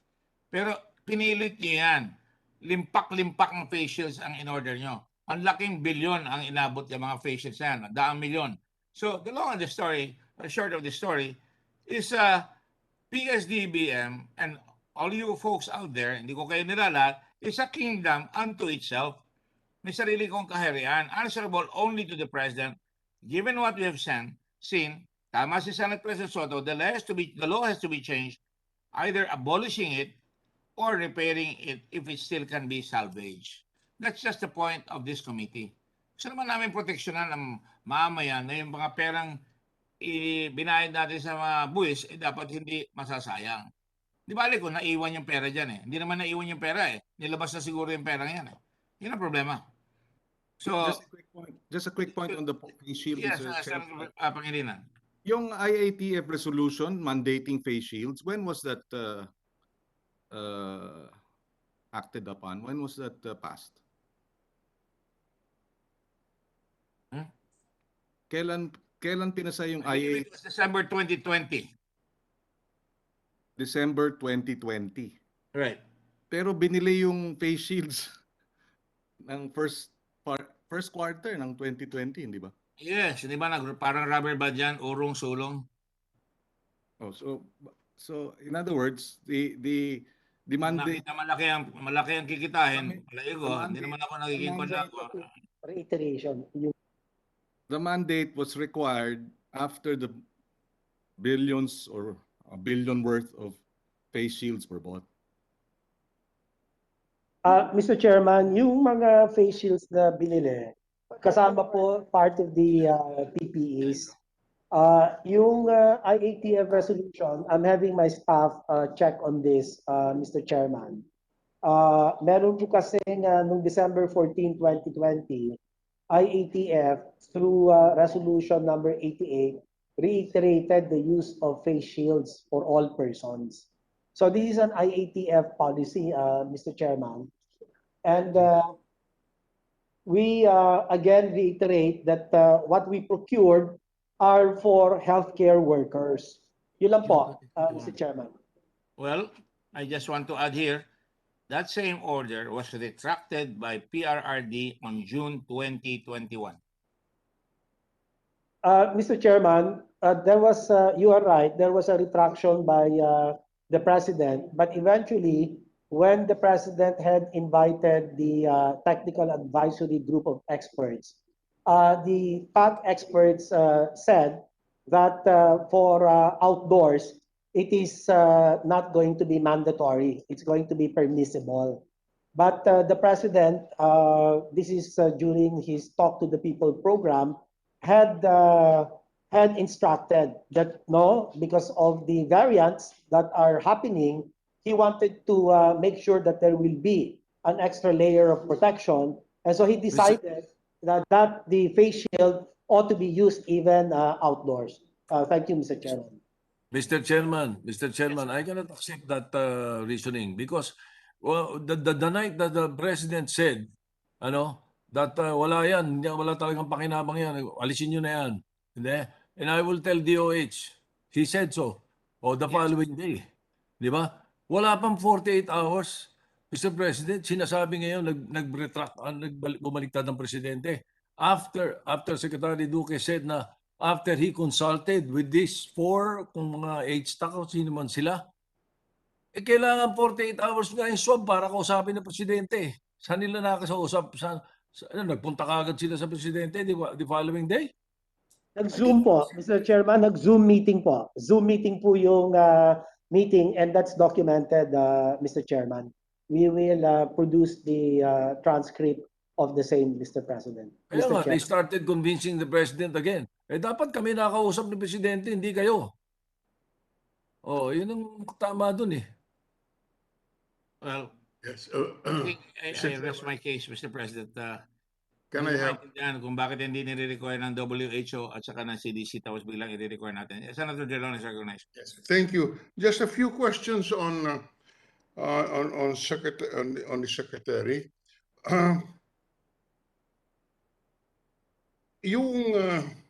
is it true that you purchased from PSDBM the face shields at 124 pesos on April 29, 2020? Mr. Chairman, can I defer to Yusek Lloyd Lau, who knows the exact pricing point? Thank you, Mr. Chairman. With all due respect, can we request the secretary to remove his mask when he answers our questions so we can hardly hear him? So I go back to my question. Is it true that DOH bought from PSDBM face masks at 124 pesos per piece on April 29, 2020? Did you say face mask? Can I just clarify? I'm sorry, face shields. Maybe I forgot. Face shields. Yes, I have the, yeah.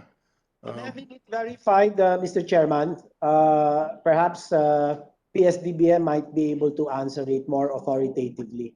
But I'm still having it checked, Mr. Chairman. Can you give me just a little more time? Thank you. Yes, that's why I want this clarified, because from what I see as records, you purchased from from PSDBM face shields at 124. Now maybe, and then are these the same face shields that PSDBM purchased from Blue Cross at 120 pesos?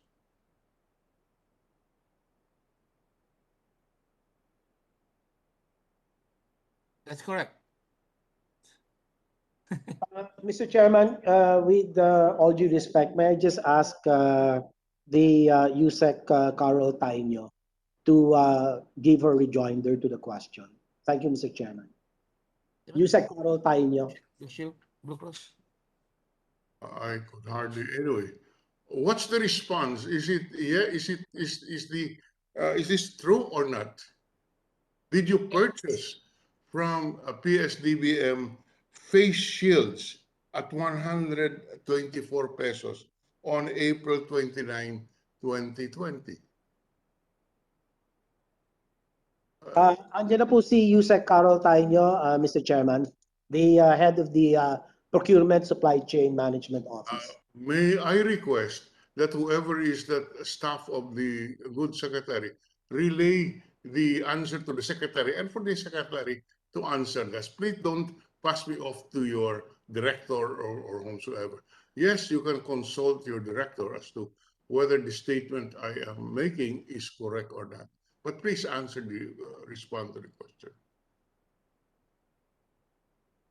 Good afternoon, Mr. Chairman, Your Honors. Yes, we confirm that we have procured face shield from the PSDBM. For 124 pesos, that's there is a purchase request. Is that correct? Yes, Your Honor, Mr. Chair. All right.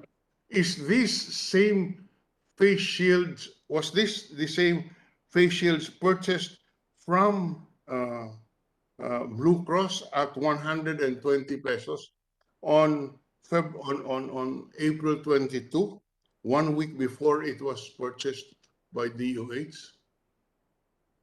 The source of the procurement from the face shield that we do not know, sir. Yeah, but you purchased it from PSDBM. Yes. Is Through that the correct? virtual store. Yes, sir. Opo. And the inventory at that time came from Blue Cross, which the PSDBM purchased at 120. Okay, now I'll go to my question now. Mr. Secretary, when you moved 42 billion to PSDBM, was it to replenish or was it to purchase the inventory of face shields, face masks, etc.? Mr. Chairman, my documents will show that when we downloaded through the agency procurement request or the APRs. This started on March 26, spanning through several months until December 4, 2020. And the Please, Secretary Duque, answer sir. my question. When you moved 42 billion, was it to replenish or to build up the inventory of PSDBM for the supplies? No, Mr. Chairman. Definitely, Mr. Chairman. So yung PPEs po ang amin. In what concept did you transfer this? There, you can only transfer it on the role of the PSDBM, and I hope the chairman of the COA listens. When you move 42 billion, it's either you move this to DBM in the concept of a procurement entity directing PSDBM to purchase it for you, or you transfer this money to build up the inventory for common use supplies. Hindi po ba? Dalawa lang yun eh. The former is correct, Mr. Chairman. Okay. If I am correct, then in what concept did you move these funds? Did you move these funds to PSDBM as the agent of DOH, or do you move it to PSDBM so that they will have an inventory of these so-called common use supplies and equipments, so that when the government agencies, government hospitals would need this, they do not have to go through bidding. In other words, the PSDBM became a virtual store where these government agencies simply place their purchase orders. So which one? I'm interested, Mr. Duque. Yeah, the first one is correct, Mr. Chairman. We had to download through the APR for them to purchase the needs of our healthcare workers. So okay, to purchase. When you requested them to purchase, did you request them to purchase in your behalf? Yes or no? It was an APR that I signed. In fact, 9 of 14 APRs were signed by Yusek Caro Taino, and I did sign 5. I'm sorry, Mr. Duque. We're running out of time. Just answer my question. When you move 42 billion to PSDBM, did you move it in order that they can purchase for you the medical supplies and equipment which are now classified as common use, or did you transfer the 42 billion so that PSDBM can build an inventory from where the public hospitals can get the supplies? Which one? The first one, Mr. Chairman, the procurement of these supplies as common use supplies and equipment on our behalf, Mr. Chairman. So so PSDBM was your agent at that instance when you moved. Is that correct? I cannot use the word agent. What were they? Well, they were the procuring entity of the national government based on... They were the procuring entity of the DOH, right? They were the procuring entity of the DOH, right or wrong? That is correct. What I'm asking is, in what capacity did PSDBM receive this? Did they receive this 42 billion as the agent of DOH, or they received this in order to build up their inventory of common use supplies? And Mr. Duque, Mr. Secretary, you admitted that you purchased face shields from PSDBM. Which face shields were purchased from Blue Cross and was funded by the 42 billion which was transferred to by your authority moved over to PSDBM? I have to check that, Mr. Chairman. I will have to confer with the PSDBM USEC Tainio. Mr. Secretary, it is most disappointing that you moved 42 billion to another agency and you cannot even remember, what was the nature of the transfer. I mean, that's not 42 pesos, that's not 42,000, that's not 42 million, that's 42 billion. And you cannot even answer me now what was the nature of the authorization to PSDBM. I'm asking a very simple question. When you ask PSDBM to purchase this, were they purchasing this so-called common use supplies as your representative and agent and in your behalf? Or did you pass on to them the 42 billion so that they can have an inventory of medical supplies worth 42 billion? Very simple question. Mr. Chairman, I stick to my earlier rejoinder that we procured this as part of the common use supplies and equipment. You purchase this as common use supplies and, I'm sorry?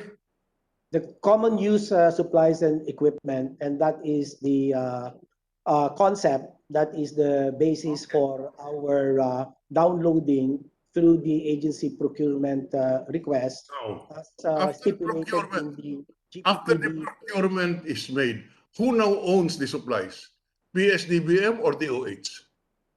The DOH, Mr. Chairman. DOH. So why did you purchase face shields from PSDBM if DOH is the owner? Why was there a suggested retail price?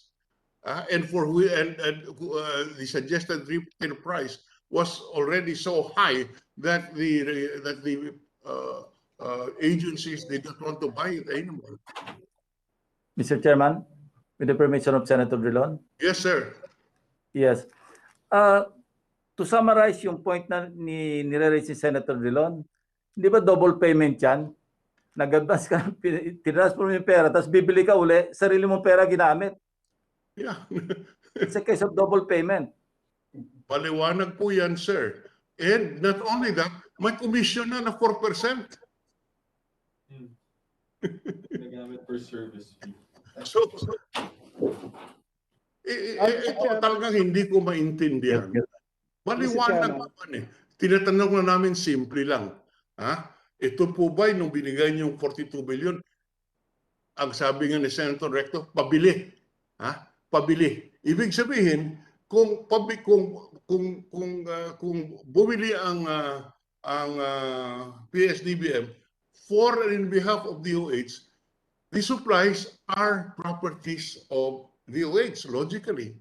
Now, why is it that you purchase your own supplies?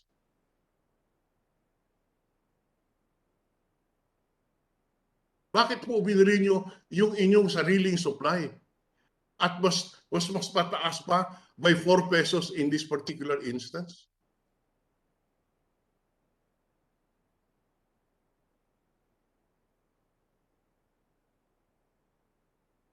Wala po tayong, hindi natin paliwanag ito siguro, ano?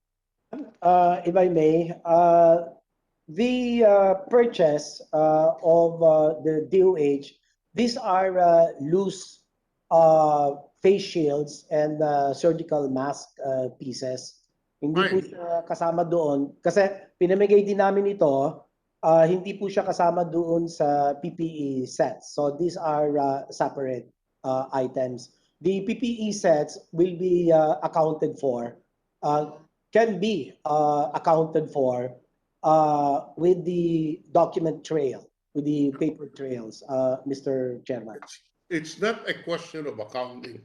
For the last 20 minutes, I've been trying to get the correct situation, and I keep on getting turned around. I mean, answers which are not precise. I have a very simple question. When the PSDBM purchased the face shields, did they purchase this in behalf of DOH, or did they purchase this as part of their inventory?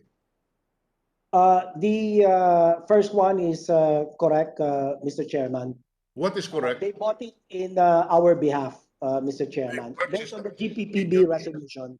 They purchased it in your behalf. So why did you purchase it back from them if they purchased it in your behalf? You are the owner. No, Mr. Chairman, I'm sorry, but I have no information of the same that we purchased this. Can I just respectfully ask Yusek Carol Taino to please clarify this particular Yeah, we have no more time, but anyway, you'll have time to research. Now, the next question is, and this is because this is in relation to the finding of COA. If you said it was purchased in your behalf by PSDBM, didn't the rules of COA, the internal IRR, require a memorandum of agreement?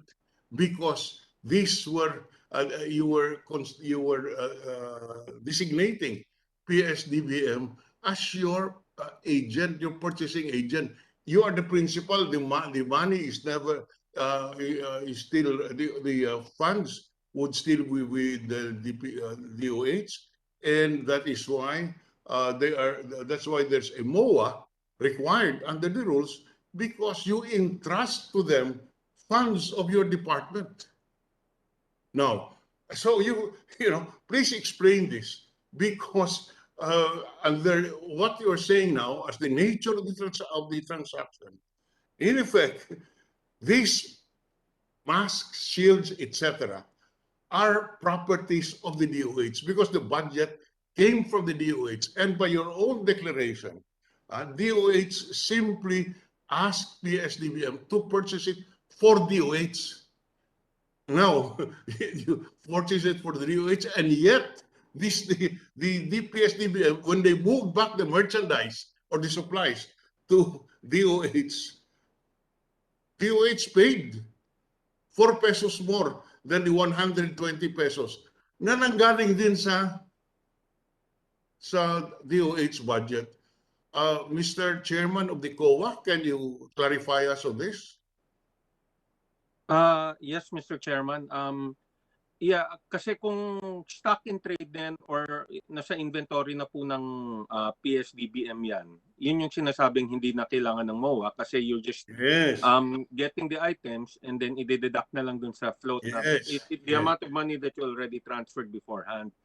Kaya lang dito, it might have been a combination. There might have been some stocks, but then mukha namang there was really a requirement for them to purchase for DOH. Kaya nga nag-fund transfer. And in fact, as clarified by Secretary Galvez, itong mga binili were those that were distributed or being distributed sa DOH regional offices and the like. Kaya nga po we were requiring a MOA, the auditors were requiring a MOA. That is why, since they were just purchased, since PSDBM purchased this for and on behalf of the DOH, there should have been a MOA under the rules of the COA. Yes po. All right. Yeah, that's all I wanted. And here, there was no MOA signed. Wala pa po. Wala pa. Mr. Chairman, Mr. Chairman, if I may just respond very quickly. The PSDBM has been of the position, and they have these documents to say that the legal basis for the procurement by PSDBM of these common use supplies and equipment is supported by the letter of instruction number 755, the GPPB resolution 03-2020, and also PSDBM section 4 of executive order EO 285. But I will just give you the copy of these documents, and that has been reiterated in a document that has been submitted to me by Attorney Paul Gimbarda of the procurement and supply chain. Now, I would like to read out to you the one of the recommendations of COA in their consolidated agency annual report. Nakalagay po dito, management of fund transfers. No? We recommend, this was given to us when the AAR, the CAR, was submitted. No? A, we recommend that the Secretary of Health, A, to direct the heads of the operating units to prepare, amend, and submit the duly signed MOAs and henceforth require MOAs prior to transfer receipt of funds. So, meron po silang recommendation, and I have asked the PSDBM na kailangan may MOA. This is the recommendation of the COA. But the PSDBM, it is invoking that there is no need because by virtue of the GPPB Resolution 03-2020, they can procure for us these items which have been identified as common use supplies and equipment by virtue of another resolution, Mr. Chairman. Mr. Secretary, as every lawyer will tell you, in the situation that we see today, or when these purchases were made, from your own assertion, DOH retained the ownership of the budget. Now, you authorized DBM to purchase. You changed the nature of the asset from being cash in the budget to face mask, face shields, etc. So you should still own that asset, which you now distribute to public hospitals, etc. But in this particular case, that same asset of the DOH, which is now in the form of a face shield instead of a cash of 120 pesos, it was sold to you for 124. Doesn't that bother you as a and then it is sold to you at 124, ginamit ang pera ng DOH para bumili, para pinagtubuan. Ito talaga tubong lugaw. Talagang pera nyo na, sabi mo, pabili mo ako ng face shield. Sabi ng DBM, ito na yung face shield, bilhin mo sa akin ng 124. In the simplest terms, something is wrong with it. And then they made 4 pesos in this example, and then they make 4 pesos as a profit, and then may commission pa sila using budget and funds allocated by Congress to DOH. I leave there, Mr. Chairman. I think it's almost 4 o'clock. This is something that will be beyond explanation. I don't know how they will explain this. And then, just one more point. PSDBM said there is a suggested retail price. If there is a suggested retail price, that means they are selling their asset and it should be bought at this suggested retail price. If DOH simply put this in the hands of PSDBM as an agent or a buy agent of the procurement entity, which is DOH, why should there be a suggested retail price? Hindi naman pag-aari ng DBM yun, ng PSDBM. Why is there a suggested retail price? SRP. And therefore, they're saying the suggested retail price is this. You buy it at this price. The funds come to us, goes back to us because kami ang nagbenta. But ang pera galing sa DOH. Something, yeah. Thank you, Mr. Chairman. What I understand is that the budget that was used to buy these common use supplies and equipment is separate from the money utilized to purchase the face shield. These are loose items of face mask and face shield. What was the budget? What was the budget of PSDBM for 2020? I assure you that they do not have that kind of a money and a budget to be able to purchase 42 billion pesos worth of common use supplies, which are medical equipment. Kaya hindi mo pwede sabihin budget yan ng PSDBM. Yung budget po galing sa DOH. Sabi nyo, that is correct, Mr. Chairman. That is correct. This is evidenced by our APRs. The documents are with us. These are the agency procurement requests that we downloaded. Which you purchased, which you gave to PSDBM. This is a purchase agency purchase request. Ang binenta sa inyo, yung binili nyo rin. Hindi ho, Mr. Chairman. I beg to disagree. But anyway, I will look into this. Give me a little more time to clarify this, Mr. Chairman, with your permission. Thank you, Mr. Chairman. Go into it. This must be explained. Because if you cannot explain this, may sabit po kayo. Pag hindi nyo napaliwanag ito. On the record lang, Mr. Chairman, kung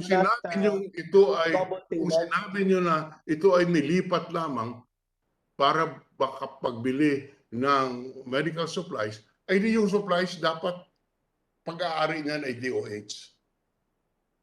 That is correct, Mr. Chairman. Pag-aari talaga ng DOH lahat itong mga binili APR.